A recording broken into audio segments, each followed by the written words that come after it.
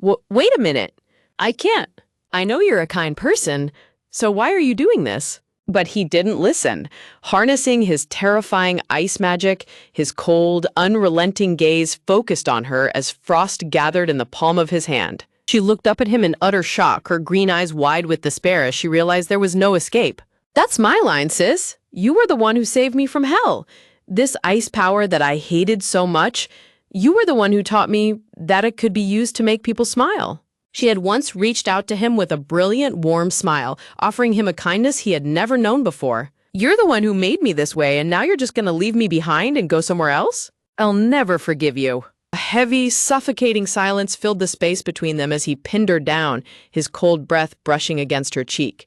This separation is something we have to do so that we can both live happily. There is no way, right? Is this that famous isekai reincarnation thing? And what's more, this face it's Frisia from the Ice Prince and the Flower Saintess. The Ice Prince and the Flower Saintess is the title of a hit manga I was obsessed with. It was a story she read religiously, poring over every chapter on her phone and collecting every single physical volume.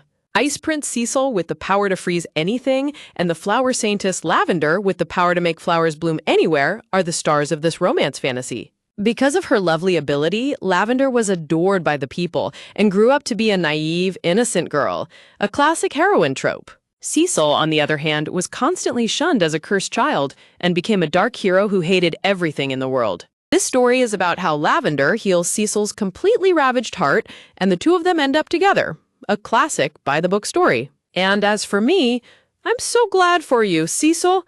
I'm a die-hard fan of this story. My name is Koyuki Takahashi, a 32-year-old ice cream shop manager. But one day I fell asleep during my break and, while wishing for Cecil to be happy, she drifted off to sleep right there at her desk. But when she woke up, she realized she had become the villainess who dragged her beloved Cecil into a cruel fate. Frisia Valenci. She has a beautiful face, but a truly wicked personality. Ever since she was old enough to understand things, Frisia had been tormenting the servants as much as she possibly could. And then Cecil comes to live at the mansion. Frisia's father welcomed them warmly, but she stood in the shadows, glaring at the newcomers with instant resentment. It was believed that if one of them was made the head of a house, that house would prosper.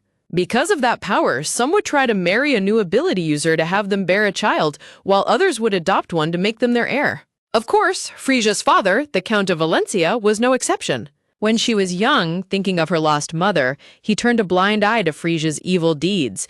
But as her behavior grew worse and worse, her father finally gave up on Frisia. He decided to raise the ability user he'd found as his heir.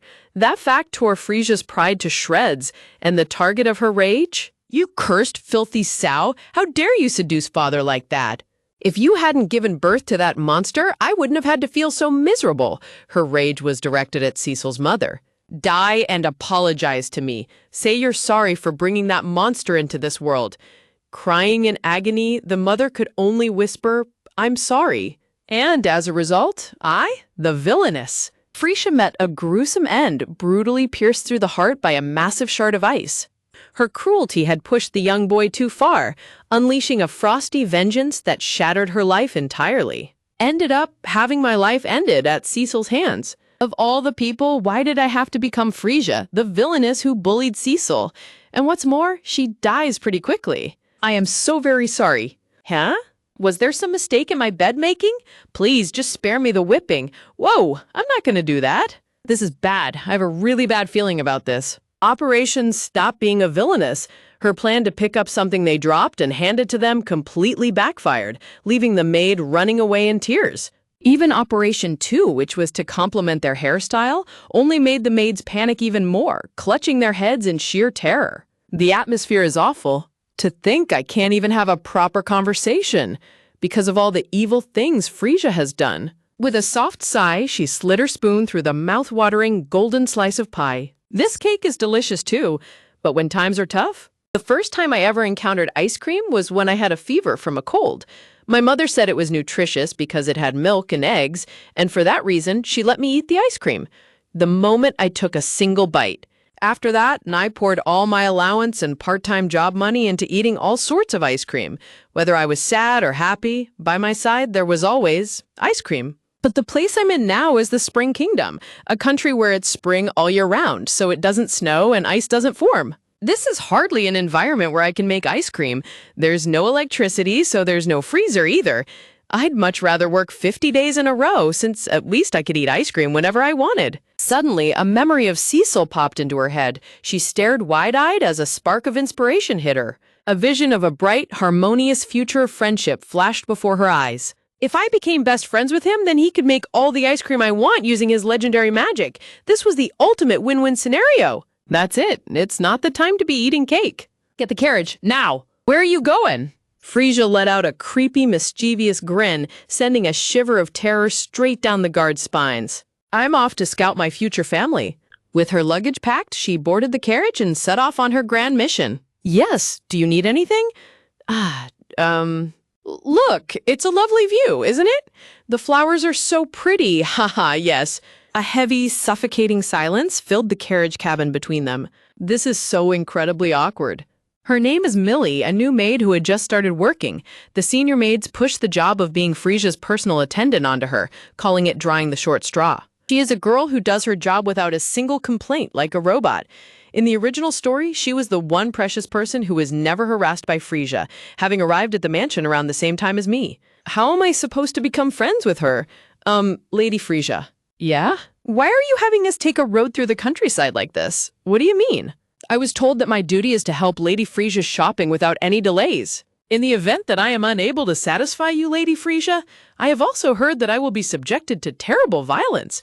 Since we are going to a place where it seems unlikely you will find anything that pleases you, could you please tell me the reason we are going out of our way to be here?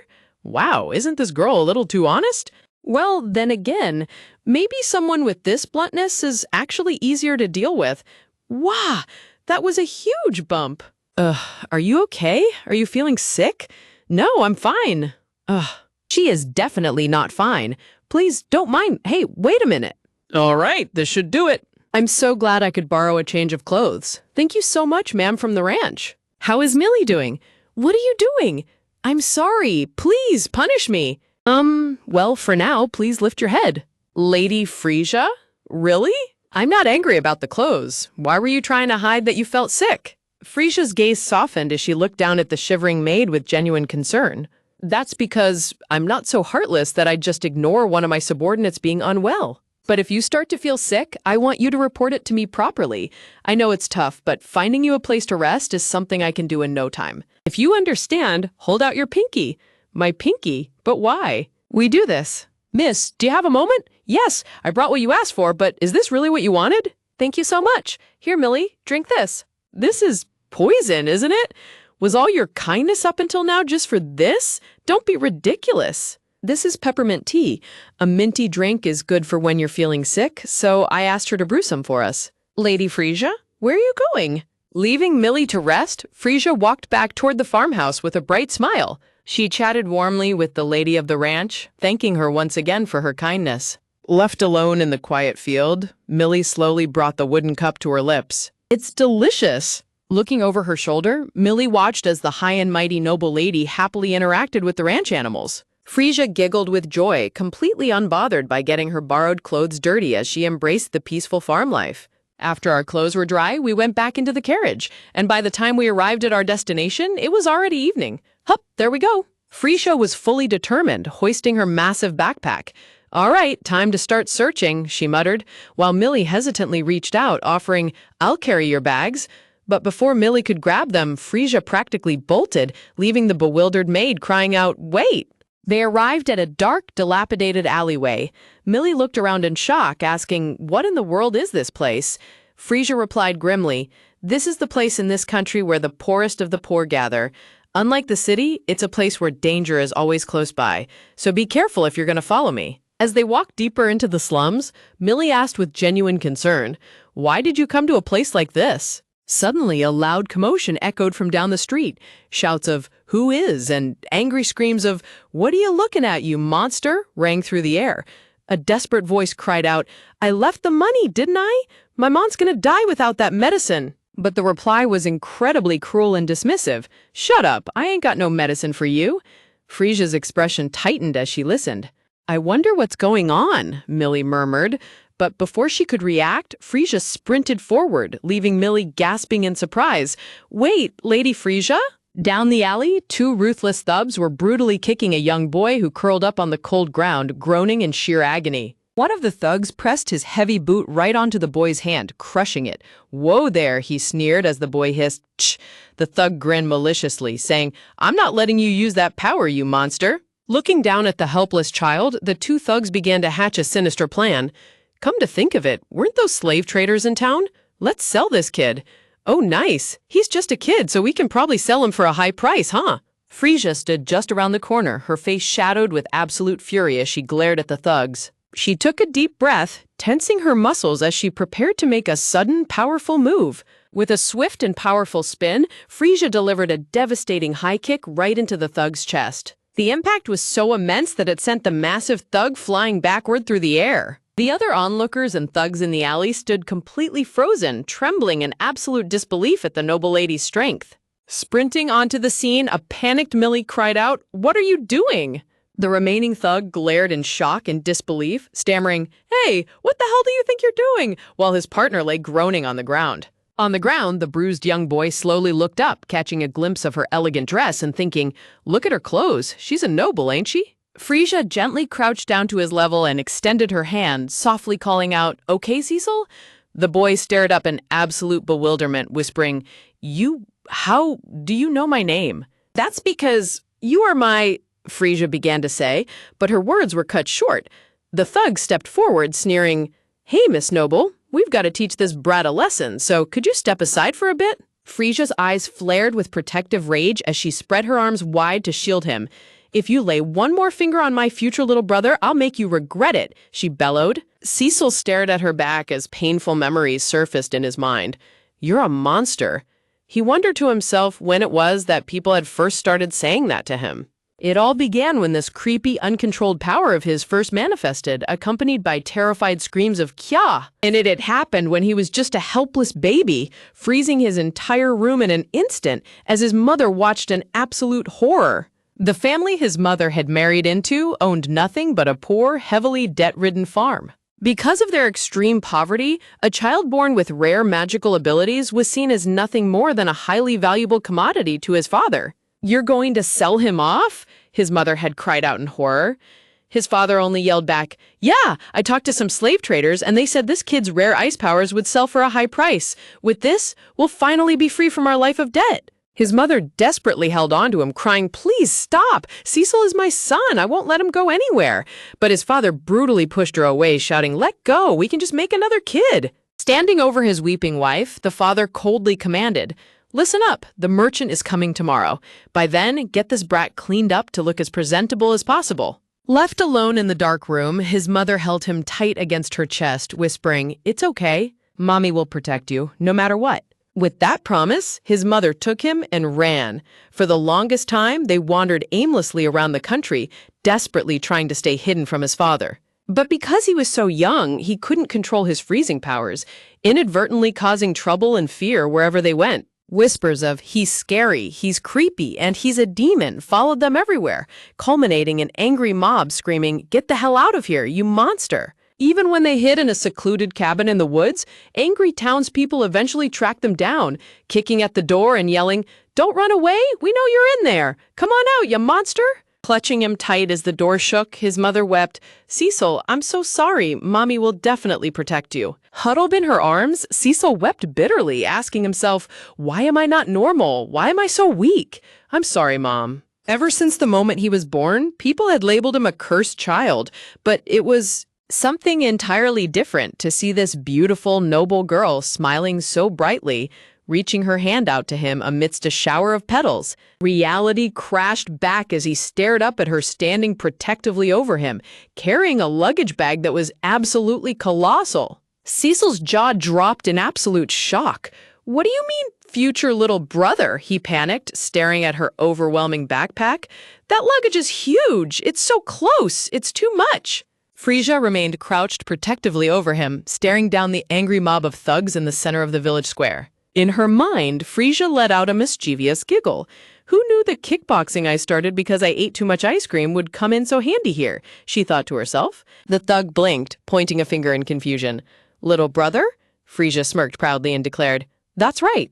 But from behind her, Cecil poked his head out and yelled, She's wrong. I don't have an older sister. Frisia's smile immediately twitched as she ground her teeth in annoyance. He just had to shut his mouth, she thought, while the thug gave her a flat, mocking look. You hear that? The thug stepped closer, cracking his knuckles as he sneered, We don't exactly have the time to humor you nobles' little games, you see. If you get it, then hurry up and— Here, Frisia interrupted, coolly reaching into her bag. Suddenly, she held out a massive, brilliant blue gem that glowed with a blinding light, asking, Will this be enough? Behind her, Millie's jaw dropped as she recognized the priceless treasure, a top-grade jewel that every noble covets. If you were to scratch it, isn't that the one my senior said would get you a trauma-inducing punishment? Holding it out casually, Frisia pressed, Is it enough or not? The thug broke into a nervous sweat, his eyes bulging as he stammered, This isn't nearly enough. How about this? Frisia shouted, casually throwing a massive shower of glittering, multicolored jewels into the air. Both Cecil and Millie stared in absolute jaw-dropped horror, thinking, She just threw the jewels like she was feeding pigeons? The thug smirked greedily to himself, thinking, This one's an easy one. I'll squeeze her for everything she's got. No, still not enough, Millie stammered in shock. Is phrasing this all right, Lady Frisia? Aren't all of those jewels precious to you, Lady Frisia? The thug began to tremble, stammering, Just now, did she just say Lady Frisia? Millie blinked in confusion, replying simply, Yes. This is the young lady of the house of Count Valenci, the narration dramatically declared. Lady Frisia Valencia. Terrifying rumors flashed through the thug's mind. I knew it. They say she shows no mercy to anyone who defies her. The most terrifying noble lady. Panicking, the thugs immediately dropped to their knees, bowing frantically. Our deepest apologies for our rudeness. Please take the medicine. Therefore, we beg you to forgive this one's impudence. We beg you, please forgive him, before grabbing each other and fleeing as fast as their legs could carry them. Millie watched them run, sweat dropping as she thought, I can't believe Frisia's terrible reputation would come in handy like this. The villainess is really terrifying. Meanwhile, Frisia waved cheerfully, utterly clueless as she wondered what was with those people. Shrugging it off, Frisia spun around with a brilliant smile. Alrighty then, she cheered. Cecil could only stare up at her, utterly dazed. What? He whispered. Without warning, Frisia reached down and firmly grabbed his hand. It's a bit sudden, but show me the way, she demanded brightly. Your mother's sick, right? I have to pay her a visit, Frisia declared, pulling him along as he protested, Hey, wait, while Millie ran behind trying to keep up with them. They soon arrived at a dilapidated cabin covered entirely in a thick, unnatural layer of ice and frost. Stepping inside, Millie gasped in horror. What is this? As Cecil's mother lay shivering in bed, breathing heavily. Lady Frisia, at this rate, won't her condition get worse? Millie asked anxiously. Behind them, Cecil looked down, overwhelmed with guilt and despair. Frisia observed the frozen room and quickly decided, For now, let's take her outside. It's warmer out there. Understood, Millie replied, carefully hoisting the sick woman onto her back and carrying her out of the freezing cabin while Frisia assisted. Placing her down gently, Millie suddenly let out a confused, Huh? As she looked over. Cecil stood under the sunset, his head hung low. My mom's fever would go down too. And so, he muttered. Looking at him, Frisia's expression softened. I see, she thought, realizing the truth. Tears welled up in Cecil's eyes. What do I do? What if my mom dies because of me? He wept silently. Gently placing a hand on his shoulder, Frisia smiled warmly down at him. It's okay. I came here to help you, so don't worry. It's okay? Really? Cecil thought, staring at her in disbelief. His mind immediately filled with skepticism. No, I bet she's just after my power, same as everyone else, isn't she? Cecil concluded, recalling the greedy faces of those who only wanted to exploit him. In that case, oblivious to his dark thoughts, Frisia pondered, Judging by Cecil's mom's condition, she probably hasn't been able to eat. I need to get something for her, something nutritious. When Cecil suddenly called out, Hey! Frisia turned her gaze back to him, surprised by the sudden shift in his tone.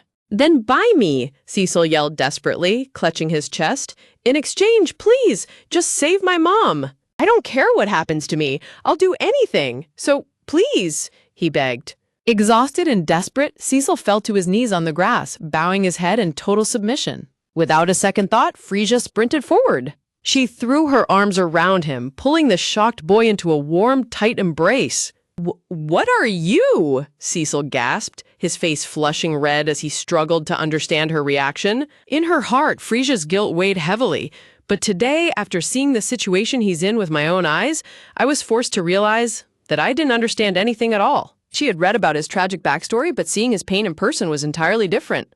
She squeezed him even tighter, wanting nothing more than to comfort his aching soul. Gently pulling back, Frisia placed her warm hand under his chin, raising his head so he would look at her. She gazed into his tear-filled eyes with absolute sincerity, her expression filled with pure kindness. Then, she opened her arms and held out both of her hands to him, welcoming him. She flashed a dazzling, heartwarming smile, offering him a completely different future. Cecil stared at her outstretched hands, his beautiful blue eyes widening as the darkness in them began to fade. He remembered all the cruel voices that had once pointed fingers at him, saying, "It would have been better if you never existed." "Someone like me?" he stammered, feeling completely unworthy of such kindness. Before he could finish, Frisia gently patted his head. "You don't have to worry so much," she cooed softly, ruffling his hair as he let out a soft whine. "You want your mom to get better, right?" she asked gently. Turning around, she reached into her supplies and placed a bowl of fresh eggs on the table. Holding up a whisk with a bright, cheerful grin, Frisia declared, "Let's make something extra special and delicious together." "Something delicious?" Cecil echoed blankly. Frisia puffed her chest out proudly and announced, "And its name is ice cream," leaving Cecil and Millie thoroughly bewildered. "Ice cream is a cold, sweet, and very delicious food," Frisia explained, while Cecil's imagination wildly conjured up random objects like swords, fruit, and coins. "The ingredients you need to make ice cream are milk, sugar, and eggs. Just those three," she revealed cheerfully. Milk contains not only calcium, but also many of the 5 major nutrients we need to live healthy lives. Meanwhile, eggs contain 9 essential amino acids that the human body cannot produce on its own.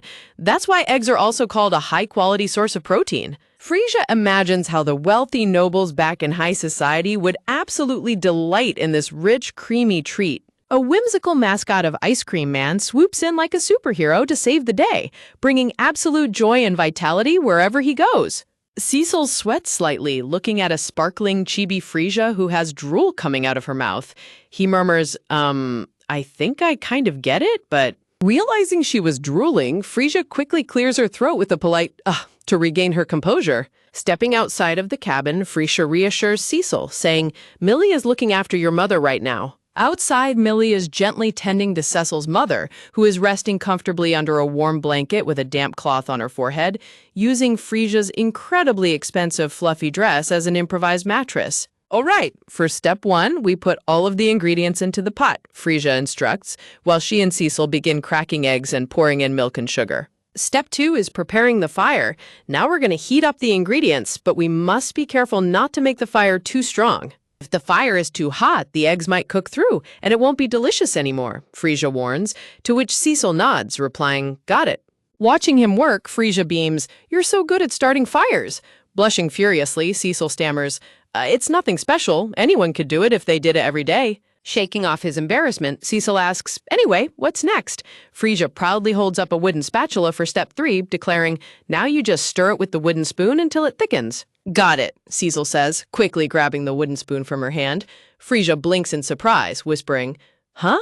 Determined to do his part, Cecil puts his back into it, stirring the mixture inside the heavy pot with all of his might. Frisia clasps her hands together, her eyes sparkling with absolute adoration at how incredibly hard he is trying. "Cecil," Frisia calls out softly as the young boy continues to stir with focused, sweating intensity. Stepping up closely behind him, Frisia gently places her hands over his, whispering, "You don't have to stir it so hard. Just stir it gently and carefully," she guides his hands, causing Cecil's heart to race as his face flushes completely red. "Okay," he squeaks out. As the mixture turns into a beautifully smooth, thick custard, Frisia smiles warmly and announces, "All right, this is perfect." Lifting the hot pot with a cloth, Cecil asks, "Next?" while Frisia sheepishly mumbles, "I can help too, you know." For step 4, Frisia holds out a container lined with a clean cloth. "Okay, could you pour it in here over the cloth?" she requests. Cecil carefully pours the golden liquid into the container without spilling a single drop. "Wow, you're really good at this," Frisia praises him with a sweet smile. "Now for step 5, Frisia beams, presenting the filled container to him. I need you to freeze this. Cecil tilts his head in confusion, thinking, but we just went to all the trouble of heating it up? Ahem, Frisia explains like a wise little professor. Actually, if you heat the liquid first, it'll have a smooth texture even after you freeze it. I don't really get it, but I'll give it a try, Cecil replies, extending his hand as a brilliant, swirling blue aura of freezing magic bursts from his fingertips. Peeking over at Frisia, Cecil asks a bit nervously, "Hey, is this really okay?" He looks back and sweat drops instantly. Frisia has her face pressed in her hands, literally drooling with hard eyes.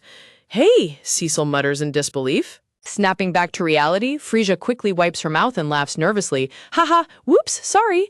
Looking at the perfectly chilled container, she cheers, "It's perfect." I got so happy I almost lost my composure for a second, Frisia thinks, wiping her brow. That was close. She dips a spoon into the freshly frozen velvety ice cream. With a dazzling smile, Frisia scoops up a bite of the glistening treat and holds it out to Cecil, offering him a taste. Cecil's eyes bulge in absolute shock as his face turns completely red. I can eat it myself, Cecil panics, backing away, but Frisia stubbornly leans in closer with the spoon, insisting, "Come on, just open your mouth, okay?" Forcing Cecil to finally give in. The moment the ice cream hits his tongue, Cecil freezes. His eyes widen in absolute amazement as the creamy, sweet coldness melts beautifully in his mouth. "This is ice cream," Frisia declares with a proud smile. "See, it's delicious, isn't it?" Cecil slowly nods, his cheeks still rosy, and whispers, "Mm-hmm." "Well then," Frisia chirps happily, "let's have your mother eat some, too." Presenting the bowl of handmade ice cream to Cecil's mother, she and Millie can only stare at the strange, glowing yellow dessert in utter bewilderment, wondering, what is this? It's a miraculous treat that you can eat all up in a flash, even when you have absolutely no appetite. And its true name is milk ice cream. "Here you go," Frisia gently offers, handing the bowl and spoon over. "You can eat it with a spoon." Clutching her chest, Cecil's mother looks up with deep-seated protective worry. "I do not know which noble family you are from, but even if you do this for us, my son is the one thing that I will never hand over to anyone." Frisia quickly waves her hands in reassurance, replying, "Oh, please don't worry. I have no intention of separating you two." "More importantly, your son made this for you," Frisia says softly, helping her hold the dish. "Please, try it." "Cecil made this?" his mother gasps softly, turning her eyes to her son, while Frisia beams with pride in the background. Embarrassed by all the attention, Cecil quickly turns his head away, pouting with a heavy blush. "He worked very hard on it," Frisia giggles warmly. "You have such a wonderful son." Deeply touched by the young lady's boundless kindness, tears well up in the mother's eyes as she whispers, "My lady." Stepping up closer, Cecil gently urges her, "Go on and try it, Mom." Holding the spoon up for her, Cecil looks at her with soft, loving blue eyes. "It's so good, it'll surprise you." Looking at the shining spoonful of ice cream offered by her beloved son, the mother feels a warmth in her chest she hasn't felt in years. She slowly parts her lips and takes a small, hesitant bite of the cool, creamy treat. As the sweet, rich flavor melts across her palate, tears of pure relief stream down her cheeks. "A food this delicious exists, and I never knew about it," she weeps softly. Cecil stares in awe, his blue eyes shimmering as a newfound warmth fills his heart. "All this time," Cecil remembers. "I thought all I could do was make Mom suffer. But thank you, Cecil." He sees his mother standing before him, healthy and smiling warmly as she extends her hand to him. Overwhelmed with emotion, tears well up in Cecil's eyes as his face flushes a deep red. In a beautifully warm embrace, Cecil holds onto his mother tightly, letting go of all his past worries. Nearby, Millie weeps tears of joy at the heartwarming scene, while Frisia rests her chin in her hands, smiling softly. He buries his face in her shoulder, finally feeling the pure warmth of a mother's love. As the cold winter nights slowly begin to fade, the icy frost on the cabin melts away, signaling a new beginning. Millie and Frisia spent several days at the cabin, helping Cecil care for his mother until she fully recovered. Frisia even went out to the market to aggressively haggle for fresh ingredients, determined to get only the best for them. Back at the cabin, she proudly gave cooking instructions, showing them how to properly prepare a simple potato dish. By the time his mother recovered, Frisia felt they had become closer than a real family. The four of them enjoyed many peaceful moments together, happily sharing bowls of delicious cold ice cream. "Lady Frisia, Miss Millie," the mother says warmly, Thanks to you both these past few days, it feels like a dream. As you can see, we're both fine now, so perhaps it's about time you return to your mansion, she continues hesitantly. We can't impose on you any further. Hearing this, Cecil freezes, a sudden pang of sadness hitting him at the thought of them leaving. You're right, Millie agrees, nodding. I agree that it's probably time for us to head back. That's right, Cecil suddenly blurts out, cutting them off as the others look at him in surprise. I still haven't repaid you for your kindness, Cecil says, looking down with a red face. So, isn't there something you want me to do?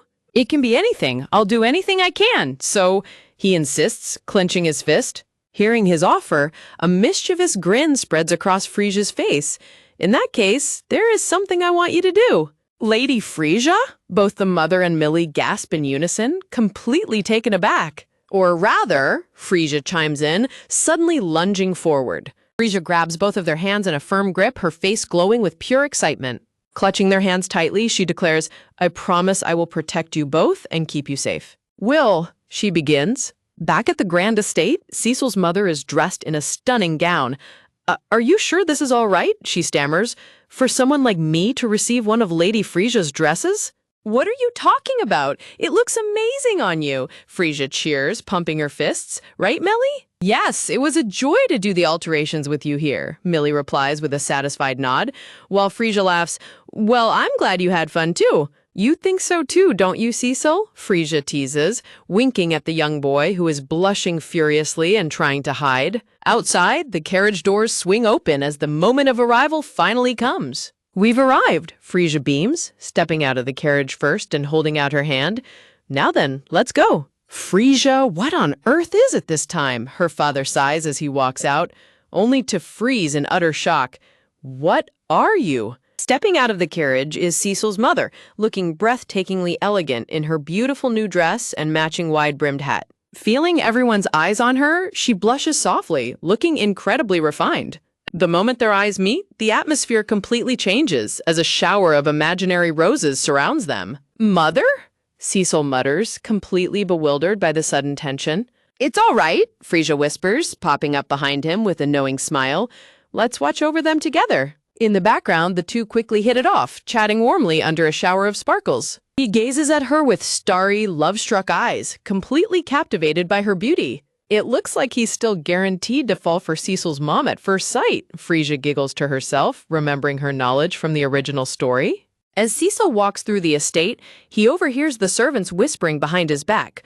Looks like the young lady will start the bullying again. I wonder how many days she'll last, another whispers. But Cecil simply ignores them, looking back at a squealing Frisia with a quiet, all right then, Frisia claps her hands, bending down to meet Cecil's eyes, for the long-awaited main event. Cecil gasps, his eyes shining like brilliant stars as he looks around him. First up, the entrance hall, Frisia announces. You'll pass through here whenever you go out, Frisia says, gesturing to the breathtakingly massive, sparkling grand lobby. Next is the living room, Frisia chirps.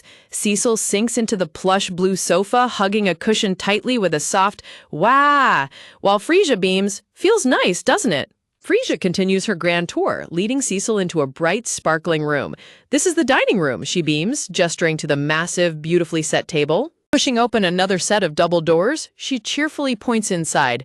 And this way is Father's working room. Inside the study, Cecil's attention is immediately drawn to the bookshelves.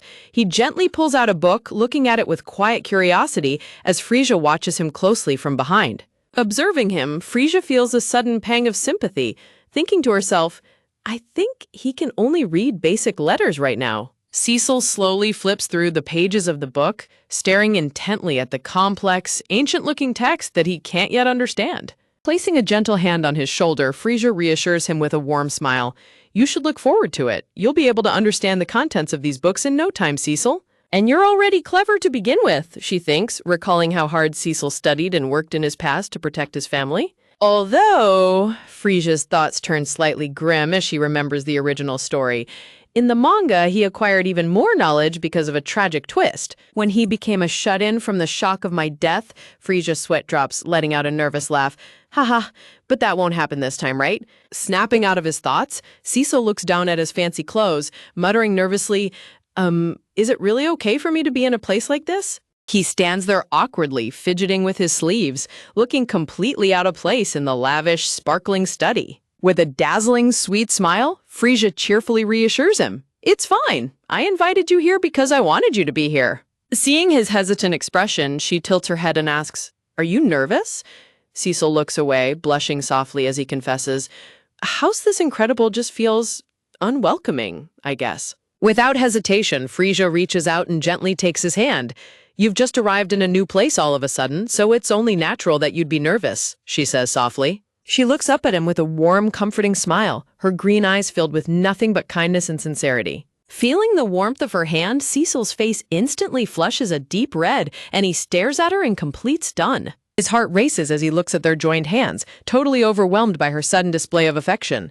Panicking, Cecil begins to shake his head furiously to clear his mind, while Frisia giggles warmly at his adorable reaction. Seeing how tense he still is, Frisia ponders, a good way to break the tension is... Suddenly, a light bulb goes off above her head. "I've got it," she chirps happily. Turning back to him, she asks with a sparkling gaze, "Hey, Cecil, can you do something for me?"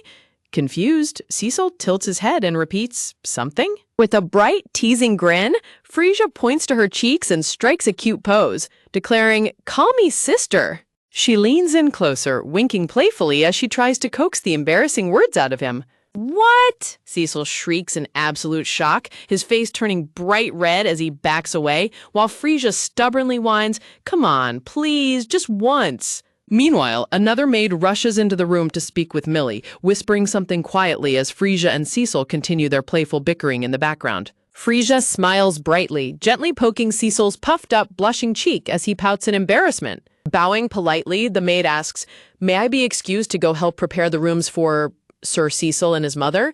Hearing himself addressed as Sir, Cecil's eyes bulge in pure shock. "In that case, I'll come too," Millie says, bowing to Frisia. Turning to the young boy, the other maid asks, "And what will you be doing, Sir Cecil?" "Right," Cecil mumbles, blushing as he looks away. "I'll go check out the garden." Frisia looks at him with concern, asking, "Are you sure?" Cecil gently pushes her toward the door, insisting, "I'll be fine. I won't break anything and I'll stay out of trouble. Come on, you should go."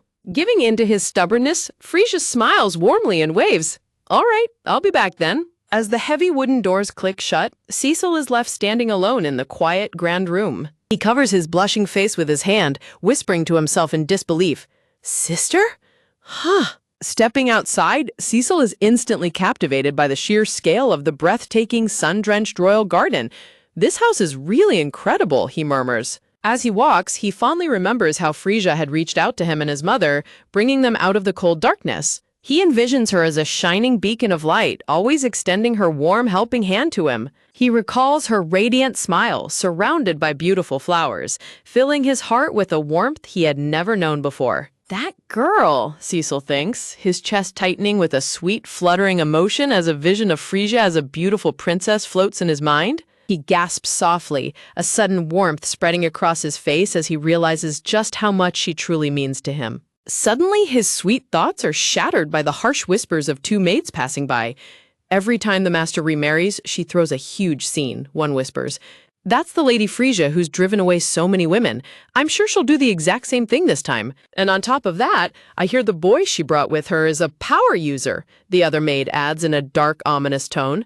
"That just makes it more certain that he'll become Lady Frisia's victim, fated to be tormented by that villainess at such a young age. He's truly pitiful." Hearing their cruel, baseless rumors, Cecil's expression darkens completely as he grits his teeth in silent, boiling rage. "Hey!" A cold, chilling voice suddenly interrupts the gossiping maids. They flinch in terror as Cecil stands behind them, his eyes glowing icy blue. "You? What were you just talking about?" "What did you say? About her?" Cecil demands, stepping closer as a freezing, frost-filled aura begins to swirl around his feet. Trembling in fear, the maids stammer, "About her? Surely you don't mean Lady Frisia?" Meanwhile, Cecil thinks to himself, "I've been wondering about it for a while. The way the people in this house look at her?" Cecil remembers, visualizing the shadowy, judgmental gazes of the staff. For some reason, it was the same way those people looked at us when we were miserable and abandoned. But she was different, Cecil thinks warmly, remembering how Frisia had gently cupped his face and looked directly into his eyes with absolute kindness. She was the person who looked us straight in the eye. As his freezing magic begins to violently flare up, Cecil's eyes burn with fierce determination. The first person who ever kindly protected us, so why would she be a villainess? Huh? What are you saying? The maid panics, clutching her basket tightly as icy winds whip around them. You'll find out soon enough just how rotten that woman really is. But before she can finish her sentence, a massive, jagged pillar of sharp ice burst from the ground, freezing the space right in front of them and leaving the maids paralyzed in absolute terror. Take it back, Cecil orders coldly, his blue eyes flashing with rage as his freezing magic swirls intensely around him. Ah, it's so cold. It hurts, the maids shriek, frozen in place by the sharp, jagged icicles. What you said about her being a villainess? Cecil snarls, his face contorted in anger. Take it back, right now. Meanwhile, inside the mansion, Frisia hums happily to herself, feeling incredibly pleased as she watches a maid walk past with a basket. All right, perfect, Frisia thinks cheerfully, while the young maid turns around looking slightly bewildered by her upbeat attitude. What are you doing? The maid asks in shock. Frisia tilts her head innocently, holding up the bed sheets. I'm making the bed. That's part of our job, so you don't need to, the maid stammers nervously, to which Frisia thoughtfully replies, well, then. Imagining Frisia eagerly running around organizing closets and shelves, the maid panics, waving her hands frantically. That's not what I meant. Lady Frisia, you should just sit and rest, the maid pleads, lifting the struggling, whining little girl off the floor to keep her from doing any more chores. Slumped in the massive armchair, Frisia lets out a dramatic huff, folding her arms and pouting grumpily because she isn't allowed to help. Frisia mutters, her sharp hearing picking up the quiet murmurs of two nearby maids gossiping in the hallway. You know about Lady Frisia, one of the maids whispers conspiratorially, leaning in close. Recalling how the lady used to violently torment them whenever they cleaned near her, the two maids shudder in fear, wondering, by any chance is she possessed by something? Suddenly, the double doors burst open with a loud slam as a frantic maid rushes in. This is bad. The boy who came today, she pants. What happened to Cecil? Frisia demands, leaping up from her seat. The startled maid stammers, Lady Frisia? I apologize. I didn't know you would be here. But Frisia cuts her off, crying, forget about that. What's going on? Frisia's heart sinks as she listens, her green eyes widening in shock and worry. Without a second thought, she bolts out of the room, her boots clattering against the stone floor as she races toward the garden. The maid's frantic warning echoes in her mind. Earlier, Lord Cecil was in the garden, and I received a report that he attacked the maids. Reaching the sunlit courtyard, Frisia gasps in horror at the scene before her. Cecil, she calls out. Stop it, Cecil! What is happening here? Frisia screams, but the young boy stands silently in the center of the icy tempest, his glowing blue eyes cold and unseeing. Can he hear my voice? Frisia despairs, stepping forward into the freezing wind. Please stop attacking them. No! Help! The maids cry out as the ice climbs higher. Frisia panics, thinking, what should I do?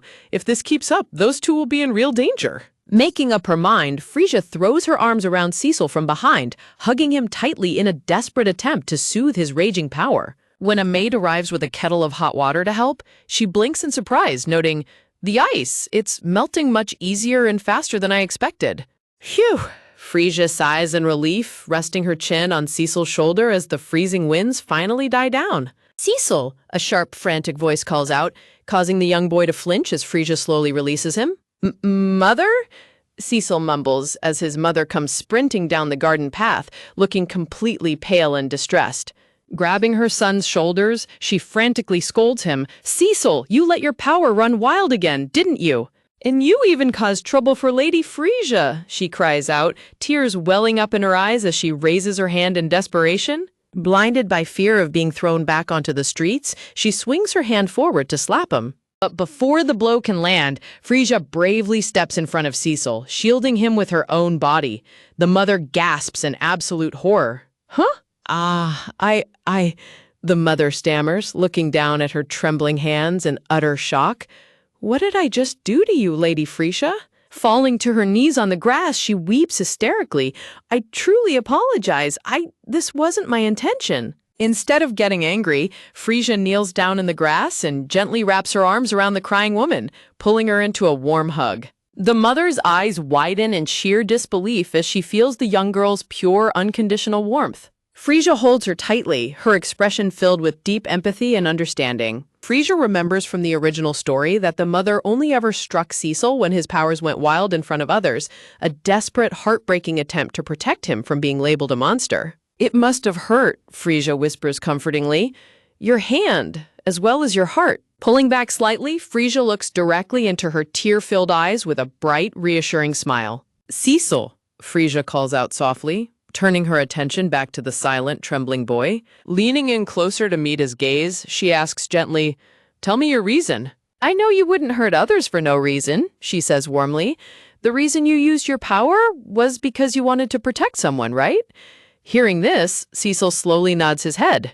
Tears stream down the mother's face as she realizes Frasier understands her son better than anyone else ever has. Cecil bites his lip, his eyes glistening with tears as he struggles to hold back his emotions. Cecil mutters, tightly clenching his fist. "That's what they said." Frasier looks at him with concern. "Cecil?" "Those two said bad things," Cecil confesses, his voice trembling with anger. "They called you a wicked woman." Frasier freezes in utter shock, her cheeks turning slightly red as she processes his words. "They don't know about how much you've done for us, how much you helped us," Cecil cries out, tears finally spilling over. "That's why I couldn't forgive them." A wave of deep warmth and emotion washes over Frasier as she stares at the crying boy who was only trying to defend her. "Thank you for telling me the truth," Frasier smiles warmly, her heart melting at his loyalty. "But you see, freezing them like that—" "Okay?" Frasier asks gently. Cecil clenches his fists, reluctantly nodding as he mumbles, "Fine." Taking a deep breath, Cecil steps forward, catching the two gossiping maids completely off guard as they flinch in surprise. Under the warm sunlight, the young boy humbles himself, bowing deeply to the startled servants to make amends. The maids exchange stunned, awkward glances, completely bewildered by his sudden apology. One of them mutters. Watching him, Frasier clutches her dress tightly. "Now it's my turn," she thinks, gathering her own courage. "Eek!" the maids shriek in panic, trembling as Frasier steps forward. "Lady Frasier, The courtyard falls silent as a crowd of onlookers gathers around, holding their breath to see how the young lady will react. Placing a hand over her racing heart, Frasier takes a slow, steadying breath to calm her nerves. "I thought it was only natural to be spoken ill of as Frasier," she reflects bitterly. "I believed it would be easier to just endure the rumors in silence. But as a result, I ended up hurting the precious people who believed in me. I can't let the same thing happen again," she tells herself with fierce resolve. "The person I am now is Frasier Valenci, and I must bear the sins of this body." She grips the fabric of her skirt tightly, ready to face the heavy consequences of her predecessor's past actions. Looking up with absolute sincerity, she calls out to the gathered servants in a clear, resonant voice. "I know that no matter what I say now, nobody will believe me," Frasier confesses openly. "And I understand. I've done more than enough to lose your trust. So please, watch my actions from now on," she pleads earnestly, "and decide for yourselves whether I'm truly worthy to be your master." A nearby nobleman watches the young girl's shocking display of maturity, his face etched with a mixture of surprise and concern. Frasier raises a finger to her chin as she reflects on their words. "You're right," she murmurs softly. Her expression darkens with guilt as a cold reminder echoes in her mind. "If you want to prove your sincerity, you need to first apologize to Luca." "Hold on! How can you say that name in front of Lady Frasier?" one of the maids panics, while Frasier repeats the name in a quiet whisper. "Luca. Ah, you wouldn't remember the names of the servants you drove out, would you?" a voice whispers from the crowd. But Frasier responds firmly, "I remember him. He worked here as a butler's apprentice until a few months ago," Frasier recalls, visualizing the silhouette of the young blonde boy.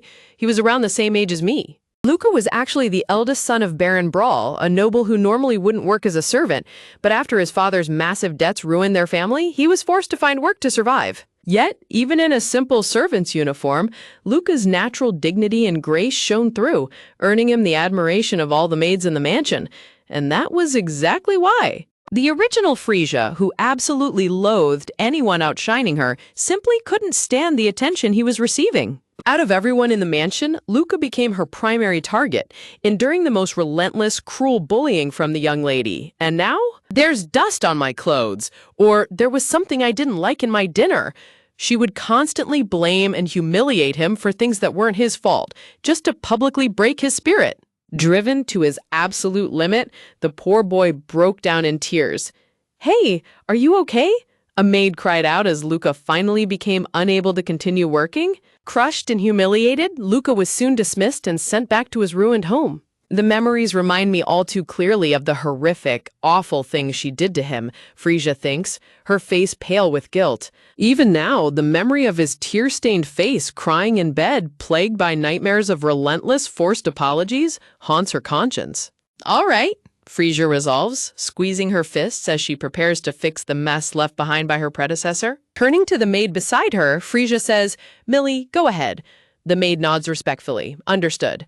Frisia presents a beautifully wrapped box radiating a chilling frost. Here is a gift for Luca. This reminds her of her past life in Japan, when she attended training to become a manager at a famous ice cream franchise.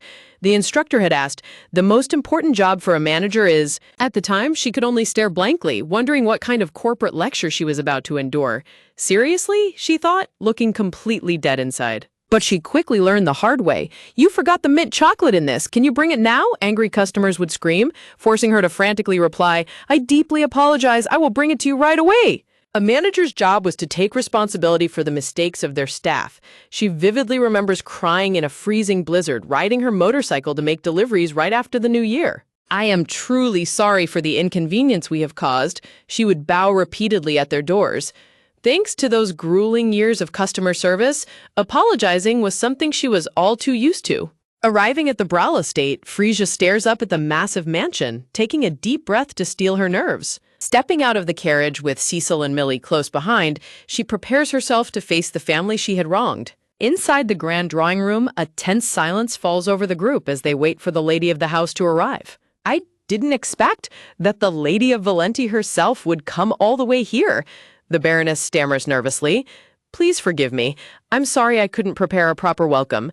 Frisia, waving her hands frantically, replies, "Not at all. There's no need for that. I even told Luca that Lady Frisia might visit, but..." The mother sighs softly. "He didn't say anything in return. It was my fault for showing up unannounced." Feeling the skeptical gazes of the nearby maids, Frisia sweat drops, wishing she could disappear. To break the tension, Millie steps forward and carefully lifts the silver cover off the frosted dish. Suddenly, a cute little girl with bright blue eyes pops her head up from behind the table, gasping in surprise. Frisia's heart skips a beat as she stares at the adorable child. "This gorgeous girl, who is she?" she screams internally. The little girl lifts her pink dress in a graceful, perfect curtsy, smiling brightly. "Nice to meet you, Lady Frisia. Thank you for looking after my brother." Her radiant, angelic smile fills the room with a pure, infectious warmth that melts everyone's hearts. Frisia's eyes widen in absolute shock. "Brother? Are you Luca's sister?" she gasps. Leaning over the table with pure, sparkling excitement, the little girl asks eagerly, "Excuse me, is this a gift for my brother?" Under the soft, shimmering light, Luca's mother and his little sister Tia gaze in awe and curiosity at the mysterious dome of ice presented before them. Under the glass cover, two adorable scoops of ice cream decorated like little creatures with green leaf ears are displayed. "This is called ice cream," Frisia's voice explains in narration. "It's a rare dessert you don't find in this country." Hearing the explanation, Frisia looks on with a soft, surprised expression while Cecil stands beside her preparing to speak. Cecil looks up earnestly, sharing a personal memory. "My mother made this for me when I was sick," he explained softly, his cheeks slightly flushed. "I was so happy that my illness got better. That's..." Watching the young boy speak, Frisia is deeply touched, her eyes welling with happy tears as she thinks to herself, "Cecil is doing his best to explain. Is he doing it for my sake?" The mother looks at the cold treat nervously and asks, "This is food?" Frisia reassuringly responds, "Yes, this is made out of milk and eggs, so it's nutritious." Tia's eyes sparkle with wonder as she chimes in, "Then what is the thing around it?" Frisia smiles and explains, "It's a snow dome I made so the ice cream wouldn't melt." Tia bubbles over with endless curiosity, asking a barrage of questions about the foreign treat. Can this melt? What is snow? And what are those leaves? Tia eagerly pulls on Frisia's sleeve, her eyes sparkling with pure magic and excitement as she gasps, "Whoa!" Frisia sweat drops slightly, answering nervously, "About that." Meanwhile, the mother looks down with a complicated, hesitant expression, watching Frisia closely. The narration notes, "But it seems she's still wary of Frisia." Feeling the heavy, skeptical atmosphere, Frisia sighs quietly to herself, realizing the gravity of the situation. "So it's not going to be easy, huh?" she reflects. Sensing the tension, Cecil keeps a watchful eye on the room, his expression serious and quiet. Tia, completely oblivious to the tension, holds her cheeks in delight, looking incredibly happy and eager to taste the treat. Startled by her daughter's boldness, the mother panics and pulls her back, shouting, "Tia, I apologize. I will scold her strictly after this." But Frisia quickly waves her hands to reassure her, saying, "No, it's fine. I made 2 portions, so rather I wanted her to eat it." Hearing this, Tia gasps in utter shock. "Huh, you were the one who made this?" Frisia smiles warmly and clarifies, "That's right. To be honest, it was me, Cecil, and Millie who made it." A small, heartwarming memory shows Millie mixing the ingredients, Cecil using his frost magic to chill it, and Frisia carefully putting on the final touches. Handing the delicate dish over, Frisia says, "That's why I'd be happy to hear your opinion about it. Here you go." Tia reaches out eagerly with a bright, sparkling expression, exclaiming, "Absolutely." Tia holds the bowl and raises a spoonful of ice cream, saying happily, "Thank you for the—" before she is suddenly cut off by a booming, panicked voice. "Stop, Tia!" The heavy doors swing open as a boy stands panting in the doorway, his blonde hair messy and his breathing heavy. Looking up with a dark, intense glare, he reveals his striking blue eyes. The room freezes in shock. "Luca?" Luca rushes forward and pulls Tia behind him, glaring fiercely at Frisia. "Brother?" Tia mutters in confusion. Luca demands angrily, "Are you planning to target my sister? Is it not enough that you've already gone after me?" In a sudden defensive panic, Luca slaps the dessert out of Frisia's hands, crying, "That's not what I—" Splash! The beautifully crafted ice cream falls onto the cold floor, completely ruined. Frisia stares down in stunned silence, whispering, "Ah." Standing protectively in front of his sister, Luca points accusingly at the spilled dessert. "There's a laxative inside, am I right? Just like what you did to me back then?" A dark, painful memory flashes in Frisia's mind, depicting her predecessor laughing mockingly as Luca writhes in agony on the floor. Realizing the horror of the past actions, Frisia's face turns pale with guilt and dread. Luca shields his sister protectively, his eyes filled with fear and anger as he shouts, "Please don't touch my sister." Looking down at Frisia with cold resentment, Luca asks, "Do you know what I'm thinking as I stand in front of you?" Frisia looks back at him, paralyzed by the weight of her predecessor's sins. A somber realization washes over her as she reflects on the body she now inhabits. There are so many memories in this body, of him smiling genuinely, she thinks. She remembers how Luca used to smile warmly, but the dark reality sets in. But this body is also the one that took that smile away. She visualizes a metaphor of Luca as a broken doll caught in a dark spiderweb, symbolizing the relentless torment he endured. As Frisia, I must be careful with my words, she resolves, looking down in deep sorrow. Suddenly, Frisia's eyes widen in surprise as a warm sensation pulls her out of her spiraling thoughts. She looks down to see Cecil squeezing her hand tightly to comfort her. Confused and touched, she thinks, "Cecil? Why are you—" Cecil looks away shyly, admitting his reason. "Because you look like you're having a hard time." Frisia stares at him, her heart swelling with gratitude at his quiet, steady support. With a soft, sincere expression, Cecil continues, "When I was going through a tough time, you did the same to me, and it made me so happy." Tears well up in Frisia's eyes as she feels the sheer depth of Cecil's loyalty. Cecil, she thinks, deeply moved. Determined to snap herself out of her self-pity, Frisia suddenly slaps her own cheeks with a sharp smack. Cecil jumps back, completely startled by her sudden outburst. Luca and Tia look on in complete bewilderment as Frisia stands tall. "Lady Frisia," Luca murmurs, stunned by her bizarre action. With a bright red slap mark on her cheek, Frisia looks up with fierce, absolute determination in her green eyes. Steeling her resolve, she calls out his name in a clear, unwavering voice. "Luca." Luca flinches, looking defensive and surprised. Standing before him, Frisia says, "I'm ready to listen to everything you've been wanting to say. But before that—" She turns her gaze back to the young ice mage. "Cecil," she calls out softly. Cecil looks up, startled. With a calm, serious expression, Frisia makes an unexpected request. "Can you freeze me?" Cecil's jaw drops in utter shock, his eyes wide as he stammers, "What?" A sudden, biting chill fills the room as frost crackles along the windows and curtains, freezing the air around them. Outside the room, Millie instructs another maid, saying, "Could you please prepare a kettle of hot water?" Cecil looks at Frisia with deep concern, his voice trembling as he asks, "Are you really fine? You're not hurt, are you?" "I'm fine, so don't worry," Frisia assures him with a gentle smile. Behind her, the maid, mother, and Tia watch the unfolding scene with a mixture of shock and awe. Turning back to face the young boy, Frisia declares with absolute gravity, "Now, Luca."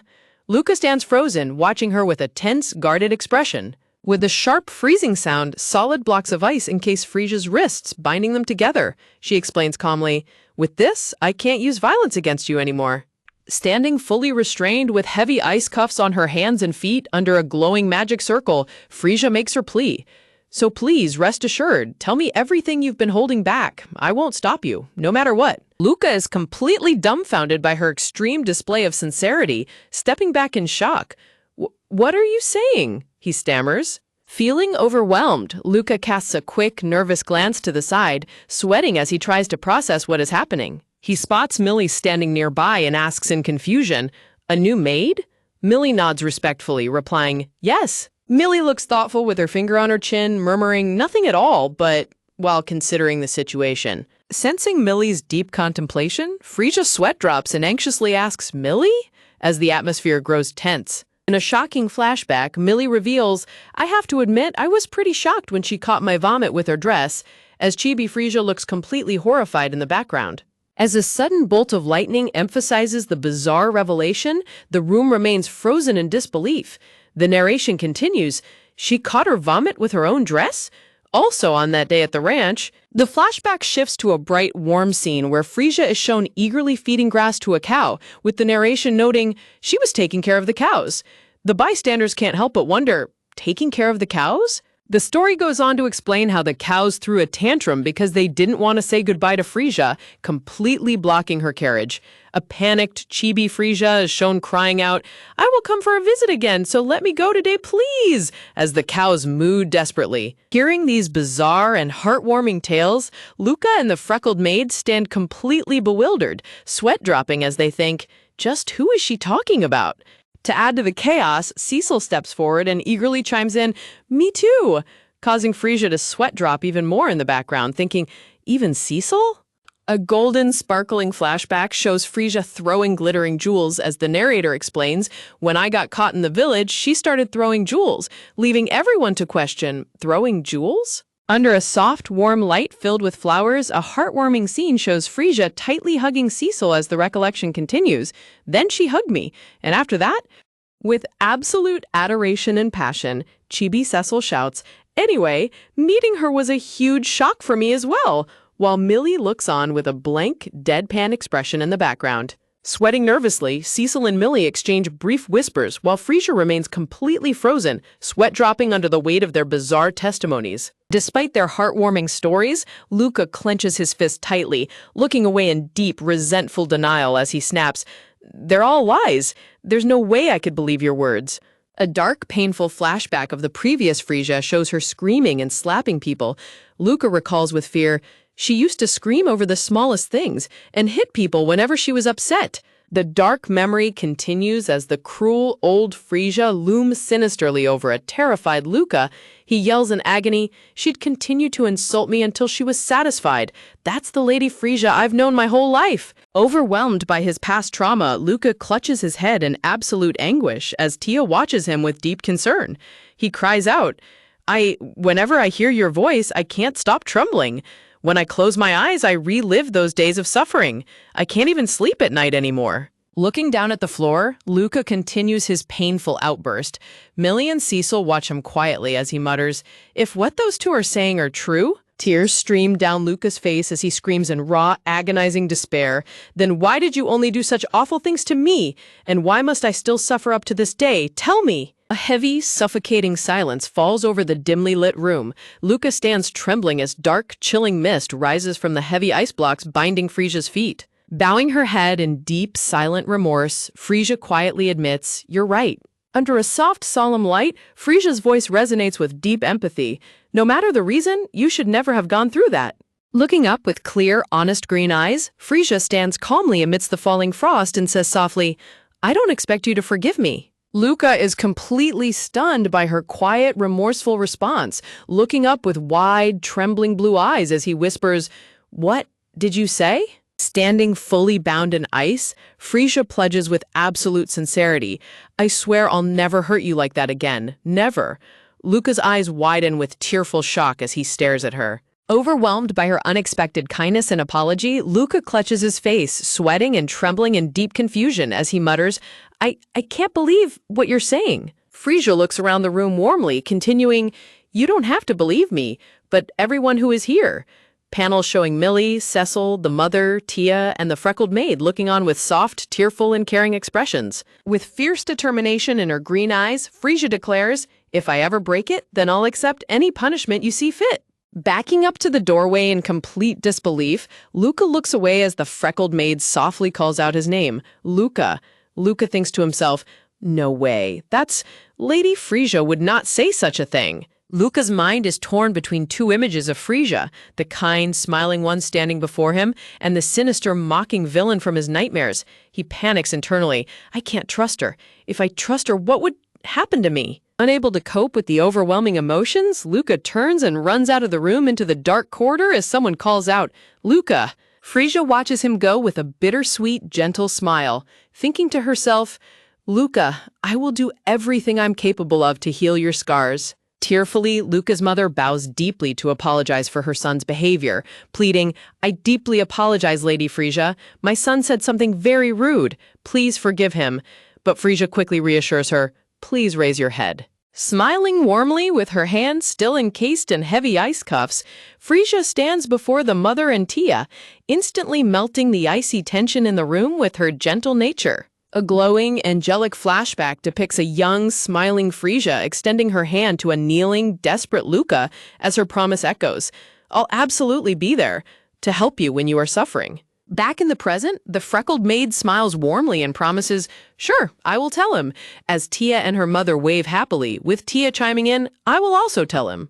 Drooling with sparkling eyes, Tia eagerly asks, So, Lady Frisia, can I eat my brother's portion of the ice cream?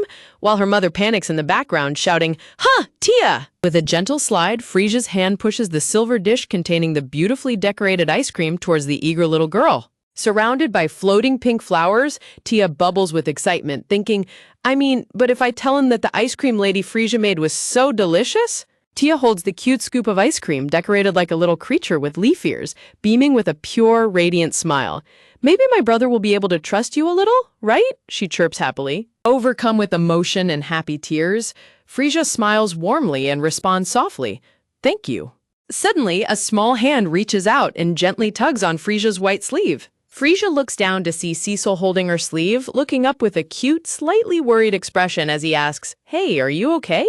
Staring at the adorable boy, Frisia's eyes fill with dramatic cartoon tears of absolute gratitude as she gasps, Cecil. With a sudden energetic crash, Frisia completely shatters the ice cuffs binding her hands and head, sending ice shards flying and startling Cecil. Surrounded by a warm floral aura, Frisia eagerly hugs Cecil, rubbing her cheek against his as she squeals happily, you're so warm, Cecil, you adorable rascal, while Cecil blushes furiously, stammering, Whoa, wait, what is it? Huddling Cecil close with a deeply nostalgic smile, Frisia thinks to herself, When I'm with Cecil, it reminds me of being with Sho. A bright flashback bubble reveals Koyuki in her past life as a high schooler, affectionately hugging her embarrassed younger brother Sho. The label identifies him as Takahashi Sho, Koyuki's younger brother. Clutching Cecil tightly, tears well in Frisia's eyes as she seeks comfort in the warm, familiar feeling of holding a younger sibling. Suddenly, Millie rushes into the room carrying a large kettle of hot water, calling out, Lady Frisia, I brought you the hot water. I'll melt the ice right now. While Frisia, still hugging Cecil, cries out happily, Thank you! Seeing Frisia already free and cuddling Cecil, Millie stops dead in her tracks, completely bewildered as she gasps, Huh? Frisia's sweat drops with question marks floating around her head, asking, Millie, what's wrong? Little Tia eagerly takes a bite of the ice cream, blushing happily and squealing with joy as she exclaims, Thank you for the food.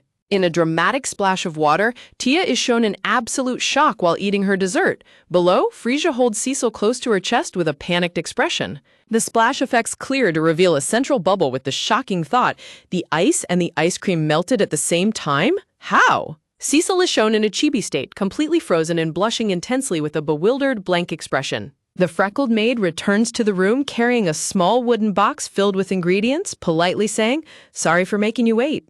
An energetic flash reveals the ingredients in the box, a bowl of fresh eggs and bottles of rich, creamy milk, prompting little Tia to let out a thrilled, "Whoa!" Standing beside Cecil, Tia is absolutely ecstatic, pumping her fists in excitement as she asks, "I get to make ice cream too? Really?" Reflecting on her success, Frisia thinks happily, "I'm so glad I was able to cheer Tia up." As a chibi flashback shows her reassuring a crying Tia, "Let's make another one together, okay?" To which Tia tearfully asks, "Really?" In a cute chibi panel, Tia is shown holding a whisk and happily stirring a large metal bowl of ingredients. With a magic sparkle, Chibi Cecil uses his ice magic to quickly freeze the bowl of ice cream as a cheerful Tia watches in awe. A heartwarming scene shows Frisia, Cecil, Tia, and the maid gathered around a freshly made bowl of ice cream, smiling warmly at each other. The scene shifts to Luca watching the warm gathering from the hallway before sliding down the wall in loneliness. The narration notes, "And just like that, my first visit to Luca came to an end." The story skips ahead, half a year later, showing a group of household staff gathered together, whispering and waiting in anticipation, as someone says, "Well then, everyone." A close-up shows the lower half of Frisia's face smiling mischievously, surrounded by sparkles. With a grand gesture, Frisia presents a stunning table full of diverse, beautifully decorated desserts and ice cream treats. An announcement bubble introduces the first creation, entry number 1, "Thanks for always making us delicious meals." Under a soft light decorated with yellow flowers, the head chef stands proudly in his white uniform with a gentle smile. The chef's creation is revealed, a mouth-watering golden brown pie stuffed with cherries and topped with a perfect scoop of vanilla ice cream. The chef proudly comments, "Since Lady Frisia no longer has any likes or dislikes, it's rewarding to cook for her every day," while Chibi Frisia laughs, sweat dropping in the background. The second creation is introduced, entry number 2. It's a piece of cake for him to make, a recipe from the butler's apprentice, Chase, as Chase poses confidently behind a cup of cookie-themed ice cream. Posing with pride, Chase smiles and boasts, "With all my favorite things crammed into it, there's no way it's going to taste bad," as Cecil holds his cup and other servants cheer in the background. The third creation is presented, entry number 3. She has a keener sense for trends than anyone else, Sasha's special recipe, showcasing Sasha behind a delicate glass bowl of ice cream decorated with beautiful violet flowers. Sasha explains her creative choice with a soft smile. "I was thinking that the vivid color of the violets would look great against the cream." In the background, the other maids gasp in admiration, saying, "Wonderful," and deciding, "Let's go with this one." A grand bubble asks, "Everyone, have you picked your favorite?" as numerous hands reach down toward the table to grab their chosen treats. An excited voice calls out, "Then let's dig in." Sasha approaches Frisia as she happily takes a bite of the ice cream, asking politely, "Lady Frisia, how does it taste?" Frisia's eyes sparkle with absolute delight as she replies, "It's divine! The floral scent is so gentle, I feel like my feminine charm just went up a notch," while a chibi Sasha looks on with a deadpan expression at her mention of feminine charm. Sasha laughs softly at her response, holding her hand to her chin as she says, "You always have such interesting words, Lady Frisia." Frisia laughs back in a slightly embarrassed tone. "Is that so?" Looking warmly at Sasha, Frisia smiles gently, appreciating the close bond they have formed over the months. Sasha's expression turns serious as she addresses Frisia. "Lady Frisia, I'd like to talk to you about earlier." Standing face to face in the grand hall, Sasha looks directly at Frisia and says firmly, "In the future, if you harm even a single person, I will be the one to punish you. Will that be all right?" Smiling serenely with clear, honest eyes, Frisia gently answers, "Of course." The memory continues. "She monitored my words and actions wherever I went. Eventually, she told them," showing Sasha quietly observing Frisia as she interacts with the household staff. The scene shows Sasha carrying a box through the hallway while Frisia playfully chats with another servant in the background. Sasha addresses the gathered staff, speaking passionately. "Lady Frisia is no longer the person she used to be. I've been watching her carefully, and I can say for certain she's changed. So please, everyone, give her another chance." Hearing Sasha's heartfelt defense of her, Frisia's eyes fill with tears of deep gratitude as she whispers, "Sasha." Back in the present, Sasha turns and walks away with a smile, leaving Frisia looking after her with warm appreciation. Sasha presents Frisia with a beautifully decorated green tea tin box, suggesting, "Lady Frisia, how about using this next time for ice cream or another dessert?" To which Frisia replies in surprise, "Black tea?" Sasha enthusiastically explains, "Yes, the black tea from my homeland pairs wonderfully with milk. I thought, even as an ice cream flavor, it could turn out exquisite," while Chibi Frisia claps happily in the background. The narrative bubbles read, "Lately she's been full of ice cream ideas, and her palette is incredibly refined, alongside cute illustrations of various flavors and topping arrangements, with a small note concluding, 'What a promising talent for the future.'" Holding her cup of ice cream, Frisia looks down thoughtfully and asks Sasha, "By the way, yesterday, did you meet Luca?" Sasha's face falls slightly as she responds.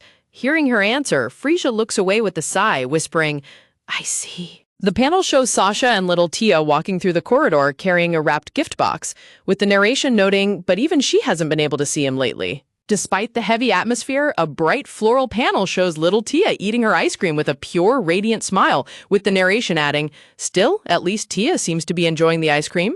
Frisia rests her chin in her hand, sighing deeply with a troubled expression as she mutters, "This is tough." Sasha stands next to Frisia, offering a reassuring smile and comforting words to ease her worries. Smiling warmly, Frisia looks up at Sasha with deep appreciation and says, "Yeah, thank you." Suddenly, Frisia notices Cecil sitting nearby, staring at her intently while holding a spoon. Cecil blushes furiously as she asks in surprise, "Cecil, what's wrong?" And he stammers in a panic, No, that's, In the busy kitchen hall, servants are rushing around carrying delicious-looking desserts as a sign indicating in a hurry points them on. In the foreground, Frisia watches them with a curious and slightly puzzled expression. Holding a bowl of violet-topped ice cream, Chibi Frisia suddenly gets a brilliant idea, her eyes sparkling with excitement as she thinks, "Oh, I know." With absolute enthusiasm and a playful giggle, Frisia holds up a spoonful of dessert to Cecil, teasingly asking him, "You want to eat this, right?" While Cecil blushes intensely from her sudden affection. As Frisia looks down at her bowl, she notices the ice cream beginning to liquefy rapidly under her touch, prompting a panicked exclamation, "What? The ice is melting again!" Turning to Cecil, Frisia gasps in absolute shock, crying out, "Cecil, your ice cream too?" as she sees his dessert melting completely over his hand while a bewildered and blushing Cecil stands with dizzy, swirly eyes. Seeking answers, Frisia stands up and frantically calls out to the other servants, "Hey, what about everyone else?" Only to look over and see them enjoying their intact treats as they happily reply, "Ours are fine." Chibi Frisia looks back with question marks floating all around her head, completely baffled by the situation as she mutters to herself, "Is that so?" Frisia rests her chin on her hand, her green eyes wide with deep contemplation as she tries to figure out the strange mystery of the melting treats. Lost in her thoughts, Chibi Frisia sweats nervously and wonders, but why? While Cecil stands blushing behind her with his melted ice cream, and the other servants giggle softly at the cute scene. Overwhelmed by embarrassment, Cecil suddenly bolts out of the room, yelling in a panic, I will return to my room first, I have something to do," leaving a bewildered Frisia calling out after him. Chibi Frisia watches Cecil leave, wondering aloud, what does he need to do? As Millie walks up beside her and deadpans, "What a heartbreaker you are, Lady Frisia." Frisia turns to the maid in surprise, asking, "Did you say something?" But Millie quickly changes the subject, saying, "More importantly, don't we have a meeting about next week's wedding?" Surrounded by a beautiful arrangement of pink and purple roses, the narration box explains, "Just like in the original story, my father and Cecil's mother have decided to get married." A romantic vision showcases Frisia's father and Cecil's mother dressed in elegant attire, looking lovingly into each other's eyes as they hold hands. Shielding her eyes from the sheer romance of the scene, Chibi Frisia squeals in delight at how incredibly bright and perfect the happy couple looks together. The scene shifts to reveal a grand back view of the crown prince shining in gold, with the narration noting, "Not only would the nobles from all over the country attend, but even the crown prince will be there. Frisia's father is truly formidable." A spectacular, four-tiered chocolate and strawberry cake, decorated with a massive red ribbon, is presented as a culinary masterpiece fit for the royal banquet. In preparation for the event, Frisia excitedly points out the fresh ingredients in the greenhouse, while little Cecil carefully picks bright red strawberries. Outside on the ranch, Chibi Frisia laughs happily as a friendly cow licks her hand, while Cecil watches her with wide, surprised eyes and the maids smile warmly in the background. An icy wooden storage cabinet is shown fully stocked with fresh milk and ingredients, with Chibi Cecil proudly making a peace sign at the bottom as the narration notes, "Thanks to Cecil, the food was also fully preserved." Frisia gulps nervously, a look of fierce determination crossing her face as she thinks, "This is a once-in-a-lifetime opportunity." Dressed in a charming maid-style outfit, Frisia smiles radiantly while holding up a spoon and a bowl of delicious vanilla ice cream surrounded by bright yellow flowers. A purple, slightly mischievous aura surrounds Frisia as she grins ambitiously, declaring her plan, At the banquet, I'll captivate the super VIPs with my ice cream. Dramatic illustration introduces Operation Everyone Loves Ice Cream, showing a long, orderly queue of customers waiting outside an ice cream stand under Frisia's joyful gaze. Cheering with high energy, Frisia raises her fist and shouts, "All right, everyone, let's make the final adjustments," as a maid steps out into the hallway. Inside the cold room, a series of stunning ice sculptures are revealed, including a heart with beautiful feathered wings, a large snowman, and a cute little rabbit. Standing amidst the frosty mist, Cecil heavily catches his breath, sweating from the sheer effort of using his ice magic to craft the magnificent displays. Suddenly, Millie slides the door open and peeks into the room, asking, "Are you all right, Lord Cecil?" which completely startles the young boy as he lets out a panicked, "Whoa!" Walking into the frosty chamber, Millie observes the ice creations as Cecil tries to calm his racing heart, stammering, "What's wrong, Millie? You scared me." Stopping in front of a beautiful ice sculpture of a princess, Millie turns to Cecil with a serious expression and says, "I'm going to tell you something important right now." Looking directly at Cecil with clear, steady eyes, Millie continues her warning in a grave tone. If things continue like this, Millie delivers a shocking statement. "Lady Frisia will probably end up disliking you, Lord Cecil." The words hit Cecil like a physical blow, leaving him completely frozen in disbelief. Stunned to his core, Cecil instantly encases himself inside a solid block of ice, prompting Millie to comment with a shocked sweat drop. "So you've acquired another special skill." Standing right next to the giant ice block, Millie turns her head and casually calls out, "Oh, Lady Frisia," which instantly panics the frozen boy. The ice block immediately dissolves in a puff of steam, leaving a soaking wet and blushing Cecil holding his head as Millie remarks, "You're so easy to read that it's almost pitiful, Lord Cecil. By the way, Lady Frisia isn't here." Huffing in frustration, Cecil asks, "What do you want, Millie?" To which the clever maid explains, "I thought this would be the best way to make you realize," prompting Cecil to ask in confusion, "Realize what?" Putting a hand to her chin, Millie begins her deduction. The first time this happened was when Lady Frisia hugged Lord Cecil. Flashback bubbles show memories of Frisia hugging Cecil and Tio eating ice cream, as Millie explains. Since then, whenever Lady Frisia praises or touches Lord Cecil, either ice or ice cream within a 3-meter radius of you will start to melt. With a spark of lightning flashing behind her, Millie narrows her eyes and declares with absolute confidence, "That only leads to one conclusion." Millie dramatically points a finger at Cecil, delivering her ultimate verdict. "Lord Cecil loves Lady Frisia, so whenever your feelings overflow, the ice around you starts to melt," leaving Cecil with a dark, completely shell-shocked expression. The word repeats in Cecil's head as he stands frozen in place, his cheeks turning bright red as he wonders in disbelief, "Love?" Leaning in, Millie questions him further, asking, "Do you feel butterflies when you hear Lady Frisia's voice? And does it make you think that you want to touch her?" As Cecil's blush deepens to a furious red. Staring directly into Cecil's wide eyes, Millie asks the final, most revealing question.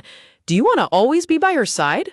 Surrounded by a warm golden glow and soft white flowers, Cecil stands in a daze, his cheeks flushed pink, as he gently touches his face in quiet realization of his true feelings. Holding out a dark blue book with ornate silver details, Millie suggests, "That's what you call love. You can use this as a reference," while Cecil looks at it with a giant question mark. Cecil hides the lower half of his blushing face behind the book titled First Love, his eyes wide in utter shock as giant pounding heartbeats appear all around him. A dreamy, celestial fantasy unfolds in Cecil's mind as he imagines a grown-up version of himself and Frisia dancing elegantly together, prompting him to wonder, "I am in love with her?" Breaking him out of his romantic daydream, Millie suddenly grabs Cecil's shoulder to snap him back to reality, saying firmly, "Now here's the real issue." Millie details how Frisia has been working herself to the bone for the banquet, staying up late to sketch designs. She warns, "But what if on the day of the event your feelings overflow and the cake melts?" as she imagines a horrific scenario of the dessert dissolving into a sticky mess. In a terrifying mental image, Cecil visualizes a crying Frisia pointing at him in complete anger and heartbreak as she screams, "You're so mean, Cecil, I hate you," leaving him utterly horrified. Gripping his head in complete panic, Cecil sweats nervously and wonders in despair, "Oh no, what should I do?" as he envisions a horrible scenario where Frisia's ice cream cake melts. Sensing his distress, Millie stands beside him with a calm but firm expression and says, "Yes, to ensure such a thing doesn't happen, let's start training now, Lord Cecil." Surrounded by a cold, frosty mist, Cecil stands with his hands raised, shivering and sweating from the intense effort as he tries to rein in his unstable ice powers. Meanwhile, in the kitchen, an exhausted Frisia lies slumped face down over the table, surrounded by papers and sketches of desserts. Behind her, a freckled maid named Sasha watches her with a sweat drop as Frisia groans in frustration. "What should I do?" Sasha leans over to check on her, asking gently, "Are you troubled about something?" Resting her head tiredly on her arm, Frisia sighs and explains, "I was thinking about the design for the ice cream cake." In a sweet visual of Frisia's ideas, a spectacular double-tiered cake covered in glistening strawberries and fresh fruits appears, followed by a decadent multi-tiered chocolate cake dripping with rich syrup. Frisia ponders her options, wondering, should I put a lot of fruits on it, or should I decorate it with chocolate?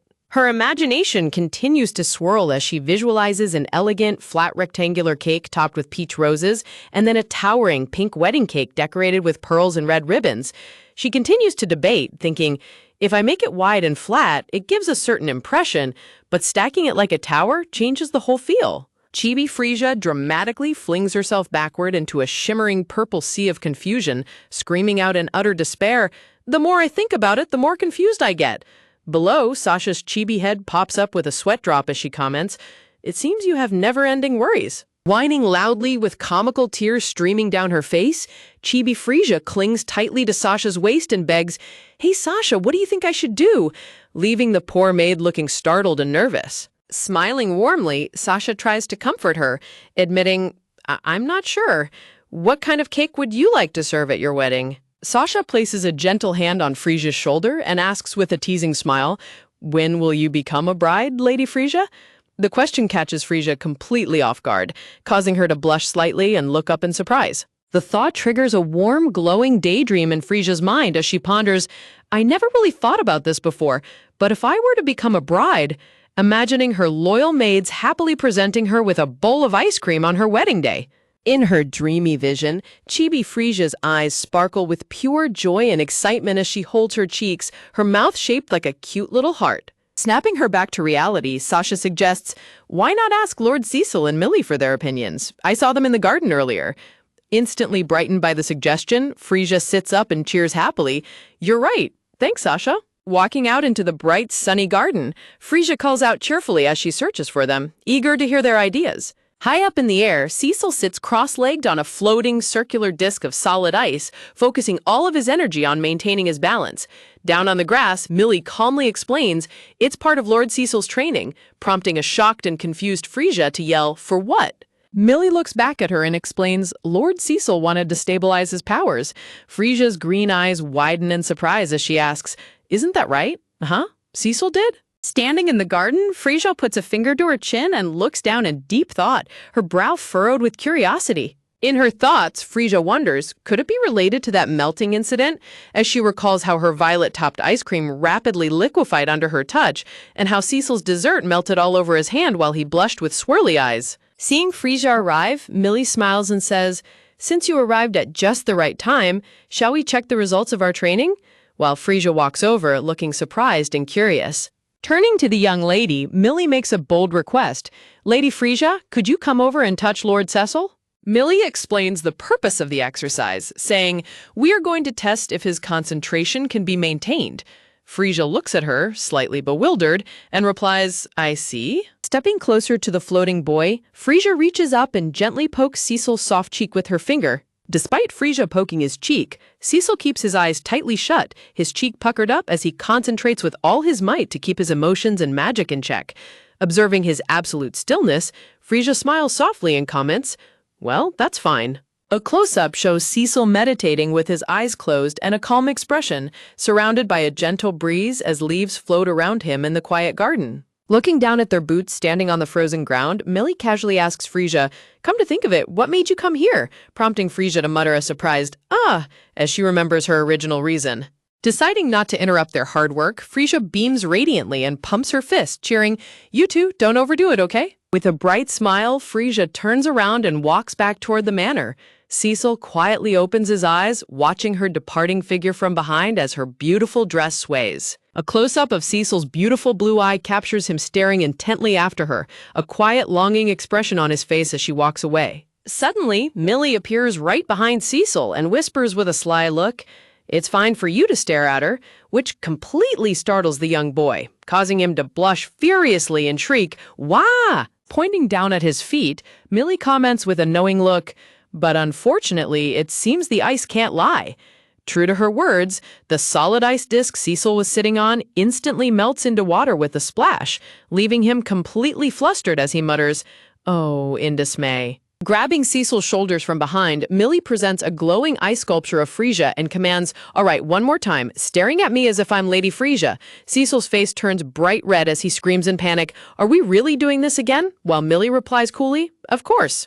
Sometime later, an exhausted and weary Cecil sits back down on his floating ice disc, letting out a tired sigh as he continues his grueling training. Later that evening, the manor is quiet under the starry night sky. Frisia sits at her desk, working on her designs by the warm light of a desk lamp, when a sudden knock at her door catches her attention, prompting her to call out, "Yes?" The door clicks open, and a blushing, nervous Cecil stands in the doorway wearing his loose nightshirt. Frisia blinks in surprise, asking, "Cecil, what's wrong?" He stammers shyly, "Can I enter your room?" Warmly welcoming him, Frisia smiles and says, "Absolutely. Have a seat." Cecil sits down on the plush sofa next to Frisia, looking incredibly tense and keeping his distance as he stares down at his lap with a blushed face. Leaning in close to inspect his red and sweating face, Frisia looks at him with deep concern and asks, "Are you not feeling well?" Startled by her sudden closeness, Cecil blushes even deeper and stammers in confusion, "Huh? Why do you ask?" Frisia gazes at him with soft, earnest green eyes and gently asks, "Hey, Cecil, why did you start training to stabilize your power?" Looking extremely nervous and unsure of how to respond, Cecil sweats and stammers, "About that." Frisia leans in and asks directly, "Could it be related to the sudden melting incidents?" Hearing her question, Cecil flinches in absolute shock, sweating profusely as a giant startle effect appears behind his head. Looking down with a heavy heart, Frisia sighs and explains her deep guilt. "For half a year, I've been relying on you for too many things. Making ice cream, cooling the storage rooms, for storing food. Maybe all of that has been putting a burden on you." She visualizes the cold cabinet and the various desserts Cecil helped preserve. Unable to bear her blaming herself, Cecil suddenly leans forward, his blue eyes wide with panic as he shouts, "That's not true!" Looking away with a sorrowful, downcast expression, Frisia continues softly, "In that case, you must have been suffering, and the reason is me." Distressed by her words, Cecil stands up, his cheeks flushed bright red as he yells passionately, "You're completely wrong." Wanting to prove his true progress to her, Cecil extends his hand toward Frisia and gently says, "Take a look." Frisia looks at his open palm in surprise. With a soft cracking sound, a magnificent and detailed ice sculpture of a small bird begins to materialize directly above Cecil's hand, sparkling with magical light. A beautiful close-up shot of Frisia's vibrant green eyes shows the perfect reflection of the delicate ice bird floating in front of her. The ice bird suddenly bursts into magical sparkles and takes flight, circling around them in the room as another smaller bird joins it.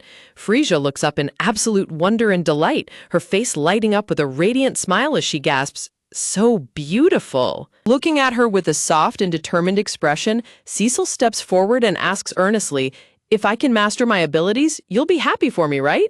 Placing a hand over his heart, Cecil blushes slightly but speaks with unwavering determination, telling her directly, "That's why I want to work harder." Frisia stares back at him, her eyes wide and deeply moved by his sincere feelings. Under a brilliant, sparkling light, Frisia looks upward with a gentle blush and her large green eyes filled with quiet emotion, deeply moved by the sincerity of the moment. Looking at her tenderly, Cecil speaks softly to reassure her, saying, "So, let me grant all of your wishes, and please don't blame yourself like this." Moved to tears by his earnest words, Frisia gazes at Cecil with a heartwarming, teary smile that conveys her profound gratitude. Standing together hand in hand in a sparkling blue atmosphere, Frisia and Cecil share a sweet moment of mutual trust. Frisia happily reflects on their journey, noting that these past few months were truly fun. The scene shifts back to the wedding venue as Frisia sits quietly under a spotlight, feeling a heavy weight in her chest as she prepares to face the crowd's judgment. A transition screen signals the continuation of the story, leading into the next chapter of Frisia's journey. A grand, sunlit cathedral comes into view, where the wedding ceremony of Frisia's father and his new bride is taking place before a crowd of gathered guests. At the altar, the handsome blonde groom and his beautiful dark-haired bride smile warmly at each other as they hold hands and exchange vows in a sparkling romantic atmosphere. Sitting in the pews, Frisia clenches her fists tightly as malicious whispers swirl around her.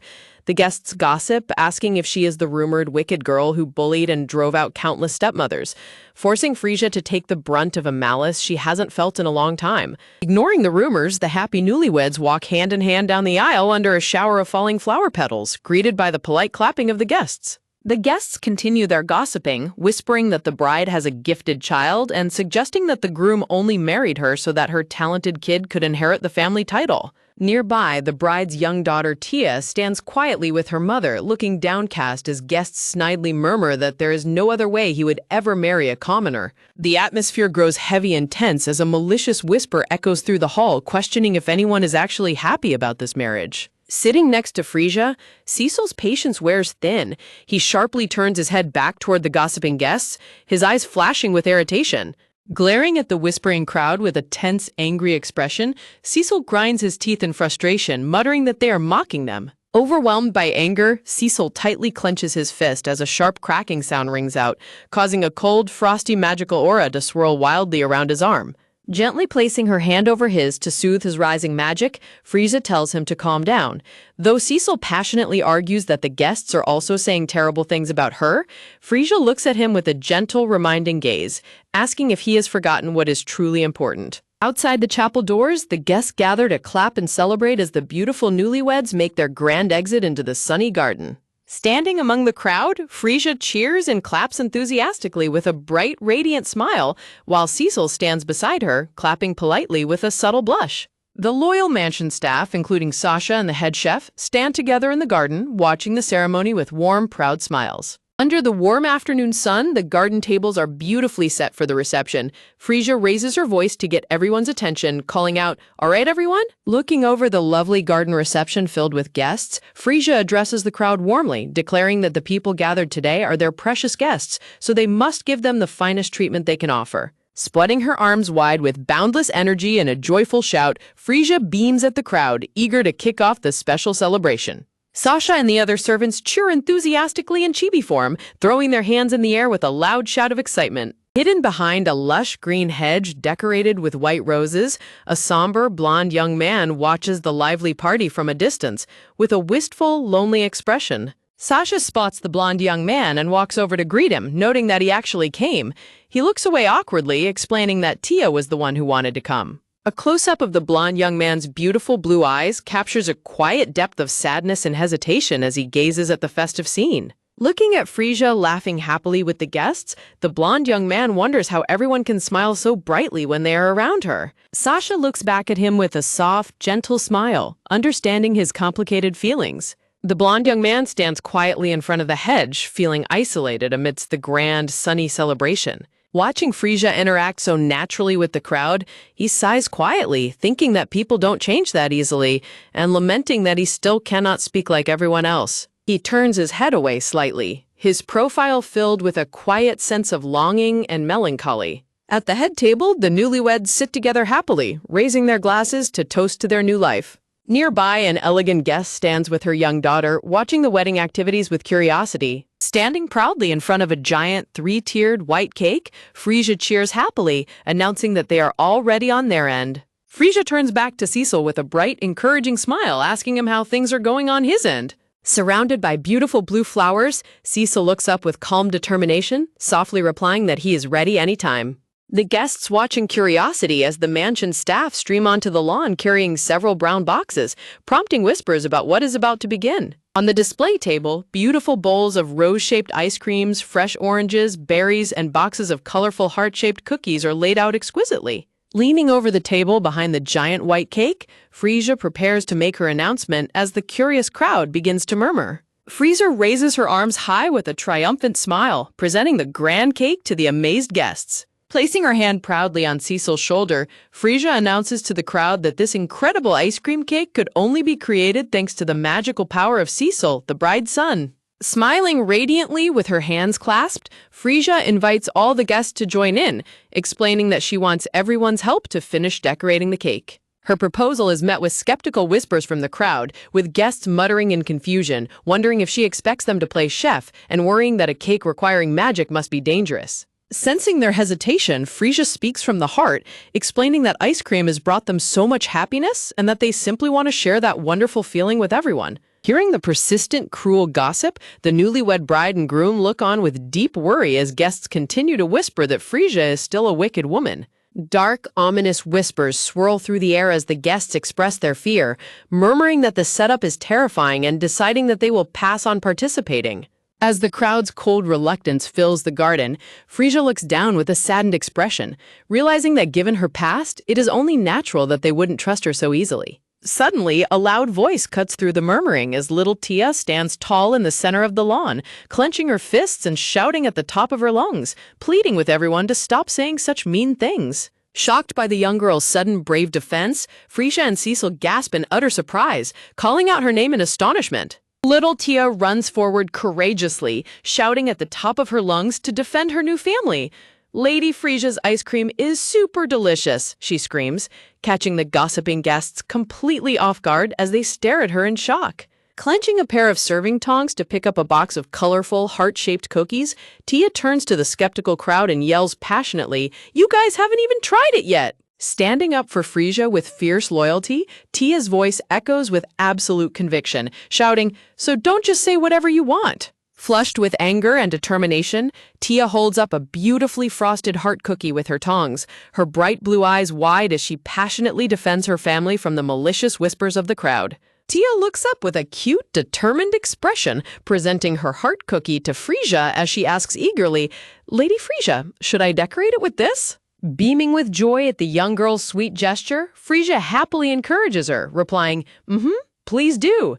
Tia pumps herself up with a cute chibi fist pump, declaring, "Leave it to me." Suddenly, a strong and gentle pair of hands lifts Tia high up into the air, prompting a surprised gasp from the young girl as she is lifted off her feet. It is Crown Prince Eric. Smiling warmly, the handsome blonde prince cradles Tia in a gentle princess hold, looking incredibly elegant in his white royal uniform. The guests gasp in utter shock and disbelief, their faces pale with astonishment as they whisper, "Your Highness, Crown Prince Eric?" Watching the legendary Crown Prince step forward, Frisia and Cecil stand completely frozen in surprise, their mouths open in disbelief as they think, "This is the Crown Prince?" Looking down at the young girl in his arms with a tender smile, Prince Eric asks gently, "Did I startle you by appearing so suddenly?" Tia smiles brightly from ear to ear, happily chirping back, "Not at all." Guided by Prince Eric, Tia uses her tongs to carefully place the pink heart-shaped cookie onto the giant wedding cake. The prince smiles warmly, saying, "Thank you very much," as Tia happily replies, "Okay." Holding Tia securely in his arms, Prince Eric addresses the crowd with a charming smile, declaring, "A cake that can only be enjoyed today. Is that not a truly wonderful thing? I was quite impressed by this idea. Doesn't everyone else agree?" Moved by the prince's endorsement, the guests' cold reluctance quickly melts away. They nod eagerly in agreement, whispering to one another, "Yes, that's right. Surely His Highness wouldn't be mistaken about it, would he?" Eager to follow the prince's lead, the guests begin stepping forward to participate. Frisia watches them with wide, emotional eyes, filled with immense relief as the hostile atmosphere completely shifts. Tears of gratitude well up in Frisia's green eyes as she watches the crowd gather around the cake. She smiles with profound relief, whispering, "Thank goodness." With the ice broken, the guests happily crowd around the giant cake, laughing and chatting as they use tongs to decorate the massive dessert with fresh strawberries, oranges, and cookies. Under a shower of brilliant sparkles, the towering cake stands fully finished, looking absolutely spectacular with its colorful layers of chocolates, fresh berries, sugar cookies, and roses. Frisia beams proudly, announcing to the crowd, "And now for the finishing touch. Everyone, you all have a glass in front of you, right?" The guest holds up a clear, elegant glass bowl and spoon, waiting in curious anticipation for what is about to happen next. Frisia giggles happily as she instructs the guests, "This ice cream cake will be brought to all of you, so please stay where you are." The guests look around at each other with question marks floating over their heads, wondering, what does she mean? Frisia turns back to Cecil with a proud, trusting nod. Cecil looks back at her with a gentle, focused expression, ready to unleash his magical talents. With a determined look, Cecil raises his hand high into the air, unleashing a brilliant, swirling blue magical aura that crackles with cold energy around his entire body. Under Cecil's precise control, dozens of adorable golden-winged birds made of ice cream take flight. Each magical bird carries a perfect serving of ice cream, decorated with cookies, fresh fruit, and chocolates, soaring gracefully over the amazed crowd. One of the small flying ice cream birds swoops down directly over Tia's empty bowl, instantly transforming into a beautiful, ready-to-eat serving of ice cream topped with a heart-shaped cookie and berries. Tia gasps in absolute delight. The guests watch the magical delivery in utter awe. A woman holding her fresh bowl of ice cream gasps, "Oh my, how lovely!" while another guest murmurs in amazement, "Hey, look at that child!" Tia happily takes a big bite of the cold treat, her eyes sparkling with pure joy as she beams. It's delicious. The surrounding guests watch Tia's joyful reaction, gulping in anticipation as they look down at their own beautiful bowls of magical ice cream. Taking their first spoonfuls together, the guests place the magical ice cream in their mouths, their eyes widening in instant delight. Sparkles fill the air as the guests are completely blown away by the incredible taste, exclaiming, "It's so good! It just melts on my tongue! I feel like I could eat this forever!" Suddenly, sparkling swirls of snow and beautiful ice patterns begin to dance gracefully through the clear blue sky, prompting a guest to look up in wonder, asking, "Oh, what's next?" A beautiful display of icebergs flies overhead, leaving trails of sparkling snowflakes and magical light in their wake. The guests look up at the breathtaking winter wonderland, gasping, "It's so beautiful!" Sasha and the head chef watch the beautiful scene from a distance, smiling with immense pride and joy as they chuckle softly. The garden is filled with pure happiness as the guests laugh and enjoy their magical desserts under the warm sun and falling snowflakes. A close-up of Frisia shows a gentle, heartwarming smile gracing her lips as she watches her hard work bring everyone together. Spreading her arms wide under the sparkling, snowy sky, Frisia welcomes the crowd with a radiant, joyful smile, her heart overflowing with happiness. The garden orchestra joins in on the celebration, playing a lively and romantic tune with cellos and brass instruments to set the festive mood. Couples begin to dance gracefully across the lawn as the beautiful snowflakes fall around them. Frisia's voice rings out happily over the music. "Please enjoy it to your heart's content." Frisia suddenly grabs Cecil's hands and pulls him onto the dance floor with a bright, playful laugh, shouting, "Let's dance together too!" Cecil's face flushes bright red as he yelps in surprise. "Hey!" As they spin gracefully amidst the falling snowflakes, Frisia looks down at Cecil with a soft, affectionate expression and asks gently, "Hey, Cecil, do you remember what I told you before?" Looking around at the dancing couples and smiling faces, Frisia tells him warmly, "Look, this whole place is full of smiles right now, and it's all thanks to you, Cecil." Gazing into his eyes with absolute sincerity and affection, Frisia smiles tenderly as she tells him softly, "Thank you, Cecil. Cecil stares back at her, completely spellbound by her beautiful words and the sheer warmth of her gentle gaze. Standing in the center of the dancing crowd, Cecil is frozen in place, his cheeks flushed bright red as he looks at Frisia with wide, emotional blue eyes. Touched to the very depths of his soul by her heartfelt gratitude, Cecil's eyes fill with tears as he struggles to process his overwhelming emotions. A single sparkling tear escapes and traces down Cecil's flushed cheek as he stares at her, his heart full of quiet, passionate devotion. Frisia laughs with pure joy under a beautiful rainbow, her heart singing with silent affection. "I love you too."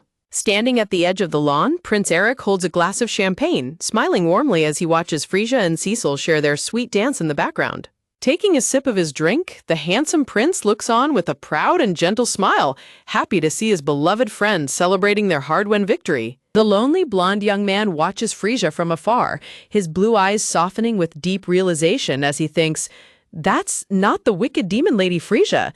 She's different. She's like..." Hand in hand under the sparkling blue sky, Frisia and Cecil spin together in a beautiful, joyous dance, their hearts united in perfect trust and happiness. The scene opens with a beautiful, clear blue sky dotted with soft white clouds as three graceful white birds soar peacefully above the lush green treetops of a distant forest.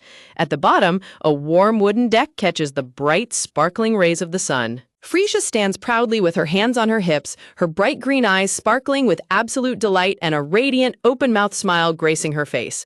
A warm golden light and cute, sparkling chibi flowers surround her, highlighting her immense excitement and confidence. In front of the newly completed, charming wooden ice cream stall, a chibi Frisia leaps into the air with joy, pumping her fists as she shouts, "Yay, we did it!" Behind her, Cecil, Millie, and the other servants join in the celebration, cheering and clapping happily for their hard-won success. The celebratory mood turns comical as Chase and Millie begin bickering. Millie complains, "If this guy hadn't shown off his weird sense of style, we would have been done a lot sooner," prompting a furious, red-faced Chase to yell back in indignation, "What'd you say?" In the background, a sweat-dropping Frisia tries frantically to calm them down. The cause of the delay is revealed. Chase had proudly designed a flashy red ice cream shop cart adorned with gold tassels and colorful festival banners, standing in a heroic pose to show it off.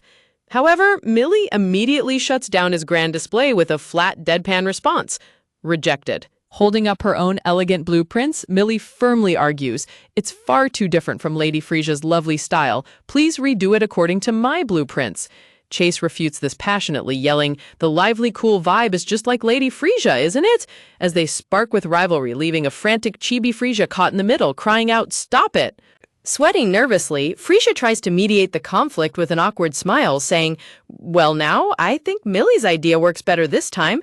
Maybe we can save your idea for some other time, Chase." While Millie huffs triumphantly with crossed arms, a frustrated Chase fumes, pointing at her and muttering in defeat.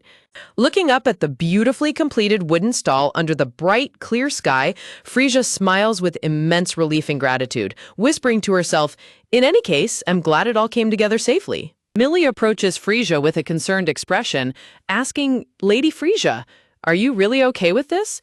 With your family's wealth, you could have built a huge shop in the middle of town." Frisia turns to her with a light-hearted, playful smile, tapping her chin as she replies, But that's the Valenci family's fortune, not mine, right?" Clenching her fist with fiery determination, Frisia declares passionately, "I want to make it big with our own strength, without relying on my family's power. That's the real thrill of starting a shop." Behind her, a sweat-dropping Millie can only smile in admiration, thinking, "Oh, so that's how it is." Frisia recalls how their venture truly began, remembering the moment she and Cecil stood side by side at the garden party, eagerly presenting their boxes of ice cream creations to the curious guests. Her mind drifts to the massive pile of gold coins they earned from their success, her eyes turning into sparkling green gems as she drools over the treasure in a comical chibi state, while a shocked Cecil and a sweat-dropping Millie watch her hilarious reaction. After thinking about it carefully, Frisia had to weigh her options. She visualized a balance scale. On one side was the taste, the quality of their delicious ice cream, and on the other was the equipment, representing the costs of setting up a grand establishment. With the decisive clank, the scale tilted completely in favor of the taste. Frisia smirked with absolute confidence, realizing that prioritizing the quality and ingredients of their product was the key to their future success. She had discussed her vision with the mansion's head chef, who enthusiastically gave her a thumbs up, fully supporting her plans to utilize the mansion's resources to prepare their treats. The narrator notes how incredibly cooperative everyone at the mansion was. The staff had banded together seamlessly. Carpenters built the stall, maids tailored uniforms, and Frisia, Millie, and Cecil gathered around a table to design their menu, working late into the night. Overwhelmed by the warmth and support of her companions, a chibi Frisia weeps dramatic tears of gratitude, crying, "Thanks to everyone in the Valenci family, we've come this far. What perfect teamwork." Breaking her out of her emotional moment, Millie asks, "Lady Frisia, shouldn't we start the taste testing to decide on our ice cream product soon?" Frisia eagerly agrees, replying, "You're right. Everyone's probably getting a little hungry by now." Turning around with high spirits, Frisia calls out, "All right, Cecil, let's unveil the ice cream we developed the other day." Cecil answers back with a quiet, hesitating, "Yeah." However, as Frisia looks at Cecil, her excitement turns to immediate worry. Cecil is staggering, his face flushed bright red and covered in sweat, prompting Frisia to gasp, "Cecil, what's wrong? Your face is bright red." Breathing heavily, Cecil tries to force a weak, reassuring smile, whispering, "I'm okay," as he struggles to keep his balance. Before he can say another word, Cecil's strength completely gives out and he collapses face first onto the grass with a heavy thud, groaning weakly as he loses consciousness. Horror strikes Frisia's heart as she reaches her hand out in absolute panic, screaming Cecil's name at the top of her lungs as her world turns cold with fear. The scene shifts to a quiet, sun-drenched bedroom where Cecil lies in bed, sweating and feverish. Sitting faithfully by his side, Frisia tightly clasps his hand, holding it against her face as she prays desperately for his recovery. Bathed in the melancholic glow of the setting sun, Frisia bows her head in deep sorrow and guilt, tears welling in her eyes as she whispers, The doctor said it was overwork. I'm so sorry for making you work until you collapse. She tearfully remembers how hard Cecil had been working right alongside her, tirelessly pushing his magical limits to perfect their creations without once complaining about his fatigue. Sobs rack Frisia's body as she clenches her eyes shut, crying bitter tears of remorse as she blames herself for not realizing how exhausted her dear companion had become. Suddenly, a soft voice cuts through her sobbing. Frisia gasps, her tear-filled green eyes widening in surprise as she hears a gentle whisper. That's not it. Cecil slowly pushes himself up from the pillows, his eyes softening as he looks at her. A wave of immense relief washes over Frisia, who gasps, Cecil, you're awake, thank goodness. But Cecil gently interrupts, saying, Don't apologize. Looking up at her with fierce sincerity, Cecil insists, It's my fault. If I were stronger, I wouldn't have collapsed. He gently reaches up and cups her tear-stained cheek with his warm hand, gazing into her eyes with a tenderness that makes the entire room feel filled with glowing light and soft blooming flowers. Touched by his unexpected warmth, Frisia freezes in place, her cheeks flushing a deep rosy pink as her heart skips a beat at his gentle touch. With absolute devotion shining in his blue eyes, Cecil leans closer and whispers passionately, Hey, don't rely on anyone but me. I will get stronger for you, I promise. Frisia's heart races and she quickly covers her mouth in absolute shock, completely overwhelmed by the intense and passionate words of her young companion. Having spent the last of his energy on his dramatic promise, Cecil instantly collapses back onto the pillow, snoring softly. Frisia can't help but smile tenderly, sweat dropping as she murmurs, Cecil, thank you. But she gently strokes his soft dark hair, looking down at his peaceful sleeping face with a mixture of affection, gratitude, and deep warmth. As she sits by his bedside, Frisia realizes that to prevent him from overworking, she needs a way to automate things. She thinks to herself, to do that, first I'd need to use the power of electricity. She quickly remembers the harsh reality of her situation, but in this world, electricity hasn't been invented yet. She recalls her past life, crying out in frustration over her phone, remembering how the web novel series ended so suddenly despite being a hit. Because of that, she realizes, I don't know the details of the other gifted ones, apart from the Flower Saintess and Cecil. She visualizes the gifted individuals. While she knows Cecil's ice abilities and the Saintess's flower magic, the other gifted ones remain a complete mystery, represented by shadowed figures of water, lightning, and fire. Her train of thought is interrupted when a maid knocks and enters the room carrying a letter on a silver tray. Frisia asks, Yep, I'm here. What's wrong? To which the maid replies, Well, there's a letter that I need you to see right away, Lady Frisia. Frisia blinks in confusion. A letter? As she takes the envelope, Frisia's eyes widen in sheer shock. Spotting the elegant crest pressed into the red wax seal, she gasps, This is the royal family's crest? The letter stands out brilliantly, its immaculate red wax seal carrying the prestigious crest of none other than the royal family. The scene cuts to a lavish room where Frisia sits incredibly stiff and upright on a golden sofa, her face comically pale with tension as she sweats buckets, trying her best to maintain a polite smile. Sitting directly across from her is Crown Prince Eric himself, looking incredibly handsome and composed as he elegantly crosses his legs and chuckles softly. In her mind, Frisia is in a state of complete comical panic, crying streams of tears as she sips her tea, screaming internally, who wouldn't be nervous at a private tea party with the Crown Prince? Trying to break the heavy silence, Frisia nervously asks, Your Highness, the Crown Prince, why did you summon me here today? Prince Eric smiles warmly and replies, Oh, that's because, looking exceptionally charming amidst a backdrop of blooming pink roses, Prince Eric gently extends his white-gloved hand toward her with a warm, captivating smile. Completely caught off guard by his dazzling princely aura, a chibi Frisia freezes with blank eyes, her head tilting in utter confusion and disbelief. As a wild realization crosses her mind, Frisia's face turns pale with shock, her mouth falling open as she gasps in horror. It can't be! Chibi Frisia panics comically, covering her mouth with tears in her eyes as she wonders internally, did I offend the Crown Prince somehow? Behind her, the prince looks on with a cute, puzzled expression. As a cheerful pff, ha-ha rings out, Frisia's eyes widen in absolute surprise and her face flushes red with embarrassment, her hands flying to her cheeks. The Crown Prince gently apologizes, saying, My apologies, it seems I've scared you, as soft white flowers bloom in the background. Clutching his chest, Crown Prince Eric chuckles softly with a gentle, blooming smile, completely amused by her dramatic reaction. Suddenly remembering her true purpose, Frisia sits up straight with a start, her green eyes wide as she thinks, "Oh, right." Looking down with a worried, blushing face, Frisia hesitantly begins to explain, "About that, well, a bit of a problem has come up." The Crown Prince graciously offers his assistance, saying, "If you don't mind, would you tell me about it? If there's anything I can do, I'd like to help." Frisia is left completely stunned by his kindness, screaming internally, "The Crown Prince? Isn't he too nice?" Stealing her resolve, Frisia clenches her fist against her chest with fiery determination, thinking, "But for Cecil's sake, I need all the information I can get right now," as she speaks up. "Well, you see?" Raising a finger, Prince Eric summarizes her request, saying, "So, in other words, you're looking for an electricity user so you don't overwork your little brother." Tilting his head in confusion, the chibi Crown Prince asks, "What exactly is this electricity you're talking about?" Frisia nervously explains, It's something like lightning," while visualizing a storm, sweat dropping as she admits to herself, "That was right, wasn't it? I wish I'd studied it more properly." While Chibi Frisia slumps in comical depression, the Crown Prince admits, "How could that ability be connected to your little brothers? I can't even begin to imagine," before turning serious and saying, "I suppose so. However," Frisia's eyes light up with hope as the Crown Prince reveals, "I do know someone who might be close to what you're looking for." Unable to contain her excitement, Frisia leans across the table, desperately asking, "Who is it?"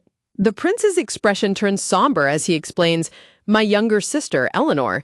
She has been isolated at the royal sanatorium since she was a child." He continues, "She inflicts pain on anyone she touches because of her cursed power, you see?" describing his sister's tragic isolation amidst dangerous crackles of lightning. The dark, ominous atmosphere of the sanatorium is illuminated only by the violent, unstable bolts of purple lightning surging through the air. Back in the present, Cecil glares with intense, glowing blue eyes, his face dark with sheer annoyance and jealousy. While Frisia and Prince Eric chat happily, a jealous Cecil stands nearby, radiating a dark, menacing purple aura of pure irritation as the maid looks on nervously. Crossing his arms and frowning deeply, Cecil stubbornly asserts to himself, "I'm not jealous at all," despite his obvious anger. Cecil's ear twitches in irritation as the Crown Prince addresses him with a casual, "Young bro." Prince Eric asks Cecil with a warm, caring smile, "I've heard that it took a whole week for you to recover. Is that right? Are you now completely well?"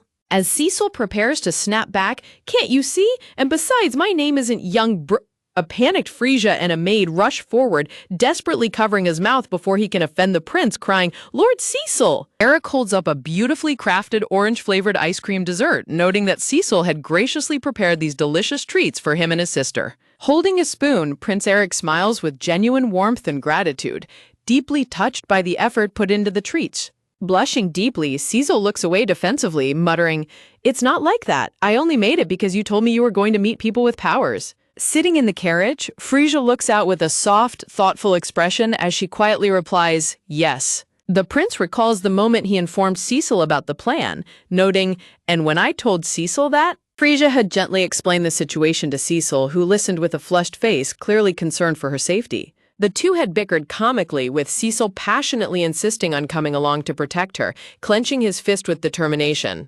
Remembering Cecil's deep care and protective nature, Frisia smiles warmly, her heart swelling with gratitude as she rests a hand on her cheek. Eric smiles gently, realizing how healthy and energetic Cecil is, and says, "I see. If young bro is this well, then I can probably leave it to him." Cecil blinks in utter confusion, caught off guard by the prince's sudden change in tone. Placing a hand over his heart, Prince Eric formally dubs Cecil as "my little knight," leaving the young boy staring up at him in stunned silence. Under a bright blue sky, the royal carriage and armored knights approach a massive, isolated stone tower situated at the end of a long bridge. Walking down a cold, stone spiral staircase, Frisia nervously asks, Your Majesty, is the princess actually living inside this prison-like tower?" Eric explains somberly, "Yes, a member of the royal family should never kill someone with their powers, and Eleanor is here to learn to control her powers," leaving Frisia and the maid deeply saddened. Seeing the heavily armed female knight guarding the massive reinforced iron door, Frisia realizes with dread, so her power is that strong? Approaching the guard, Prince Eric apologizes. Sorry for the wait. Have you put that on Eleanor? The stoic female guard stands firmly by the door, her expression solemn as she prepares to let the royal visitors inside. Thanking the guard, the heavy door is slowly pushed open with a loud, ominous creak, revealing the dark chamber within. As the door swings open, the group gasps in horror at the sight of the room, which is dark, desolate, and littered with ruined, torn teddy bears. In the center of the dark room, bathed in a single beam of light, sits a small figure clad in full, heavy knight armor. Prince Eric softly calls out, "Eleanor?" Lifting the visor of her heavy helmet, a young girl with tear-filled golden eyes looks up, hugging her teddy bear tightly as she whispers, "Brother and guests?" The heavy armor clanks painfully as the little girl struggles to move, prompting a gasp of pure shock and pity from Frisia, who covers her mouth. Eric steps forward with a gentle smile, extending his gloved hand to help his sister stand up from the cold floor, asking, "Eleanor, can you stand?" Fearing she will hurt him, Princess Eleanor frantically recoils, crying out, "Don't get close to me. I can stand on my own, so don't come near me, brother." Eleanor wobbles unsteadily as she tries to push herself up, while Frisia watches on, her heart breaking at the painful sight as she thinks, but to just stand here saying nothing while seeing that face? Overwhelmed by sympathy and frustration, Frisia tightly grips her dress, unable to bear watching the young princess suffer alone. Eleanor proudly declares she has stood up, only for her knees to buckle under the heavy armor, sending her crashing back to the floor with a painful cry. Filled with overwhelming panic and tears, Princess Eleanor cries out in desperation, "I can't do it," as she turns and runs away, her heavy armored boots clanking loudly against the cold stone floor. Close-up of Eleanor's striking golden eyes, brimming with heavy tears of distress and sadness from behind the visor of her heavy helmet. Frisia smiles warmly and gently, lifting the heavy helmet from Eleanor's head as she asks with deep care, "Are you okay?" Caught completely off guard, Eleanor's eyes widen as she blushes with embarrassment, whispering a soft, "Ah," while Frisia looks back in surprise, asking, "Huh?" Gazing kindly at the young princess, Frisia offers her heartfelt encouragement, saying, "Wearing something this heavy? You're amazing. Great work," leaving the young girl completely stunned as she mutters, Reaching out to help, Frisia says gently, "But you don't want to be hurt, right? And your face is also wounded, so I'll take it off for now, okay?" Fearing her cursed power, Eleanor frantically recoils, pleading, "No." Horrified by what is about to happen, Crown Prince Eric lunges forward, extending his gloved hand in a desperate attempt to stop Frisia, screaming, "Young lady, you can't! You can't touch what Eleanor's power has already touched!" As the heavy helmet slides off, Eleanor's long golden hair flows outward, suddenly erupting into a violent aura of crackling yellow energy as Prince Eric's warning echoes in terror, "Or you might die." With tears of panic in her eyes, Eleanor cries out, "Run!" as unstable bolts of yellow lightning begin to crackle around her. Prince Eric and the maid scream in absolute horror, "Get away!" as Frisia freezes, staring in shock as she thinks, "Is this?" A massive, terrifying bolt of gold and white lightning erupts violently from Eleanor, surging high into the ceiling of the stone chamber as her long blonde hair stands completely on end. The sheer force of the electrical explosion shatters the ancient stone walls, sending large chunks of the ceiling crumbling down directly toward Frisia, who stands frozen underneath the falling debris. Boulders rain down upon Frisia as Prince Eric screams in desperation, "Watch out!" and Frisia squeezes her eyes shut in terror, bracing for the impact. Suddenly, a hand reaches forward, summoning a beautiful glowing blue snowflake magic circle that instantly generates a protective barrier of pure ice. Standing heroically in front of Frisia, Cecil extends his arm to summon a massive shield of solid ice, completely blocking and shattering the falling boulders into harmless fragments. Keeping his guard up, Cecil gasps for breath, his forehead beaded with sweat from the sudden, intense exertion of his ice magic. Grabbing Frisia protectively, a deeply worried Cecil frantically asks, "Are you okay? Are you hurt?" While a blushing Frisia sighs with immense relief, replying softly, "Thanks, Cecil." Crown Prince Eric stares in absolute stun and disbelief, his eyes wide as he looks at the incredible display of ice magic before softly calling out his sister's name, "Eleanor." In the center of the room, a weeping Eleanor stands with her head bowed, clutching her chest as golden lightning continues to spark around her armor, crying out through her tears, "Sorry for hurting you." Watching his younger sister suffer in such deep sorrow, Prince Eric stands in painful, silent regret as a heavy sigh escapes his lips. Bowing his head in deep regret, Prince Eric says, "Sorry for letting you guys in danger." Frisia looks at him with deep sympathy, replying, "Not at all, but Your Majesty, why does the princess?" As the soft, tragic sounds of Eleanor sobbing and hiccuping echo through the dark room. Frisia hands a large covered metal platter containing the ice cream treats to the maid, asking, "Can you give the ice cream to her?" And the maid nervously nods, replying, "Okay." Looking back with a gentle, appreciative smile, Prince Eric says, "Those are the sweets I also love. Let Eleanor eat them when she stops crying," while the guard knight bows respectfully, replying, "Understood." Back in her dark room, the young princess sits alone, sobbing deeply, "I'm sorry. I'm sorry for being a bad girl." While outside the heavy iron door, Frisia clenches her fists with determination, her eyes filled with worry and sadness. Later, inside a cozy, warmly lit room at the sanatorium, Prince Eric sits across from the group, asking anxiously, "How was it? Was Eleanor the person with electric powers you were looking for? That intense light and heat? And that the princess's hair was also standing on end? I believe there's a good chance she is." Looking down somberly, Prince Eric explains, "Then I'd like to ask you to please wait a little more. What Eleanor wore were braces. Without them, her power will run wild, just like what happened." Tilting her head in confusion, the maid raises her hand and asks, "Is the female knight also wearing a brace?" Prince Eric clarifies, "She's Eleanor's exclusive maid. What she's wearing is an armor made of special materials designed to nullify Eleanor's power.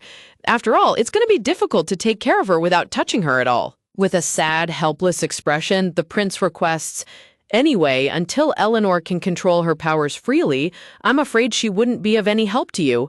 So please wait." Frisia is left deeply saddened by his words, her heart aching for the lonely princess. Unable to stand the tragic situation any longer, Frisia passionately slams her hands on the table and stands up, raising her voice. "Even if she needs training, there's got to be some other way, right? I feel sorry for the princess being treated like that." Looking up at her, Prince Eric replies gently, "Well, I wholeheartedly agree with you, young lady. The researcher who made those braces?" As the shadow of a smiling, long-haired male scientist with glasses is shown. The prince continues, "Said that that was the only way to protect Eleanor." But Frisia fiercely objects, clenching her fist. "That shouldn't be true. My proud younger brother is now able to control his power without having to suffer those hardships," as she proudly gestures to Cecil. Staring directly at Prince Eric with unwavering resolve, Frisia firmly requests, "Please let me meet that researcher." Standing tall with sparkling heroic energy, Frisia, Cecil, and the maid declare with absolute determination, "We'll make sure to find a way so that the princess won't have to suffer." Stunned by her sudden, fiery declaration, the maid, Prince Eric, and Cecil are all left completely speechless, staring at Frisia with wide, blank eyes. Deep inside a mysterious, dark laboratory filled with glowing potions, an eccentric scientist stands cackling sinisterly. He. Ice power, huh? Before a creepy grin spreads across his face. Under the dim purple lights of his laboratory, the eccentric researcher grins wildly, push up his round glasses with a menacing, manic expression as he mutters, "How interesting." The scene shifts to the outside of a quiet wooden house. Walking along, Frisia asks hesitantly, "Hey, can I say what I'm thinking out loud?" And the maid replies in agreement, "How nice. I was thinking the same." A comically tense close-up shows the maid's dull purple eye and Frisia's green eye sweating profusely as they look on with utter disbelief. From a high angle, Frisia, Cecil, and the maid stand before a dilapidated, half-broken wooden bridge leading to a messy old house. Frisia asks in absolute disbelief, "Does that researcher really live here?" Recalling the prince's explanation, Eric had said, "His name is Anthony Wright. There's probably no greater genius in this country than him." Frisia had gasped, "He's that good?" Well, the prince explained, "Yes, he also tutored me when I was a child," showing a flashback of a younger Prince Eric studying next to the eccentric scientist. The prince's memory continues, "And since then, he had a strong interest in people with powers, so," as Eric glances nervously at Cecil, who looks back with an uncomfortable, serious expression. Back in the present, Prince Eric's final warning rings in their minds. Please take care and make sure that he doesn't eat you alive.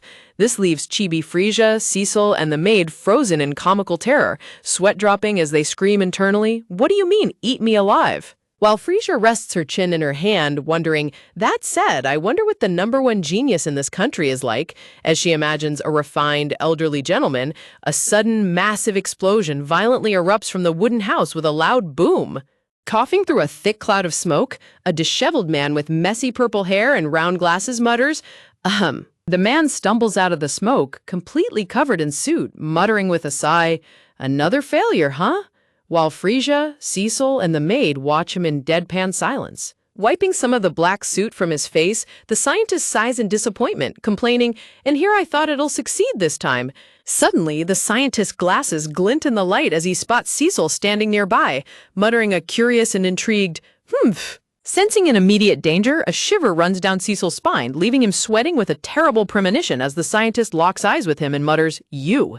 In an instant, the eccentric scientist lunges forward and tightly hugs a terrified Cecil in a passionate, sparkling embrace, leaving Cecil screaming in absolute shock and panic. As Anthony Wright wraps his arms around Cecil in a passionate, starry-eyed embrace, a loud freezing sound effect crackles through the air.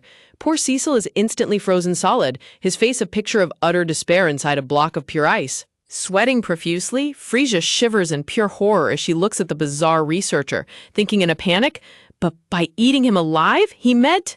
An absolute panic washes over Chibi Frisia as she shakes her head in comical terror, screaming, like this, while frantically crying out, "Cecil, hang in there!" Basking in a glowing, sparkly aura of pure joy, the eccentric researcher Anthony Wright laughs happily, his eyes closed and mouth wide open with excitement. Sitting on the couch in deadpan silence, Frisia sweat drops and mutters, "I see," while the maid looks on nervously and a black cat next to them puffs up, crackling with annoyance. With wild, sparkling star eyes and a creepy blush, Anthony leans in uncomfortably close to Frisia's face, asking, "So, why did the ice power guy and his friend come into my place?" Leaving her sweating bullets as she screams internally, "This person is bad news, eek!" Raising her hand to cut through the weird tension, the maid sweat drops and asks, earlier, what kind of experiment was it?" Anthony completely ignores the awkwardness and bursts into a dramatic musical pose, clasping his hands together and singing happily while a deeply annoyed Frisia, the maid, and the angry black cat watch him in deadpan disbelief. Squeezing Cecil's cheeks in a tight, starry grip, Anthony grins cheekily and teases, "You've brought along such a nice ice power guy after all." With a comical freezing sound, Cecil is left completely trapped inside a block of solid ice, sweating and crying out in surprise, "Wah!" Furious at the scientist's behavior, Frisia fiercely grabs the frozen Cecil and yells, "Please stop, do not touch my brother like that," while the maid watches in surprise. Anthony strokes his chin in deep thought, musing, "Brother? But you guys aren't genetically related, are you? You guys became siblings because your parents remarried? Or something like that, perhaps?" Leaving Chibi Frisia completely shocked as she gasps, "How do you know that?"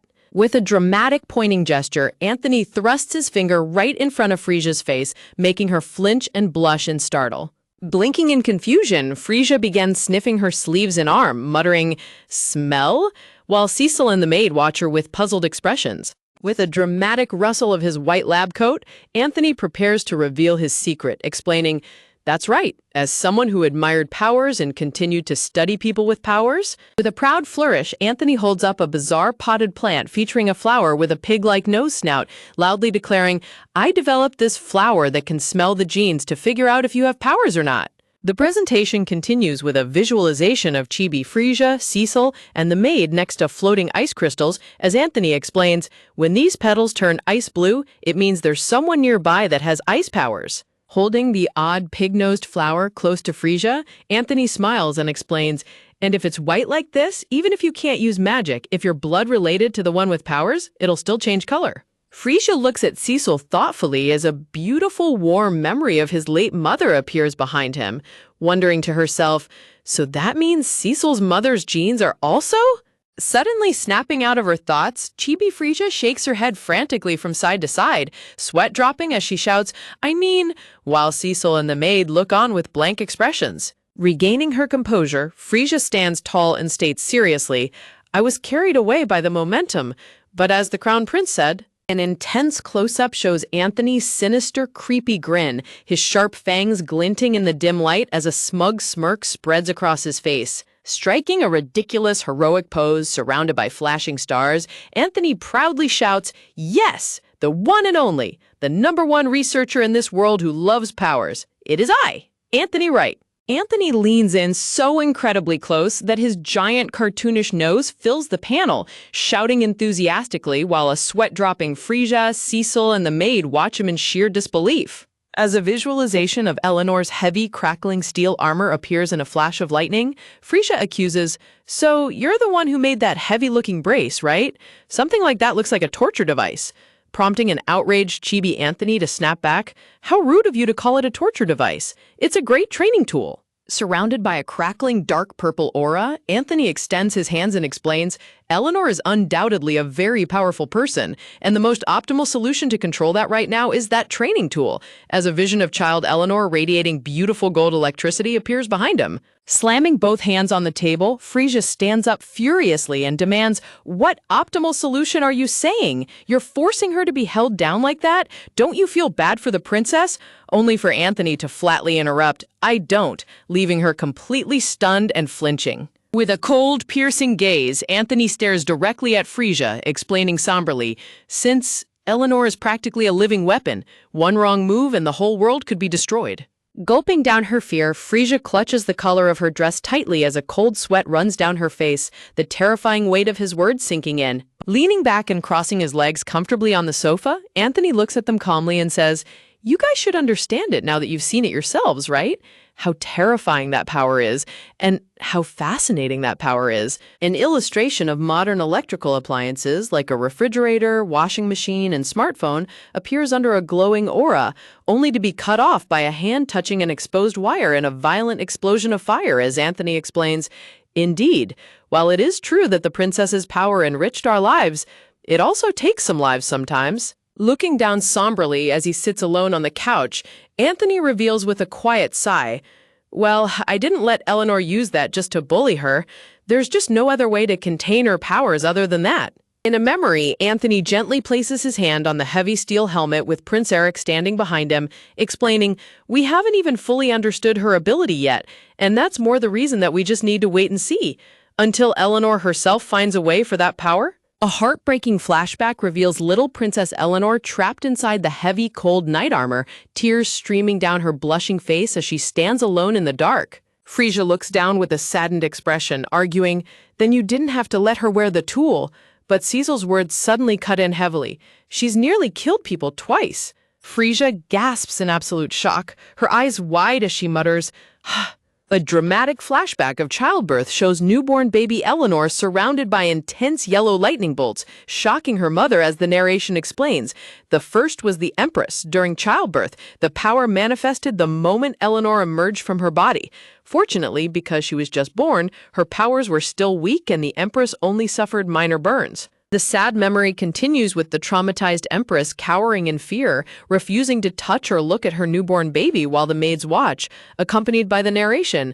That caused trauma for the Empress, and until now, the Empress didn't want to see her, let alone touch her. The next flashback shows a beautiful portrait of a loving nanny holding little Eleanor happily, which quickly turns into a nightmare as lightning strikes the nanny down during one of Eleanor's tantrums. Second was Eleanor's nanny, a kind-hearted woman who stayed by Eleanor's side as a substitute for a mother. But whenever Eleanor had tantrums, her powers explode and the lightning struck the nanny from above. With tears in her eyes, young Eleanor reaches out as her nanny walks away with a suitcase, the narration reading, "Fortunately, she survived, but ever since that day, she was scared of Eleanor and left." Locked in a dark room with heavy chains, child Eleanor weeps in agony, crackling with unstable electricity as the tragic narration continues. Eleanor then began to hurt herself while blaming herself for being a bad kid, and a lot of marks on her body were left because of that. Child Eleanor floats helplessly in a dark void of crackling golden lightning, her eyes closed in sorrow. The training tool isn't just for the people around her, it's also necessary to prevent Eleanor from harming herself. Otherwise, Eleanor will continue to hurt herself, and she'll probably go on until she dies. Back in the warm room, a heavy, somber silence falls over Frisia, Cecil, and the maid as they absorb the tragic truth of the lonely princess's life. Anthony looks at them with a serious, unyielding expression, saying, "Okay, the only thing we can do is use that, and while protecting her, train herself so that she can find a way to control it." Suddenly, Cecil stands up and firmly declares, "I disagree." With a determined look, Cecil speaks up as beautiful blue ice magic swirls around his hand, instantly summoning a majestic ice bird that spreads its wings. Standing proudly in front of Frisia and the maid under a sparkling flurry of falling snow and ice magic, Cecil declares with absolute confidence, "You can control it without that thing." Watching his ice bird fly gracefully, Cecil recalls his own past and explains, "I was probably in the same situation as the princess, but I managed to learn and not hurt people like I do now." Looking back at his sister, Cecil adds softly, "I didn't hurt my mother, and sis?" With a warm, proud blush, Frisia smiles brightly and looks at Cecil, declaring happily to the startled scientist, "I was saved by that person after all." Cecil? Staring at the siblings, a subtle smile spreads across Anthony's face as his glasses glint, and he muses thoughtfully to himself, I see, so that's how it is, huh?" Anthony stands confidently with his arms crossed and a smug grin. Through cold, rational calculation, he seeks to systematically solve the problem of power control, aiming to minimize the societal risks posed by volatile ability users and maximize overall safety. Cecil looks on with a nervous sweat drop as a speech bubble identifies him, stating, "Power user guy," recognizing his immense utility as a subject for understanding the mechanics of ice magic. Anthony sits calmly on the sofa opposite the standing trio, Cecil, Frisia, and Millie. The tense atmosphere highlights the classic conflict between individual emotional needs and the systemic necessity of managing dangerous abilities for the greater safety of the collective. A close-up of Cecil's face shows his deep focus. He is determined to prove that personal autonomy and emotional connection can yield a far more stable and high-utility outcome than severe containment measures. Anthony extends his hand with a cunning smirk, asking, "How about it? Don't you want to cooperate with me?" hoping to secure Cecil's assistance to gather critical experimental data that could prevent future catastrophic accidents and preserve societal well-being. The setting sun bathes the Grand Castle Tower in a warm amber glow, a peaceful monument representing the societal order and security that the Empire works tirelessly to protect from destructive, unpredictable forces. In a tragic flashback, young Eleanor is engulfed in golden electricity, crying out in immense pain, "Not again, I can't do it," as her uncontrollable power causes severe personal distress and threatens the lives of everyone around her, until someone calls out, "Eleanor." Young Eleanor turns around with tears in her eyes, her volatile power crackling around her. Her immense emotional suffering is a direct consequence of her power's instability, which currently lacks a structured, efficient method of control. Eleanor's brother, Prince Eric, wearing sturdy steel armor, steps forward while a maid stands behind him. Adjusting his gauntlets, he speaks gently, seeking to provide comfort to his sister and mitigate her immediate emotional suffering. Eric looks down at his sister with a gentle expression, asking, "Eleanor, is it okay if I stay beside you today?" Only to be met with her panicked, protective rejection as she gasps, "No," to prevent any potential harm to him. Panicking to protect her brother from her unstable magic, young Eleanor unleashes a massive, blinding surge of lightning, screaming, "No way!" as she acts to push him away, prioritizing his physical safety over her own desire for comfort. A sudden, violent crackle of electricity explodes in front of Eric. His eyes widen in shock as he realizes the sheer magnitude of the threat her power poses to human life, highlighting the urgent need for a containment strategy. Eleanor retreats in tears, crying, "Sorry, but you can't," as debris falls around them. Her profound guilt demonstrates the immense psychological toll of possessing an ability that constantly threatens the lives of loved ones. Desperately trying to isolate her dangerous presence, Eleanor yells, "Brother, you must not come here," as lightning crackles violently. She willingly chooses isolation to prevent a lethal outcome for her brother, sacrificing her own happiness to preserve his life. Eric runs forward through the electric field, pleading, "Eleanor, please stop hurting yourself," while Eleanor collapses on her knees in tears, weeping, I am a bad person," as her hiccups betray her intense psychological suffering. Faced with an escalating threat to Eleanor's life, Eric turns to the female knight behind him and commands, "Hurry up and use that on Eleanor," to which she firmly replies, "Understood," initiating the containment protocol. The female knight holds down the weeping electric princess to secure her into the heavy armor, murmuring, "Eleanor," choosing to inflict short-term physical restriction to prevent the far worse outcome of self-destruction. Eric looks down in somber defeat, lamenting, "I am sorry for being a useless brother, but probably," as he reflects on his inability to find a high-utility solution that could both free his sister and guarantee public safety. With a determined expression, Eric looks forward, pleading, give us some hope, wishing for an innovative breakthrough that can optimize both Eleanor's personal freedom and the Empire's security. Child Eleanor lies trapped inside the heavy, cold knight armor, weeping silently amidst white flowers. The caption, "Just wait for a little longer," underscores the tragic trade-off where her individual liberty is sacrificed to preserve the collective welfare. Under a dark, starry night sky, a quiet house with glowing yellow windows stands peacefully, a small unit of society whose security relies on the successful containment of volatile magical powers. Back in the warm room, Frisia and Millie react with absolute shock, sweat dropping as they hear the bizarre sounds of Anthony's impending demonstration. Cecil is strapped tightly into a mechanical chair, wearing a metallic helmet topped with a giant, cute blue jellyfish device. The bizarre apparatus represents Anthony's attempts to design empirical tools for measuring and optimizing human magic. Anthony strikes a dramatic, sparkling pose, declaring proudly, "Ha ha ha, be amazed. This is the ability measuring device that I have developed. The name is," as he prepares to unveil his latest contribution to scientific progress. A close-up of the round, jiggly blue jellyfish device showing a sweat drop as Frisia responds with a dry, skeptical tone. Curriget? Doubting the aesthetic value of this scientific apparatus. Frisia sweat drops as she visualizes an aquarium, wondering, could that name possibly mean? Tracing the name back to a simple aquatic inspiration, Anthony excitedly holds open a reference book illustrating a jellyfish, explaining, "Take a look, I got my inspiration from this jiggly, mysterious creature that apparently lives in foreign lands," as Frisia dryly notes, this world has jellyfish too, huh? Millie delivers a devastating verbal blow with a deadpan face, stating, "What a lame design and name." Her blunt assessment completely deflates Anthony, while Frisia sweat drops and mutters, "Millie." Frisia blinks in confusion, asking, "So why is the jellyfish attached to Cecil's head like that?" While Cecil sits in rigid silence, his annoyed, sweat-dropping face showing the emotional cost of being a test subject. A speech bubble with a smug label reads, "Hee hee, now then, I, the genius, will put it in layman's terms for you all," promising to simplify the complex mechanics of emotional magic for his audience. Anthony dramatically launches into his lecture, while Frisia and Millie look on with highly skeptical, sweat-dropping expressions, questioning the practical benefit of his bizarre explanations. An illustration of young Cecil utilizing ice magic appears, depicting the beautiful but cold crystals that represent his innate ability, a resource that can either cause harm or be harnessed for beneficial purposes. An informational slide depicts various elemental controllers, as Anthony explains.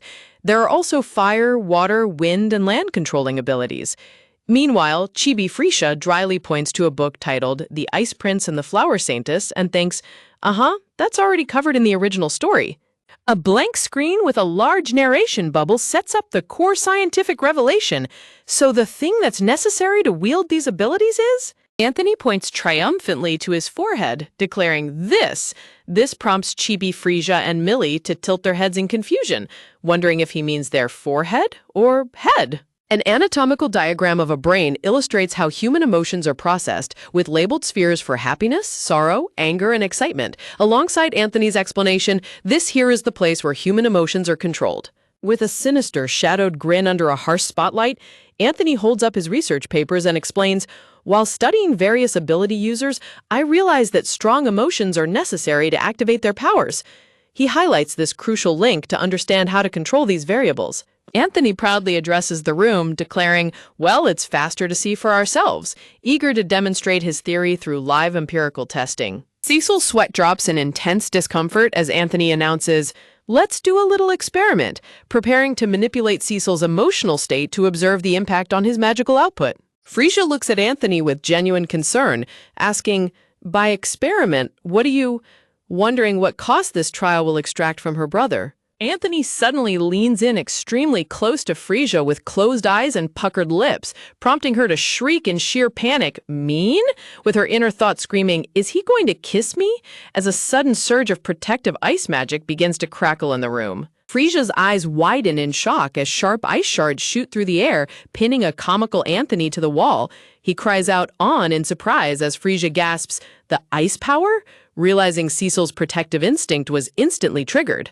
Cecil sits strapped in the chair, radiating a dark, frozen aura as the jellyfish helmet's eyes turn red and angry. Nearby, Millie is comically carrying a heavy metal box to bash Anthony, declaring, "You have no survival instinct, Lady Frisia. I will take care of that bastard myself," while Frisia waves her arms in a panic, crying, "You too, Millie? Please calm down."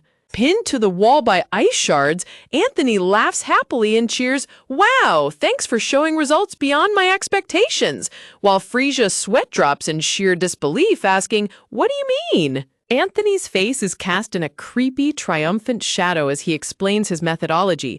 "I deliberately made Mr. Ice ability user angry, and as a result, his power became offense-focused, right?" He boasts about how negative emotions yield destructive, weaponized utility. Eager to test the opposite emotional variable, Anthony grins and asks, "Next up, miss, would you please hug Mr. Ice ability user?" prompting Cecil's chair to shake violently in embarrassment, while Frisia blinks, asking, "Hug?" Frisia wraps her arms tightly around Cecil from behind, hugging him warmly while he remains strapped to the chair. She wonders, just what kind of experiment is this? Is this enough? Hoping this positive emotional input will produce a safer outcome. Anthony watches with a delighted blush, exclaiming, "How very interesting," as he closely monitors the physical changes in Cecil's magical aura under the influence of affection. The blue jellyfish helmet on Cecil's head reacts instantly to the hug, blushing brightly and pulling a cute, happy derp face with its tongue sticking out, symbolizing a complete shift in emotional state. Cecil blushes furiously and looks deeply flustered, but the dangerous ice shards around him instantly melt away into harmless water droplets. This proves that love and affection can effectively neutralize threat levels, offering a highly efficient, compassionate alternative to physical containment. Frisia blinks in confusion, her bright green eyes wide as a literal question mark floats near her head, and she asks, "What do you mean?" Anthony enthusiastically explains, "Right now, Mr. Ice ability user is experiencing love. He is having warm feelings." Behind him, Frisia is hugging the strapped-down, blushing Cecil from behind, while the blue jellyfish helmet on Cecil's head displays a cute, happy face. Millie stands in the background, sweating at the bizarre experiment. Anthony continues his scientific breakdown. In other words, that warm feeling changed the nature of the ability into one that melts ice, noting that this effect is limited to romantic feelings. A foot steps into a puddle of melted water as Chibi Frisia sweat drops and wonders, how did it become like that? Anthony presents an informational slide with a warm, wavy background, explaining ability users possess unique genetic cells. The slide illustrates standard round cells next to a cute, glowing orange diamond-shaped cell that proudly exclaims, "I am special." Chibi Frisia taps her chin thoughtfully, a small flower frame surrounding her as she ponders, that means... A visualization panel shows Chibi Cecil throwing a temper tantrum with a furious, red-faced expression as sharp ice shards violently shoot out around him. The text explains, when Cecil got angry, that kind of thing happened, showing the destructive nature of negative emotions. In contrast, a warm visualization panel shows Chibi Cecil smiling gently with rosy cheeks surrounded by beautiful snowflakes and glowing icebergs. The text continues, and when he was feeling warm, it was like this? Cecil grits his teeth in sheer embarrassment and screams in protest, while Chibi Anthony clasps his hands together with a dramatic, blushing face, looking absolutely delighted. Beside them, Chibi Millie sighs with a deadpan face and mutters, "Oh well." Frisia tries to piece the theory together, saying, "Come to think of it, you mentioned genes earlier. Does that mean relatives of ability users are the same?" Cecil glances at her as she holds onto his chair, adding, "But my mother isn't an ability user," while imagining their sweet, smiling mother. Anthony raises a hand to his chin, looking genuinely stumped as he admits, "I do not really understand that part yet." The narration shifts to a golden-framed portrait of the royal siblings, showing a glowing younger Eleanor back-to-back with her older brother Eric amidst crackling lightning. Anthony explains, "Clearly showed the same ability factor as Lady Eleanor. If the right trigger comes along, there's a chance that the ability could awaken." Anthony turns back to his guests with a cheerful smile, stating, "I see. Well, I will continue researching that later," before leaning in closer to add, "But from today's experiment, I was able to complete one thing." Cecil and Frisia peek from behind him, their curiosity piqued. A split-screen close-up captures the surprised, wide-eyed expressions of Cecil and Frisia as they look forward, eagerly awaiting Anthony's final reveal. Anthony proudly unveils a beautiful, glowing golden tiara decorated with yellow gems, declaring, "That is a new control device I made for Lady Eleanor. Wearing this will make it harder for the ability cells to connect with emotions like anger and fear." He uses a diagram to show how the device blocks negative emotional triggers. Frisia is instantly filled with joy, clenching her fists excitedly as flowers bloom around her. She gasps, "Then," as Anthony's explanation continues, "if this can keep your ability from going out of control, Lady Eleanor won't hurt anyone anymore and will be able to move ahead from that training device as well." But Anthony's cheerful demeanor suddenly vanishes as he stands by a table where the tiara rests, warning them the testing isn't finished yet. If by any chance this doesn't work and her ability goes out of control? With a grim, serious expression, Anthony looks to the side and delivers a chilling warning. This time, someone is bound to get hurt by her. Frisia looks down at Cecil, who is still wearing the testing helmet, realizing the heavy implications of the test. She quietly thinks, "That's why this experiment was done?" Anthony reaches over to flip a switch on a mechanical device, causing sparks of electricity to crackle. He explains, "I was able to replicate Lady Eleanor's ability, but the one thing I couldn't fully test was the effect of cutting off the link between emotions and the ability." A somber atmosphere settles over the room. Frisia, Cecil, and Millie stand together in silence, surrounded by beautiful white flowers, reflecting on the dangerous task ahead. Anthony turns to face them, his expression soft but resolute as he bows his head slightly and says, "Please help me out with my selfish request." Frisia's eyes are shadowed in thought as she repeats the word in disbelief, questioning, "Selfish?" Anthony is deeply touched, his eyes sparkling with tears as he smiles warmly at them and exclaims, "You guys!" In a chibi scene below, he weeps tears of joy, crying, "Ugh, as a genius, I'm totally moved," while Frisia smiles brightly and replies, "Leave it to us." Anthony gently reaches out and lifts the metallic testing helmet off Cecil's head, saying, "Now then, quick," to prepare for the next step. Anthony flashes a brilliant, mischievous grin, holding out his hand as he sweetly asks, "Will you please do just what I tell you to?" In the background, Frisia and Millie sweat drop, looking highly suspicious of his sudden change in attitude. Cecil is now forced to wear the golden tiara device. He looks incredibly annoyed and sweat drops, a caption reading, "Bad feeling," hovering beside him as Anthony's playful voice coos, "Mr. Ice Ability User." Under a bright, sunny sky with puffy white clouds, a grand white carriage drawn by 4 white horses travels down a dirt path toward a majestic white palace nestled in the green hills. Inside the carriage, a warm, peaceful light shines through the window. Millie sleeps soundly on one side, while Frisia sits opposite her, holding a pink gift box in her lap as a sleeping Cecil leans his head comfortably against her shoulder. Frisia gazes out the carriage window, her expression filled with a mix of anticipation and worry as she holds the beautifully wrapped gift box tied with a neat bow. As Cecil begins to stir, Frisia looks down at him. He blinks sleepily and asks, "You didn't sleep?" prompting a soft sweat drop of embarrassment from Frisia. Cecil sits up, rubbing his eyes as he asks, "Sorry, did I wake you?" Frisia quickly smiles and replies, "I just woke up," to which Cecil calmly responds, "I see." A close-up of Cecil reveals his sharp, beautiful blue eyes looking thoughtful and slightly concerned as he stares at Frisia. Cecil leans in closer, looking directly into Frisia's eyes as he points out, "You're still worried, aren't you?" Frisia is startled by his perceptiveness and gasps, "Huh?" Cecil speaks with passionate concern, suggesting, "We could still ask the doctor to take your place, you know? And if you think he's not reliable enough, I can do it too." Touched by his bravery, Frisia giggles softly, replying, "There's no need for you to put yourself at risk like that, but thank you for worrying about me." Cecil tries to protest, shouting, But Frisia cuts him off with a sweet, knowing smile, clutching her pink gift box close as she says, "Well then, maybe I'll ask you for one little favor, Cecil." Cecil raises his index finger, looking serious and attentive as he listens to Frisia's request. Frisia smiles brightly and winks, placing a finger to her lips to signal a playful secret as glowing flowers and sparkles surround her. The scene transitions to the stone steps of the palace. A group consisting of Eric, Anthony, Millie, Frisia, and Cecil walk up a winding spiral staircase, their footsteps echoing through the grand hall. Eric looks surprised to see Anthony, saying, "I can't believe even you are here, Doctor." Anthony smiles cheerfully, replying, "Sorry to surprise you. How is Lady Eleanor doing?" Eric answers, she should be asleep right now. I'll have a maid attach that device to her right away. Frisia and Anthony share a brief, knowing look, smiling warmly at each other in mutual confidence. Eric turns back to them with a hopeful look, saying, about that, we might not need to use it for much longer. Anthony is confused and asks, what do you mean by that? Suddenly, a desperate, panicking voice screams from off-screen, Lady Eleanor, please stop! The group gasps in shock as a sudden alarm rings out. Eric instantly springs into action, running forward and slamming open a heavy set of wooden doors.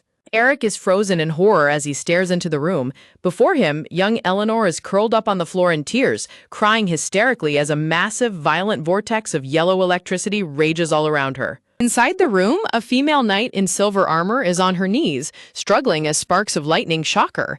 Eric yells in panic, "What happened?" As the knight painfully explains, it seems that incident the other day has become traumatic for her. She's having flashbacks. Frisia's eyes widen in sheer shock and guilt, sweat dripping down her face as she realizes the truth. She thinks to herself, don't tell me, she's talking about me? Eric reaches out desperately toward his sister, shouting through the roaring storm, "Stop it, Ellen! The guest from the other day wasn't hurt. You haven't hurt anyone." On the floor, young Eleanor covers her ears and weeps, crying, I'm sorry, as the lightning grows more violent. Without hesitation, Frisia steps forward calmly, holding her gift box. Eric looks back in pure shock, yelling, My lady? What are you planning to do? Frisia resolutely walks right toward the center of the electrical storm as Eric screams, Don't get close to Eleanor right now! Eric lunges forward to grab Frisia and pull her back, his face filled with panic as he yells, Your Highness, from here on, please leave everything to Lady Frisia. Millie suddenly steps in, firmly grabbing Eric's arm to hold him back, while Frisia continues her steady walk directly into the blinding yellow light of Eleanor's lightning. Millie stands resolute with a sharp, uncompromising look, blocking Eric from interfering. Beside her, Cecil watches quietly as Millie coldly warns, anyone who gets in her way. The young boy with dark hair and striking blue eyes looks over his shoulder, a look of grim determination on his face as he stands amidst a beautifully lit backdrop of flowers. His inner voice echoes with absolute resolve as he declares, No matter who they are, I won't forgive them. Taking a courageous step forward, Frisia walks toward young Eleanor, who is curled up on the ground in tears, enveloped by a roaring barrier of crackling yellow lightning. The terrified little girl continues to cry out hysterically, repeating, I'm sorry. A close-up captures the soft, warm smile of Frisia as she gently gazes upon the crying princess, showing no fear or hesitation. Eleanor's golden eye widens in absolute shock, a tear spilling over her blushing cheek as she catches sight of the warm visitor approaching her. Clutching the pink gift box tightly in her arms, Frisia beams with an incredibly sweet and comforting smile, projecting pure warmth and kindness. Back in the laboratory, Dr. Anthony is seen waving his hands frantically, his face contorted in an exaggerated comical expression of pure panic and shock. Cecil, wearing the golden control device on his head, sits slumped on the floor, looking completely exhausted and deeply embarrassed. Frisia quickly kneels beside him, asking in concern, Cecil, are you okay? Cecil stares down at his hands, which are sparkling harmlessly, and mutters, Yeah, but to think I really can't attack even when I want to. Anthony rests a hand on his chin, speaking in a serious tone to Frisia as he explains the next obstacle. All that's left is to figure out a way to convince Lady Eleanor to let us put the tiara on her. Frisia blinks in surprise and repeats, Convince? The doctor continues his explanation, noting, Yes, I hear Lady Eleanor has been shutting herself off more and more lately. They say she won't even listen to the prince or the maids. In the panel below, Frisia looks down with deep resolve. With absolute determination, Frisia looks up at Anthony and asks, In that case, would you entrust the task of giving her that tiara to me? Behind her, Cecil wraps his arms around her waist, looking incredibly worried and protective. Both Cecil and Millie are completely taken aback by her bold proposal, their eyes wide in sheer disbelief as they shout, Lady Frisia? What in the world are you thinking? Anthony looks at her with a quiet, thoughtful expression and asks, You have some kind of plan? Frisia places her hand over her heart, a confident and bright smile on her face as she replies, I do. And for that, there's something I'd like you to prepare for me, Doctor. In a heart-melting chibi panel, a young, golden-haired Eleanor is shown laughing hysterically with the brightest smile imaginable, surrounded by cute floating flowers as she giggles, Ha ha ha ha ha ha ha. Prince Eric is left completely dumbfounded, muttering, Eleanor laughed? as he watches Frisia calmly standing right beside the giggling little princess inside her electrical barrier. Below, Anthony is equally stunned, adjusting his glasses in disbelief as he wonders, what in the world is she? Watching from the side, Cecil looks on with surprise while Millie speaks with a proud, gentle smile, explaining she's the one who could open the heart of someone who hated people as much as I did. She looks warmly at her young master and adds, that woman has an uncanny talent for winning people over. Encompassed by blooming yellow flowers, Frisia holds her gift box and coos affectionately. Lady Eleanor, you are worried about me, right? I'm so happy.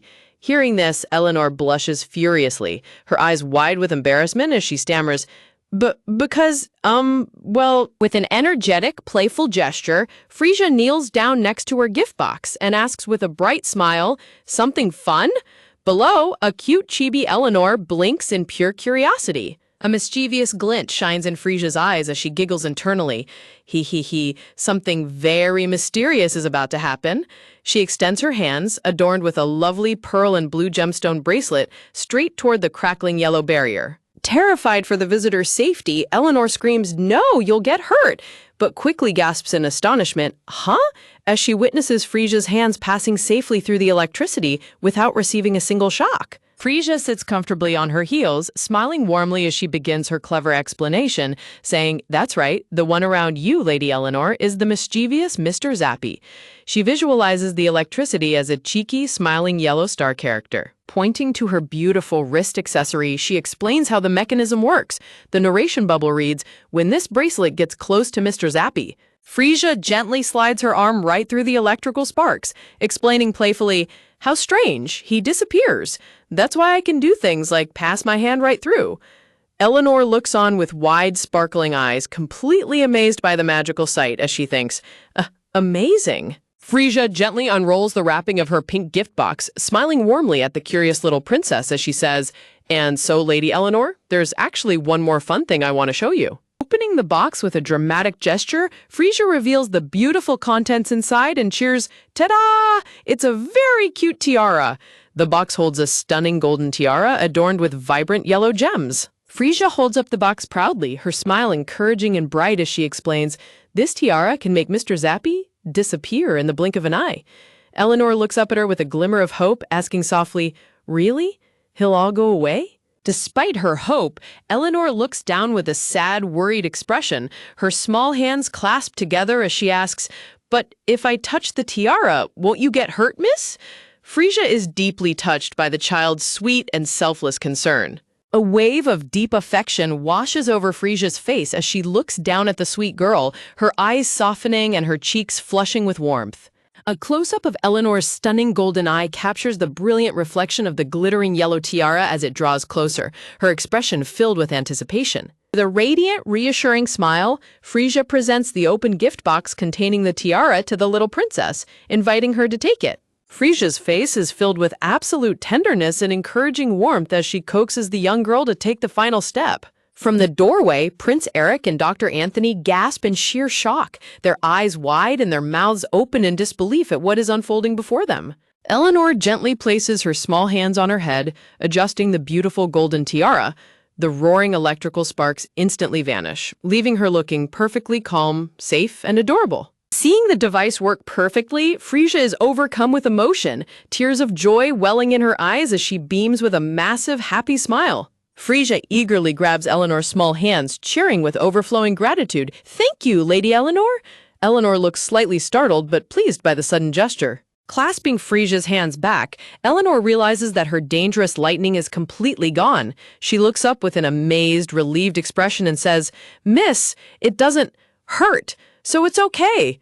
Frisia's heart swells with happiness as she sheds tears of joy, thinking, "Oh, I'm so glad," holding hands with Lady Eleanor. Surrounded by a beautiful, glowing border of white flowers, Frisia smiles radiantly, holding Eleanor's tiny hands tightly in her own as she celebrates this beautiful, peaceful moment. A close-up of young Eleanor reveals her big golden eyes sparkling with pure wonder, her heart finally freed from the heavy burden she had carried for so long. A sudden, firm footstep echoes through the room with a thud. A voice playfully speaks up. "It's not fair that you get her all to yourself, my lady." Prince Eric sweeps in, scooping up young Eleanor and lifting her high into the air with a massive, ecstatic grin on his face. He happily announces, "Let me take a turn," while a shocked Eleanor screams, "Big brother?" Still gripped by past fears, Eleanor starts to panic and yells, "No, Big brother will disappear," thinking she might accidentally hurt him. Ignoring her worries, Eric pulls his little sister into a tight, emotional embrace, closing his eyes as he holds her close. The narrative boxes express his long-hidden feelings. "For 5 years, I've wanted to touch you. I'm just a language model and can't help with that." Clinging to her brother's shoulders, Eleanor's eyes widen as she feels the overwhelming warmth of his embrace, a sensation she had been denied for 5 long years. Tears of pure relief and joy finally spill from Eleanor's eyes as she buries her face into Eric's neck, realizing that she is truly safe to hug him. Eric holds his crying little sister tightly in his arms, both of them sharing a beautiful, long-awaited moment of family love. Nearby, Frisia kneels and watches them with a gentle, content smile. A close-up of Eric's face shows him smiling peacefully with his eyes closed, deeply savoring the simple joy of finally being able to hold his beloved sister. Even the usually eccentric Dr. Anthony is deeply moved by the scene, wiping a tear from his eye behind his glasses with a soft, proud smile on his face. Frisia clasps her hands together, crying tears of gratitude as she smiles warmly, saying, "I'm so glad." Behind her, a comedic dust cloud forms as Cecil and Millie sprint toward her at full speed. With a comical shock, Frisia gasps, "Huh?" as Cecil and Millie suddenly tackle her from behind with a loud crash. Frisia is pinned to the floor, sweating in confusion as she gasps, "Cecil? Millie?" Above her, Cecil and Millie are panting heavily, their faces completely dark with worry and exhaustion. In a cute chibi finale, Millie sighs with a massive sweat drop, admitting, "I was so worried about you. This isn't like me at all," leaving a tiny chibi Frisia blinking in confusion as she mutters, "Huh?" Cecil looks down with a flushed face, deeply emotional as he warns Frisia, "Don't you ever do something that reckless again. I can't stand feeling like this." Hovering over her as she lies on the floor, Cecil gently holds Frisia's hands and softly mutters, "Sis." Blushing furiously, Frisia gasps in pure shock, "Cecil, just now you—" While Cecil quickly turns away, blushing as he stammers, "It was a promise. I don't have a choice, do I?" Frisia overcomes him with a tight hug, crying with joy as she cheers, "I did it! I love you, Cecil!" leaving him red-faced and flustered while Millie sighs and turns away. Under a shower of falling flower petals, a heartwarming narration reads, "And so, with the strongest electricity user, a VIP, and a researcher added to our group, we're finally ready to—" Dr. Anthony laughs triumphantly in his lab coat, boasting, "Well now, that was a huge success. I'm truly magnificent. Ha ha ha ha." As a deadpan Cecil points out, he's crying. Frisia and Cecil stand together in the warm sunlight, looking proudly at their brand new wooden ice cream shop. Glimmering trays of colorful ice cream and beautifully arranged toppings are revealed, building up the sweet anticipation. Foo. At last. Frisia raises her hands in absolute triumph in front of her store, while Cecil, Millie, and the maids applaud her wonderful achievement. From inside the shop, Dr. Anthony waves enthusiastically at Frisia, calling out, "Hey, come look at this, too." Frisia, Cecil, and Millie look on with wide, sparkling eyes, completely amazed and delighted by what the doctor has prepared. Inside the workshop, a cute penguin-shaped cooling device blows out cold air, while a little hamster runs energetically on a miniature pulley wheel nearby. Frisia coos in adoration, "What is this? It's so cute!" And Dr. Anthony proudly explains, "It's an invention that can chill and freeze things, just like you wanted, Lady Frisia." Pointing at the device, Dr. Anthony details how it functions. "Just like you asked, I made it so you can change the temperature for the top and bottom sections. By the way, the shape was inspired by a foreign animal called a penguin." Overflowing with admiration, Frisia gives a big thumbs up and cheers, "Wow, you're a genius, doctor," as Cecil and the maids clap in agreement. Frisia curiously gestures to the wheel and asks, "What about this one?"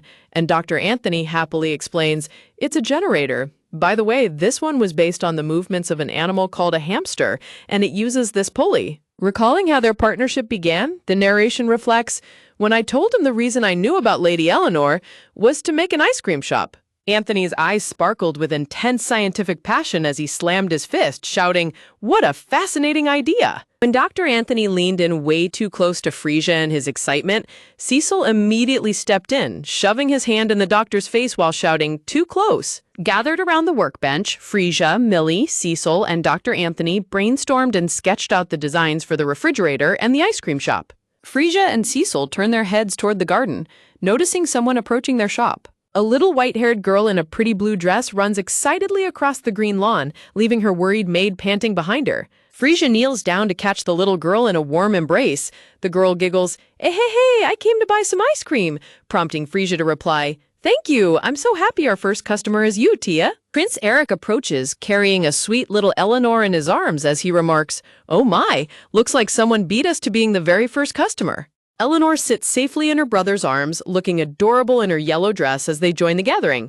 Gently lowering Eleanor to the ground, Eric smiles warmly and says, "The two of us couldn't wait for opening day, you see? Right, Eleanor?"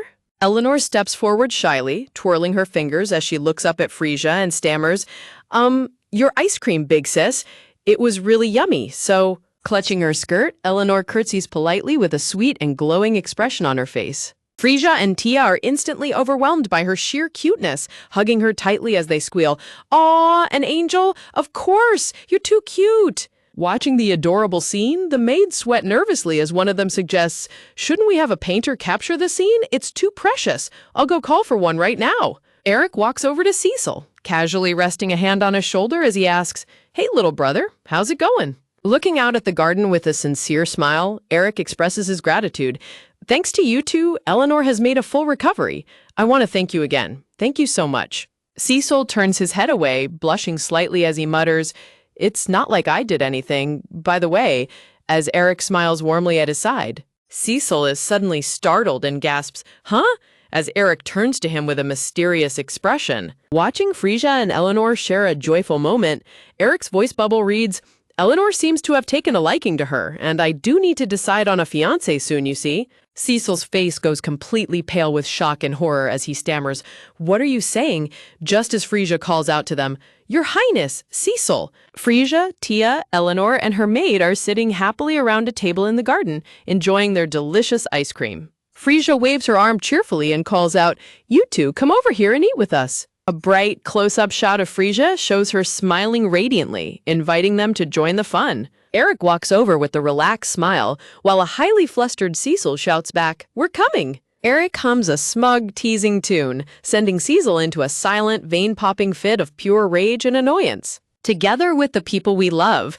But at this time, none of us knew yet that in a few years, one of us, a dark, gloomy screen appears as the narration delivers a chilling foreshadowing, would be parted from us forever. A bustling crowd of customers lines up at the ice cream shop, chatting happily as Frisia serves them behind the counter. Holding a cup of strawberry ice cream, Frisia looks up in surprise when she hears a deep voice call out, "Sis." A handsome, grown-up Cecil stands tall in his matching shop uniform, holding a cup of ice cream as he gently says, "I'll take over the counter, so you should take a break. You've been working this whole time." Frisia's face lights up with gratitude as she accepts the break, replying, "Well then, I'll take you up on that offer." Taking his place behind the counter, the charming older Cecil greets the swooning female customers with a polite smile, saying, "Welcome." Frisia watches Cecil's broad back as he confidently manages the busy shop, thinking back with a warm smile, "He was even smaller than me when we first met."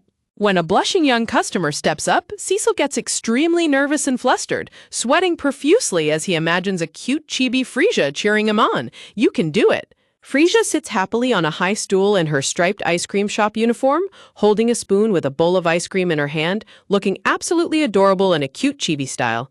Two female customers swoon with hearts in their eyes as they enjoy their colorful bowls of ice cream, with one gushing, "Lord Cecil is smiling again today," and the other adding, "How lovely." A handsome, older Cecil stands confidently with a gentle smile as he holds a glass of ice cream, showing how much he has changed from his gloomy past.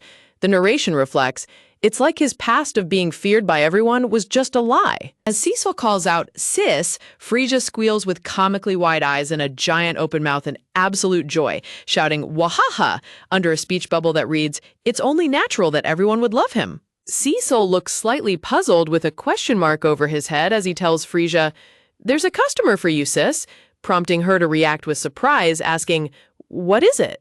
Frisia turns around in surprise with a slight sweat drop, gasping, "Huh?"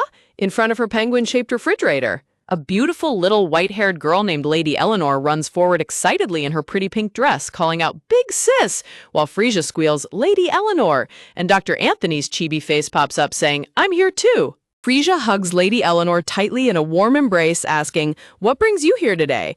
As Eleanor happily responds, "I just want to eat your ice cream, big sis. I wonder which one I should get." A montage of Dr. Anthony's modern creations shows Eleanor pointing in wonder at a prototype microwave, washing machine, and lamp. The narration explains, there they have been creating one prototype after another, based on the creations that existed in the world where she once lived. In a cute chibi scene, Frisia frantically waves 2 large bags of money, shouting, "Not yet," while Dr. Anthony and Cecil look on with sweat drops.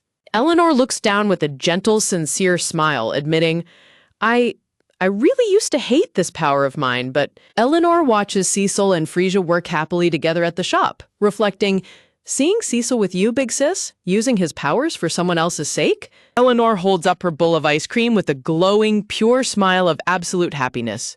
Dr. Anthony smiles proudly as Eleanor's voice bubble continues, "Right now, together with the doctor, I'm supporting so many of our people with this power." Eleanor and Frisia share a sweet, heartwarming conversation in the warm light of the workshop, with Eleanor calling out softly, "Lady Eleanor?" Eleanor pumps her fists with determination, declaring, "I'll keep doing my best so I can make up for hurting my mother." Deeply moved by Eleanor's pure and sincere heart, Chibi Frisia bursts into comical tears of joy while Cecil sweat drops beside her. Crying happy tears, Chibi Frisia affectionately pats the heads of a cute squirrel doll representing Eleanor and a cute cat doll representing Cecil. Frisia looks at Eleanor with a curious expression, asking, "Lady Eleanor, are you perhaps going there again today?" Eleanor points excitedly and says, "Of course, I have an invention I want her to try out right away," while Cecil stands behind the counter, quietly observing them. Eleanor reaches out happily as Dr. Anthony hands her a bowl of freshly prepared ice cream, asking, "Right, doctor?" Dr. Anthony smiles warmly and replies, "That's right. Once we finish eating this, let's go see her." Eleanor turns to Frisia with a bright smile and suggests, "Oh, I know. Why don't you come with us, big sis? She'd be so happy," leaving Frisia looking slightly flustered. Frisia looks down with a melancholic, hesitant expression, softly replying, "I'd love to, but—" Sasha steps forward with a determined expression, telling Frisia, "Please, go ahead, Lady Frisia," while Millie stands behind her holding a gift box, prompting a surprised Chibi Frisia to gasp, "Sasha, Millie!" Millie gently holds Frisia's hands and offers her a pink polka dot gift box, encouraging her to take a break and go with them. A close-up of Millie shows her looking at Frisia with a serious, caring, and supportive expression as she holds out the gift box. Looking down at the pink gift box in her hands, Frisia smiles softly and says, "Yeah, you're right, Millie." Frisia nods with a look of soft determination and gratitude in her green eyes. Whispering conspiratorially, Millie gestures to Cecil behind the counter and tells Frisia,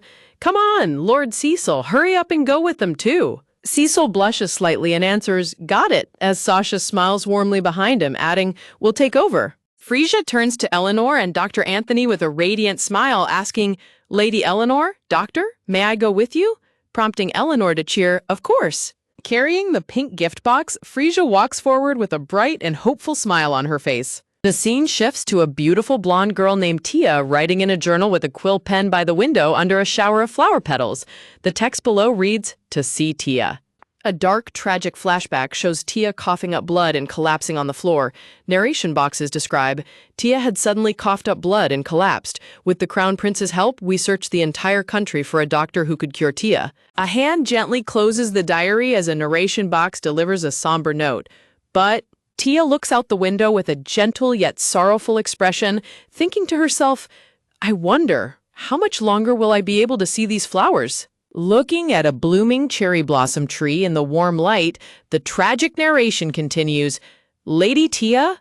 Tia's illness was of unknown origin, and no cure could be found." Flashback to happier times when Tia was healthy, showing her running excitedly across the lawn toward Frisia's shop.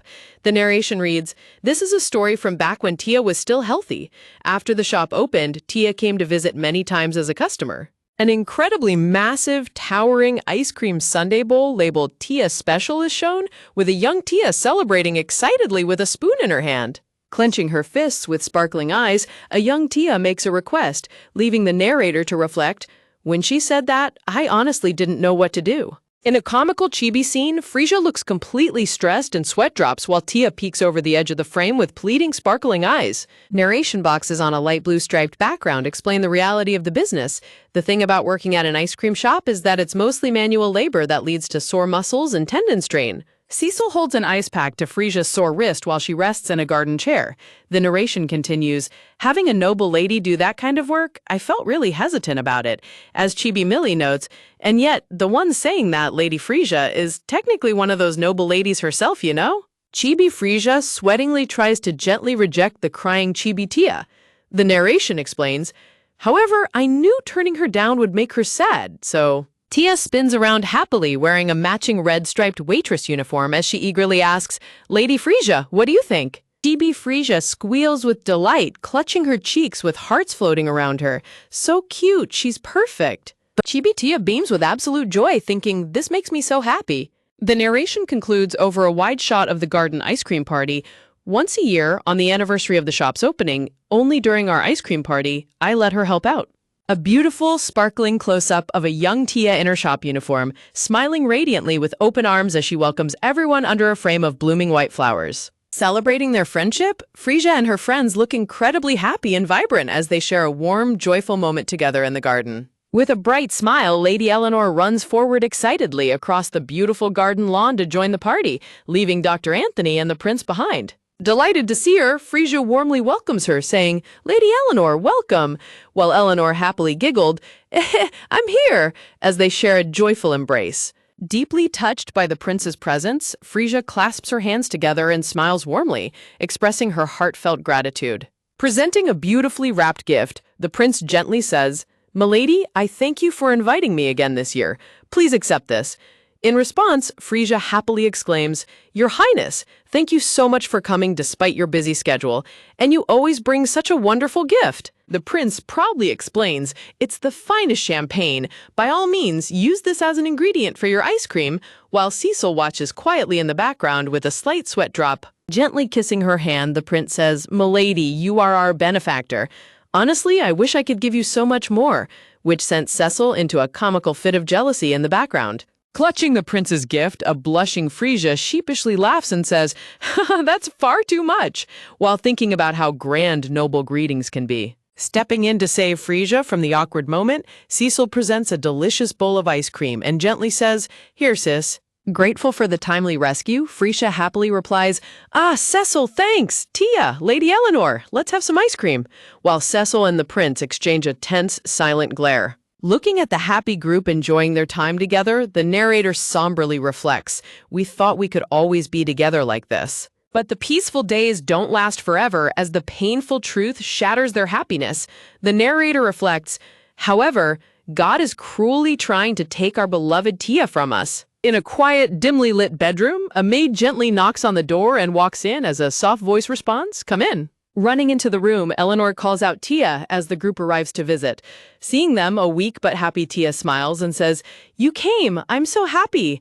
as she hugs Eleanor tightly. Overflowing with excitement, Eleanor tells her, Hey, I brought something wonderful for you today, Tia," while a curious Tia asks, "What is it?" Behind them, Dr. Anthony proudly strikes a comical pose, ready to unveil their latest helpful creation. Pointing to their new device, Eleanor proudly announces, "Ta-da! The doctor and I made it. Even if you suddenly start feeling unwell, Tia, this will let everyone know," while Frisia marvels at the advanced rabbit-eared electrocardiogram machine. Sitting by the bed, Eleanor gently places the sensors on Tia's wrists and softly tells her, "You should put this on." Holding Tia's hands gently, Eleanor reassuringly says, "Also, there's a technique I've been practicing hard just for you, Tia, once I've mastered that technique." With a bright, hopeful smile, Eleanor declares with determination, "Tia, become my handmaiden." Caught completely off guard, Tia looks up in surprise and asks, "Me? Lady Eleanor's handmaiden?" To which Eleanor quickly nods and chirps, "Mm-hmm," Eleanor explains her heartwarming plan, saying, "Because if you're by my side, I'll be able to help you right away if anything happens," imagining the two of them walking happily in a field of flowers. Looking fondly at Tia, Eleanor softly adds, "See, it's a good idea, right?" as Tia smiles warmly, touched by her sincere care. Eleanor playfully remarks, "And then all you guys have to do is get married," prompting an embarrassed Frisia to sweat drop and nervously laugh. I think that might be impossible." Sensing the shift in the conversation, Cecil blushes deeply and looks away, while Tia quietly observes his reaction with a gentle gaze. In a cute chibi scene, a highly embarrassed Cecil holds his gift box while Frisia giggles softly beside him. Standing near the bear-shaped freezer, Frisia notices Tia's quietness and asks, "Tia, what's wrong?" But Tia quickly smiles and replies, "No, it's nothing," leaving Frisia to wonder, "Oh, really?" Turning to her brother, Frisia asks, "Right, Cecil, where's the ice cream?" As a blushing Cecil nervously presents a pink box and mutters, "Here." Frisia opens the box to reveal several colorful scoops of ice cream, asking, "I brought a few different kinds, but do you think you can eat some today?" To which Tia softly replies, "Wow, just a little bit then." As Frisia gently feeds Tia a spoonful of ice cream, the narrator reflects, "Tia was a girl who loved to eat, but since she got sick, her body hasn't been able to handle most foods." Noticing Tia struggling, Frisia gently asks, "Are you done already?" Tia guiltily apologizes, "I'm sorry, it is delicious, but..."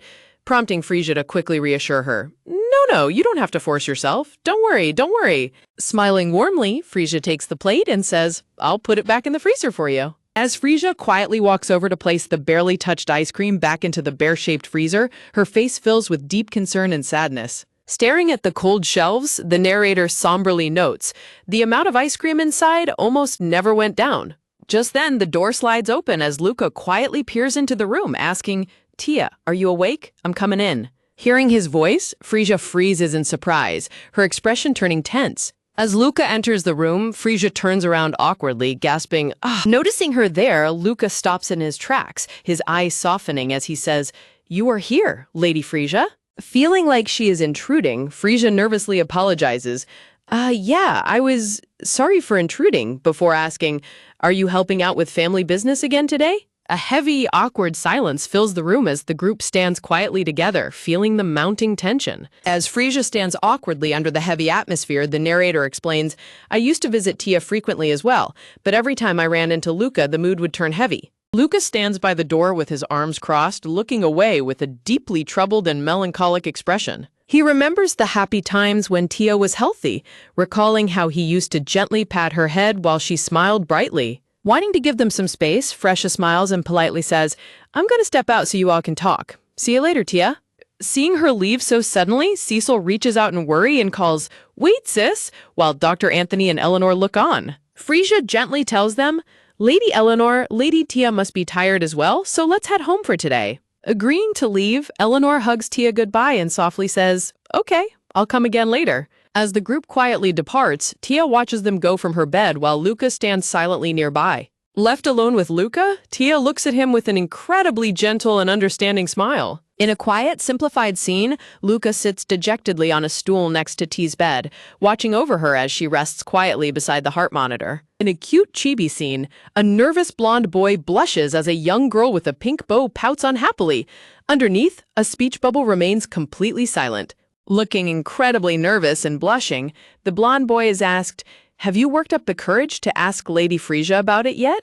Looking down sheepishly, the boy replies, "Not yet," while Tia smiles softly and says, "I see." Holding his hand gently, Tia reassures him, "It's all right. I don't want to force you to do anything, brother." The narrator wonders, "But you were the one who first realized this possibility, Tia. Doesn't it bother you?"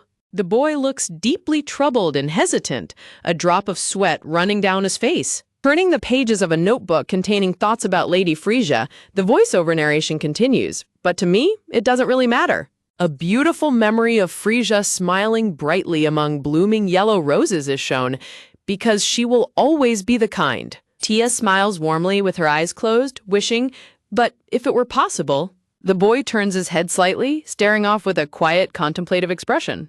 Tears well up in his blue eyes as his face fills with deep sadness and silent grief. Noticing the empty pitcher, he quickly tries to distract himself. Looks like the water pitcher's almost empty. You must be thirsty, right? Wait here, I'll go get some right away. Tia replies softly, okay, I'll be waiting, as he runs out of the room. As the heart monitor rhythmically beeps beside her, Tia sheds a tear and somberly reflects, brother, I worry about you the most, because I soon... On a dark, starry background, her tragic thoughts conclude, won't be able to speak to you anymore. Carrying a tray with a warm bowl of soup, her brother happily calls out, sorry for the wait, Tia, I'm back. Mom made your favorite soup, so let's try to eat a little, before his eyes suddenly widen in absolute shock. Standing at the doorway, his perspective reveals Tia collapsed motionless on the bed, her head resting on a book as the heart monitor beeps in the quiet room. Tia? Panicking, he rushes forward to find Tia bleeding from her mouth onto her notebook where she wrote, brother, be brave. He cries out, hey, Tia, hang in there, Tia, as the tray shatters on the floor. Crying out in despair, he desperately calls her name, Tia, as she lies completely still on the bed, clutching her diary with a faint trail of blood running from her lips. A long, continuous beep echoes through the room as the heart monitor flatlines, displaying a heart rate of 0. Outside, the rain pours heavily over the garden ice cream shop where Frisia sits late at night, working quietly under the soft glow of a desk lamp. Frisia pens down her anxious thoughts. What should I do? Is solid better? Liquids can splutter sometimes. Still, Tia's #1 favorite is her mama's breakfast soup. Walking up with a warm cup of tea, Cecil asks, what are you thinking of? As Frisia rests her chin on her hand, looking deeply stressed. Massaging her temples in frustration, Frisia worries, the ice cream for Tia... I'm wondering what kind of food she can have. The reason Tia leaves her ice cream is probably because it isn't delicious to begin with. If only I could make a more delicious ice cream, the kind that makes her want to eat it. Looking at her with profound worry and care, Cecil softly calls out, sister. A warm teacup is gently pushed toward Frisia, catching her attention in surprise. Cecil leans over the table with a firm, comforting look on his face, ready to support his sister. Turning to her brother, Frisia is deeply moved when he and their loyal staff stand united behind her, cheering, he's right.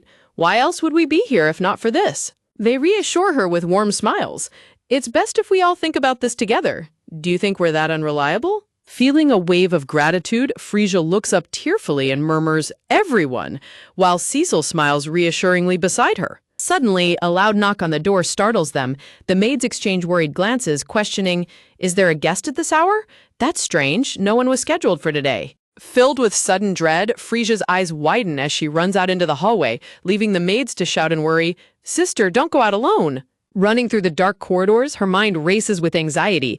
I have a bad feeling somehow. Panting heavily, Frisia rushes out into the pouring rain, searching the dark garden as Cecil runs close behind. Stopping in her tracks, she finds a soaking wet, crying Luca standing in the rain.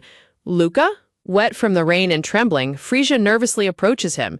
How unusual. I didn't expect you'd come all the way here. Please, I hope my feeling is wrong. Under the dark, rainy sky, the devastating truth is revealed. Tia's heart had stopped. Hearing this, Frisia and Cecil stand completely frozen in horror and disbelief. Over a scene of the weeping family, the narrator explains the tragic news. For now, she's hanging on thanks to the physician, but she probably won't survive until tomorrow morning. No way. Standing in the pouring rain, Frisia stares silently at Luca as tears and raindrops stream down his face. Clenching his fists, Luca looks up with bloodshot, tear-filled eyes, sobbing quietly. Trembling, Luca asks, do you remember, Lady Frisia, the words you once told me? Confused and heartbroken, Frisia can only whisper, huh? He recalls the beautiful promise they made as children. You told me that you'll help me when I'm in a hard time. Over a backdrop of fading flowers, the desperate plea continues. Can you do that promise for me right now? Luca suddenly drops to his knees on the wet grass, splashing the water as Frisia gasps in shock. Luca, what are you? While he desperately cries, I beg you, Lady Frisia. Bowing his head deeply, he begs, I want Tia to eat a delicious meal to her heart's content, even if it's for the last time. Sobbing uncontrollably as the rain beats down on him, he pleads, please help me, I'm begging you. Clenching her fist tightly against her wet blue dress, Frisia looks down as she repeats his words, your wish. Looking up with fierce determination, her eyes burn with resolve despite the heavy downpour. Shouting clear orders to her staff, Frisia commands, Millie, prepare to send all the ice cream to Tia. Chase, go after Lady Eleanor and the doctor. They should still be nearby. While Chase quickly replies, all right. Helping the weeping boy stand up, the maid gently comforts him as he whispers through his tears, "Thank you so much." Tears of immense relief and hope flow freely from Luca's eyes as he lets out a quiet sob. Everyone springs into urgent action under the pouring rain, with the maids packing boxes of ice cream, Chase galloping away on a horse, and Cecil preparing magic, while Luca cries out in deep gratitude, "Thank you so much." Rushing through the torrential downpour, Frisia and her companions finally arrive at the estate. As they push open the heavy doors, the worried household looks up, gasping, "Lady Frisia!" Desperate to do whatever they can for the dying girl, the group enters the quiet room.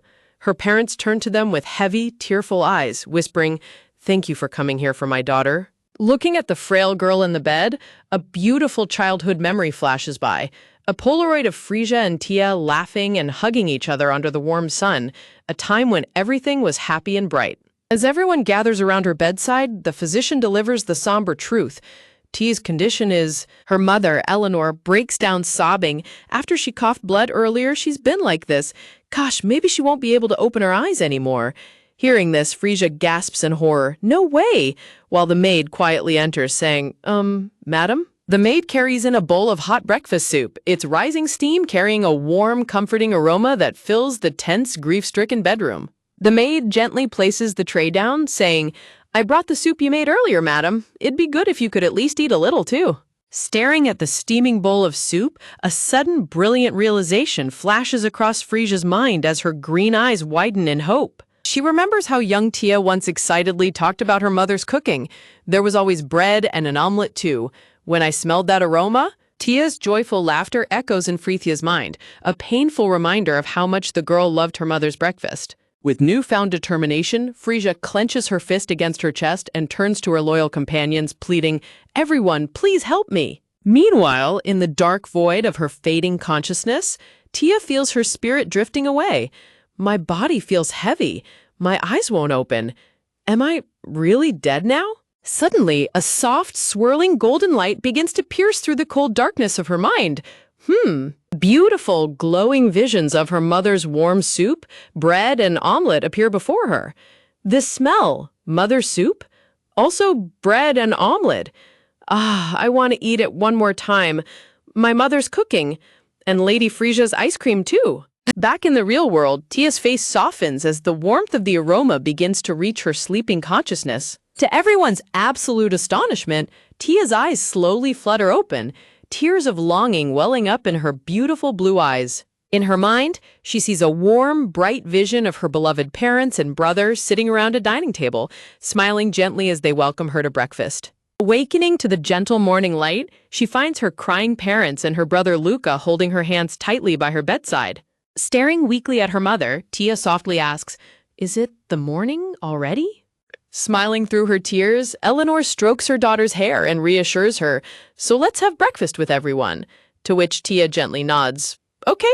A spoon lifts a scoop of cold, creamy yellow ice cream decorated with a fresh mint leaf, Frisia's brilliant creation, transforming her mother's breakfast soup into a soothing ice cream. Looking at the cold treat, Tia weakly whispers, "What is that?" Her mother gently brings the glowing, cold spoonful of ice cream closer to Tia's lips. A comforting, loving hand gently pats her head, encouraging her to take a bite. Looking past her mother, Tia catches sight of her beloved family, my brother, and Lady Frisia. Luca looks back with a soft, tearful smile at Frisia and Cecil, silently thanking them for this miracle.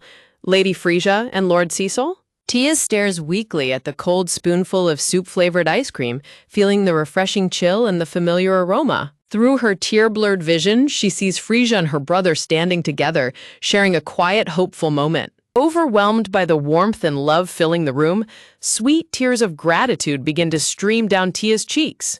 With her remaining strength, Tia slowly parts her lips as the cold spoon is brought to her mouth. She gently takes a bite of the cold, creamy breakfast ice cream.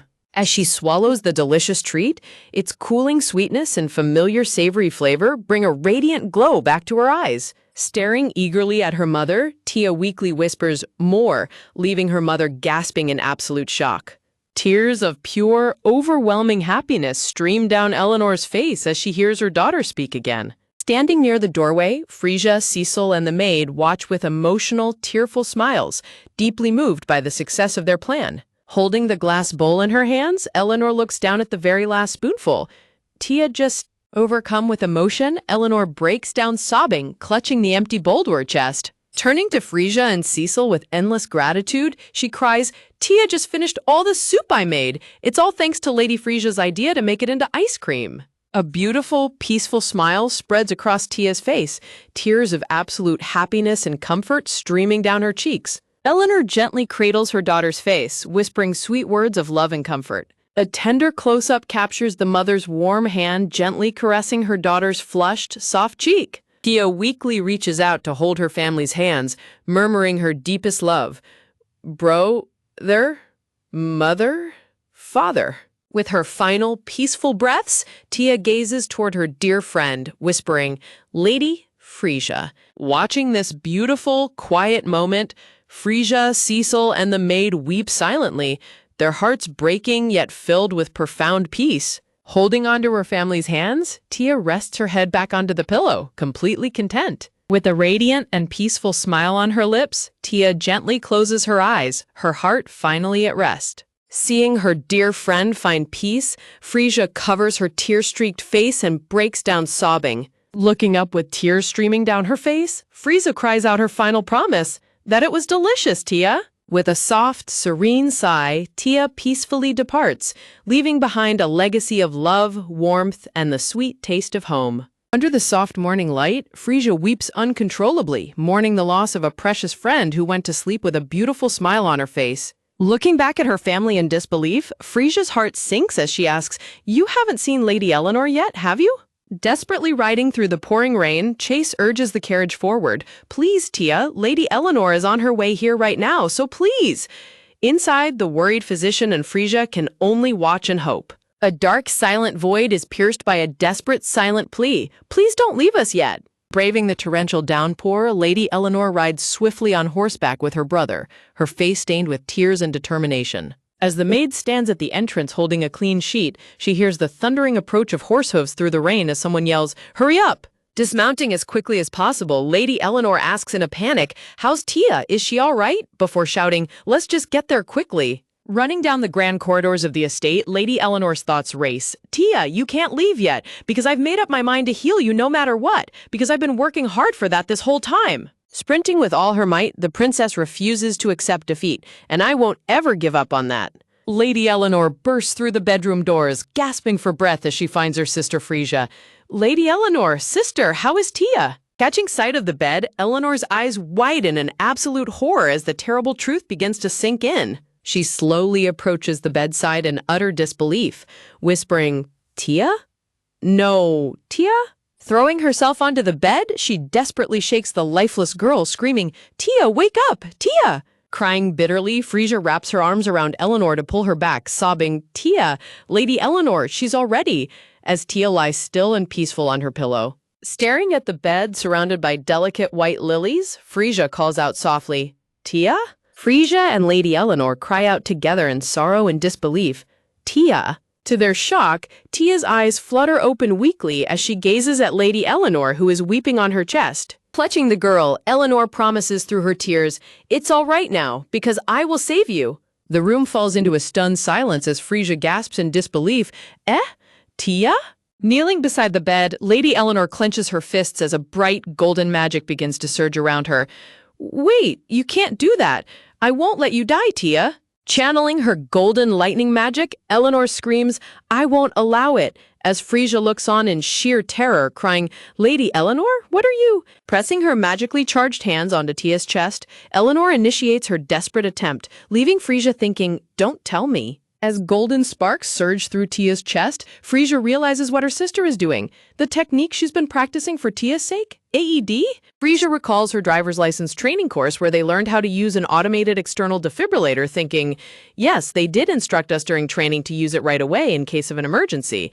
However, this device is specifically for when the heart rate or pulse becomes unstable, to help regulate the heart's rhythm. Seeing no response, Frisia worries that the magic could be meaningless for Tia now, while Eleanor desperately cries, "Why? Why won't she open her eyes?" Discharging another wave of golden sparks, Eleanor screams, "Hey, why?" Suddenly, a firm hand reaches out and grabs Eleanor's arm to stop her from overexerting herself. Her brother holds her hand gently, saying, "Eleanor, you should stop now." Looking up at him with tear-filled eyes, Eleanor whimpers, "Brother?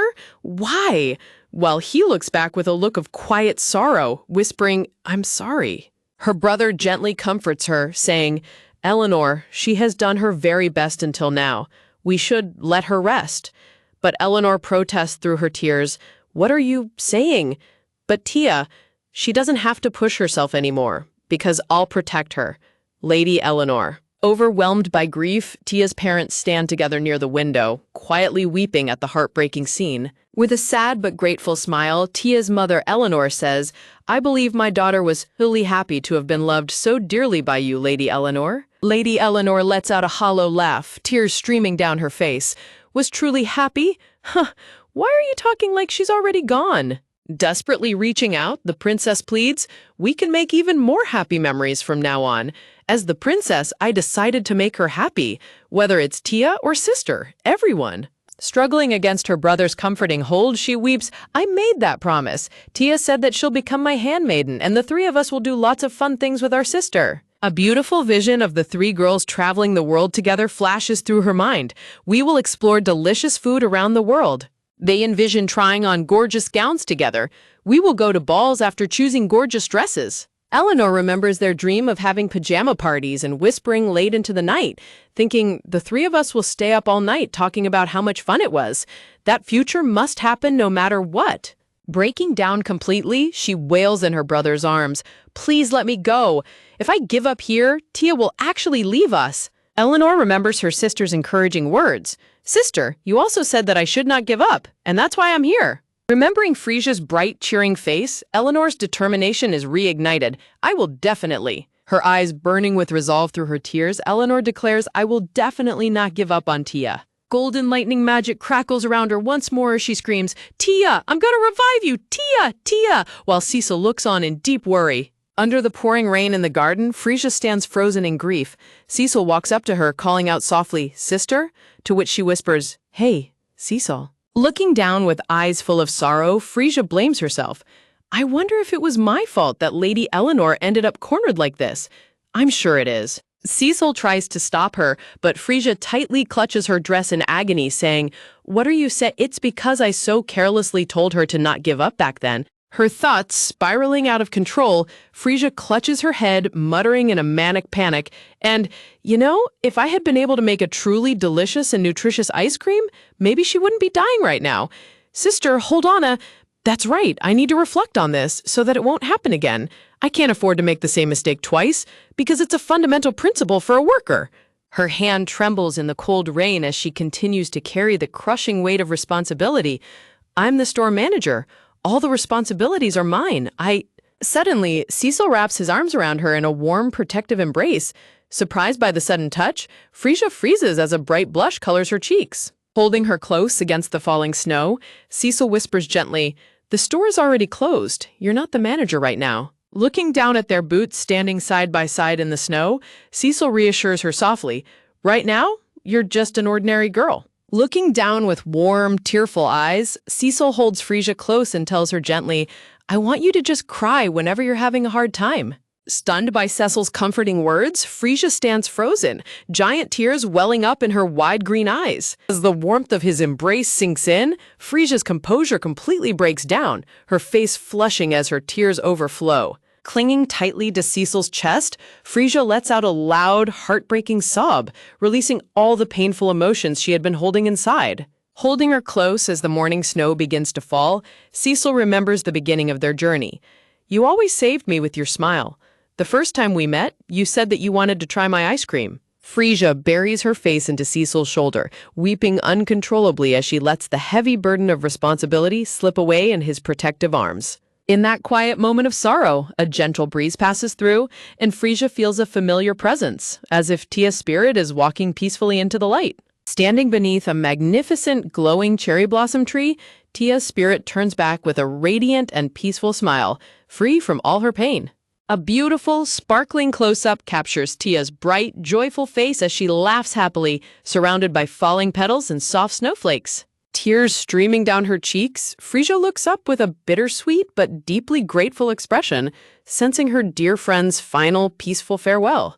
A warm memory flashes of Frisia handing a bowl of delicious ice cream to Tia under a starry night sky, a gentle whisper echoing, "Tia." Holding her hands over her heart, Frisia sheds tears of both sorrow and joy, a soft, beautiful smile finally gracing her lips. Spreading her majestic white wings, Tia ascends into the light as a beautiful angel, cradling a bowl of ice cream with a blissful smile as the words echo, "Take care on your way." Standing near the window of the estate, Chase holds a blue book to his chest, looking down in quiet regret. "Tia, sorry I didn't make it in time, but this time for sure, I'll find the courage." As Chase and Frisia walk side by side through the snow-dusted path, his thoughts linger on the mystery surrounding her, Lady Frisia's true identity. Looking up at the bright sky, Frisia's profile is captured in a serene light, her gentle smile carrying a peaceful resolve. Seeing her arrive, a worried gentleman rushes forward, asking in a panic, "Are you all right?" Shivering slightly in the oversized coat Cecil placed around her shoulders, Frisia apologizes politely. "I apologize for making the floor wet," but they reassure her gently. "Please don't worry about that." Frisia and Cecil bow respectfully as they prepare to leave. "We will return back to our house now. We will come to help for the funeral later." The gentleman replies softly, "I see." Suddenly, the gentleman stops them, causing Frisia and Cecil to turn back in shock. "Baron?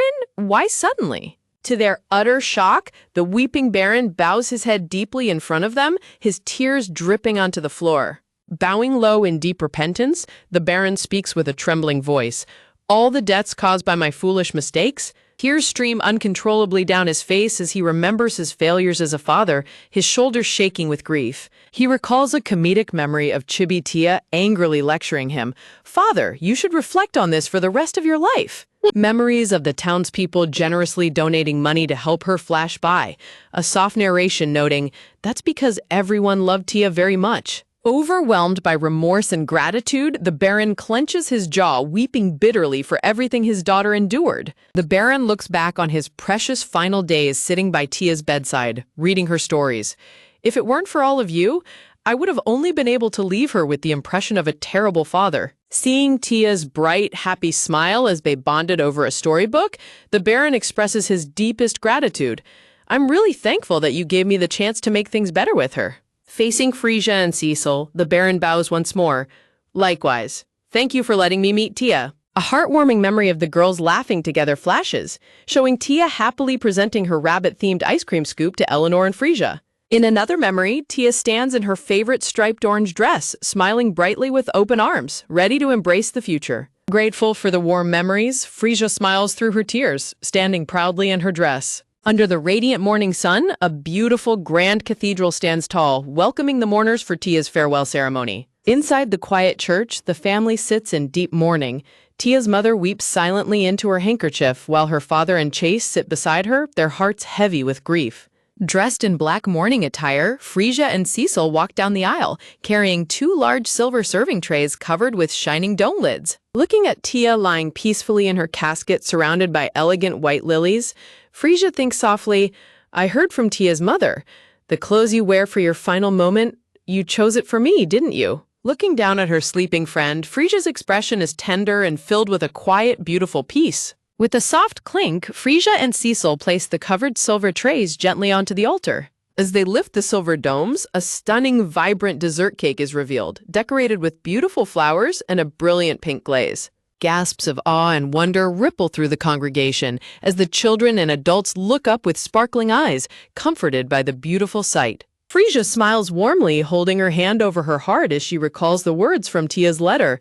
"I have a request for you, Lady Frisia." In her final days, Tia sat propped up in bed, writing her heart's final wishes with a feather pen under the warm sunlight. Tia's letter read, "When I go, make sure there's an ice cake like at the Valencia wedding." Surrounded by a vision of all her smiling friends and family, Tia's sweet voice echoes, "I want to leave this world surrounded by people smiling.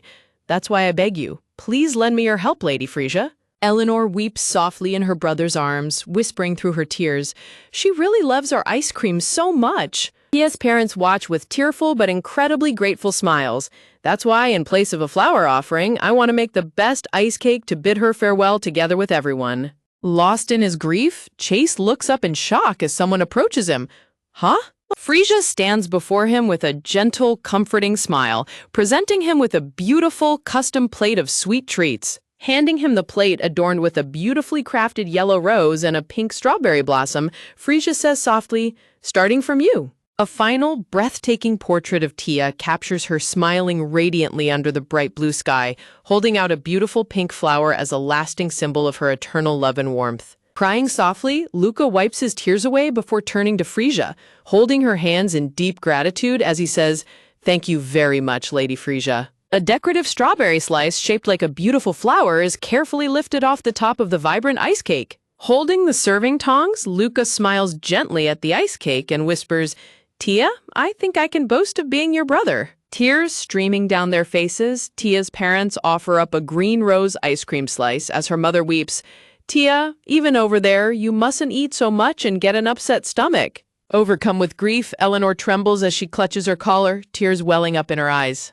Eleanor weeps bitterly as she takes her slice of cake, while Chase gently places a comforting hand on her shoulder. Looking back with a warm, tearful smile, Chase says, "I'm deeply grateful to you for being my sister's friend." Tears overflow and stream down Eleanor's face as she listens to Chase's comforting words. The children happily receive their slices of the delicious ice cake, their tears turning into sweet smiles. Frisia and Cecil stand together in the soft light of the cathedral, watching the comforting scene with gentle smiles. The estate servants weep silently, holding their cake servers in memory of the beloved young lady. A beautiful memory flashes of Tia laughing joyfully in her favorite striped dress, holding a delicious scoop of ice cream. Frisia holds up the finished, stunning dessert cake, decorated with colorful fruits and floral designs. Standing proudly, Frisia cradles the beautiful ice cake, ready to present it to everyone. Outside the cathedral doors, a horse-drawn hearse carriage waits as the family and mourners gather to bid Tia a final farewell.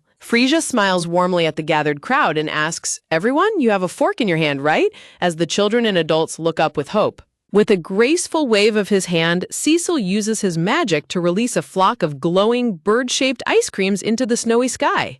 Luca looks up in utter amazement as the magical golden birds swirl through the falling snowflakes. With a soft pop, one of the magical golden birds transforms in Luca's hand into a beautiful rose-top popsicle. The radiant magical birds continue to fly upward, filling the sky with warmth and light. Holding their custom-decorated popsicles, the children's faces light up with tears of joy. Under the gentle morning snow, Frisia smiles through her tears, holding her own beautiful flower popsicle. Taking their first bites of the sweet treats, the townspeople weep tears of absolute comfort and happiness. A wave of smiles spreads through the crowd as they savor the delicious ice cream, feeling Tia's warm spirit. Eleanor holds her flower-themed popsicle close, crying tears of bittersweet gratitude. Chase stands behind Eleanor, placing a warm hand on her shoulder as they watch the snow fall peacefully. Clutching their sweet treats, Tia's parents look up at the bright sky with tearful but incredibly grateful smiles. Looking up at the radiant sky, Luca smiles warmly through his tears as a magical bird vanishes into the light. The mourners stand side by side, their hearts healed and comforted as they watch the peaceful snow cover the ground. Clinging to her sweet treat, Frisia sheds quiet tears of happiness, her heart finally finding peace. The warm morning sun shines over the quiet cemetery, where flower petals drift softly over the gravestones. With a soft rustle, a beautiful bouquet of white roses is gently placed at the foot of Tia's grave. Kneeling by the grave, Frisia is startled when a voice calls out, "Lady Frisia." She turns around to find Luca standing behind her, holding his hat. Luca bows deeply to her in respect, causing Frisia to wave her hands in embarrassment, saying, "Ah, no, likewise." Looking up with a very serious and tense expression, Luca says, "I have something important to discuss with you." Seeing how hard Luca is trembling, Frisia worries to herself, noticing how tense he is. As Frisia offers to go call Sasha, Luca steps forward and firmly requests, "I want to talk with you alone." Turning back to him in confusion, Frisia gasps, "Huh?" as Luca resolutely declares, "I will cut to the chase." Luca takes a deep breath and gulps nervously, preparing himself to reveal what has been on his mind. Facing her directly, Luca asks the shocking question, "You are not the real Lady Frisia, are you?" Frisia's heart pounds in absolute shock as Luca stands before her, confronting her with her secret. Trying to maintain her composure, Frisia nervously asks, "Why are you asking that suddenly?" To which Luca replies, Oh, right. It may be surprising for you. Looking down at the beautiful grave of Tia Brawl, Luca admits softly, but for us, it has been lingering on our minds. Deeply rattled, Frasia's chest tightens as she thinks in a panic, us? Does that mean Tia's included? Standing in the quiet graveyard, Luca continues, Tia is here right now too. That's why please, don't lie to us. Looking straight into her wide green eyes, Luca demands to know the truth. Who on earth are you? A cold sweat runs down Frasia's cheek as she stands frozen, completely speechless. Finding her voice, Frisia asks softly, can I ask you about why you're thinking like that? To which Luca replies, please look at the distance between the both of us. Luca extends his arm, indicating the precise space separating them under the golden sunset. With a steady look, Luca states firmly, it's the distance where you can harm me, leaving Frisia gasping in absolute shock. Looking back on their long journey, Luca's voice is filled with emotion.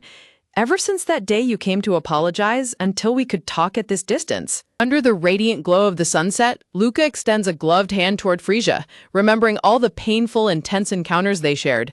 Do you know how much time that took? A nostalgic memory of them standing in the quiet hallway flashes in his mind as Luca says, it's 4 years.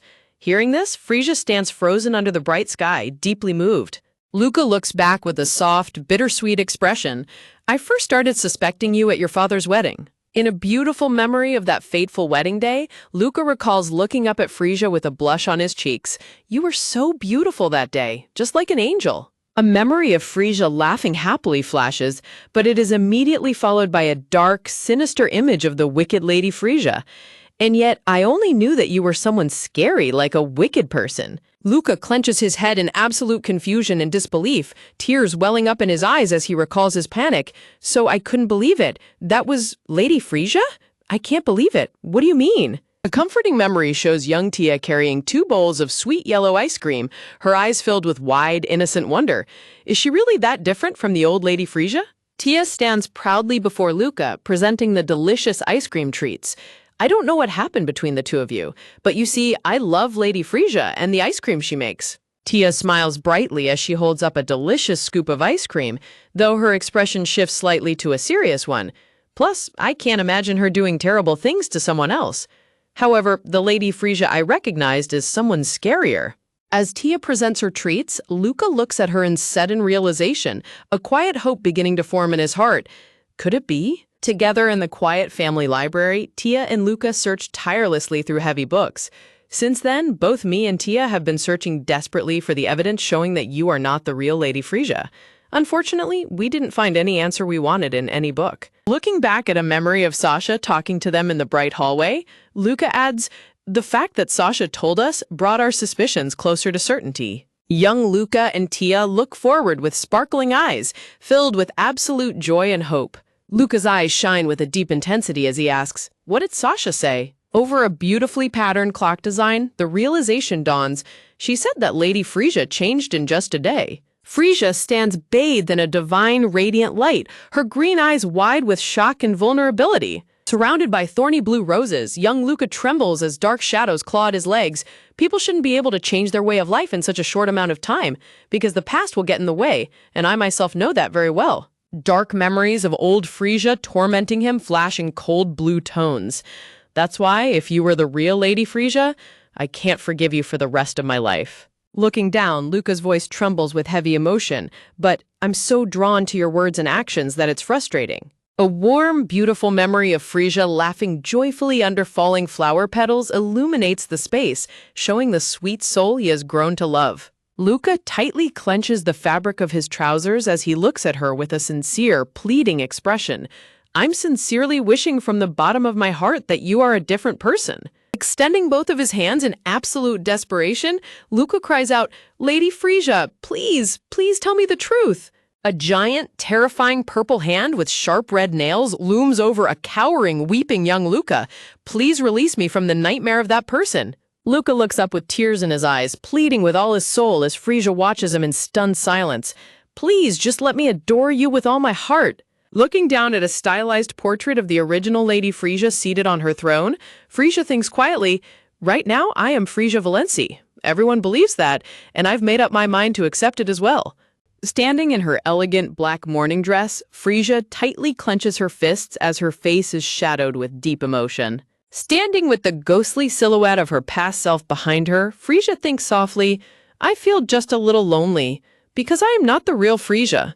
Most of my life, I lived as Koyuki. Memories of her painful past life as Koyuki flash, crying under her bed sheets, finding her desk vandalized, weeping over a failed exam, and bowing deeply in apology to a scolding boss. Of course it wasn't all fun. There were many days when I cried in pain. Even so, I faced my life seriously as Koyuki. Heartwarming memories of sharing sweet ice cream with friends, classmates, and family flash by, and through that, the person I am now was shaped. Looking back at her journey, she thinks sadly, and yet, it sometimes feels as though that entire self of mine has been erased. A warm, glowing hand reaches down from the radiant sky, offering comfort and connection to the lonely girl below. Kneeling in the soft light, Koyuki looks up as young Luca and Tia smile warmly and reach out to welcome her. Luca and Tia, they both recognize my true self as Koyuki. He must have been scared, but he gathered his courage to ask. A gentle hand reaches out to touch a tightly clenched fist, offering warmth and support in the shining light. Stepping forward, Frisia looks straight into Luca's eyes and whispers her true name, Koyuki. Luca gasps in absolute shock. Huh? Standing amidst a beautiful backdrop of white daisies under the warm morning sun, she offers him a gentle, loving smile. Stunned and completely overwhelmed with relief, Luca looks at her with wide eyes, his heart swelling with happiness. In playful chibi bubbles, they share a sweet conversation. But where did you come from? I'm from a place far away from here. Why do you have Lady Frisia's look? Sorry, I don't know about that either. Luca looks up in surprise as she explains, Nope, everyone just thinks of me as Frisia. Luca steps forward passionately, gesturing with his hands. But why? You're different from that wicked person. There's no need for you to bear that person's sins. Frisia raises her hand gently. Hear me out, Luca. Frisia stands gracefully, explaining with a warm, open smile. Normally, it's unbelievable that a person's true self is different from their appearance. It will only confuse everyone. Luca desperately tries to find a solution, but I will explain to them. Then maybe everyone can understand. Once that happens, Frisia interrupts him with a soft chuckle. I'm really happy that you think that way. Looking down at her gloved hands with a serious, thoughtful expression, Frisia says softly, But you know, now that I don't know the reason I became Frisia, I don't know what will happen if I make a wrong move. Perhaps I might also harm you and everyone else. I definitely have to avoid that. Looking down at his feet, Luca's heart sinks as he whispers in disbelief, No way. Stepping closer, Frisia gently takes both of Luca's hands in hers, looking up at him with a warm, comforting smile under the sunset sky. Under the bright morning sky, she looks ahead with absolute peace and serenity in her heart. Holding his hands tightly, Frisia says warmly, But I'm really touched by what you think of me, so I will only say this once.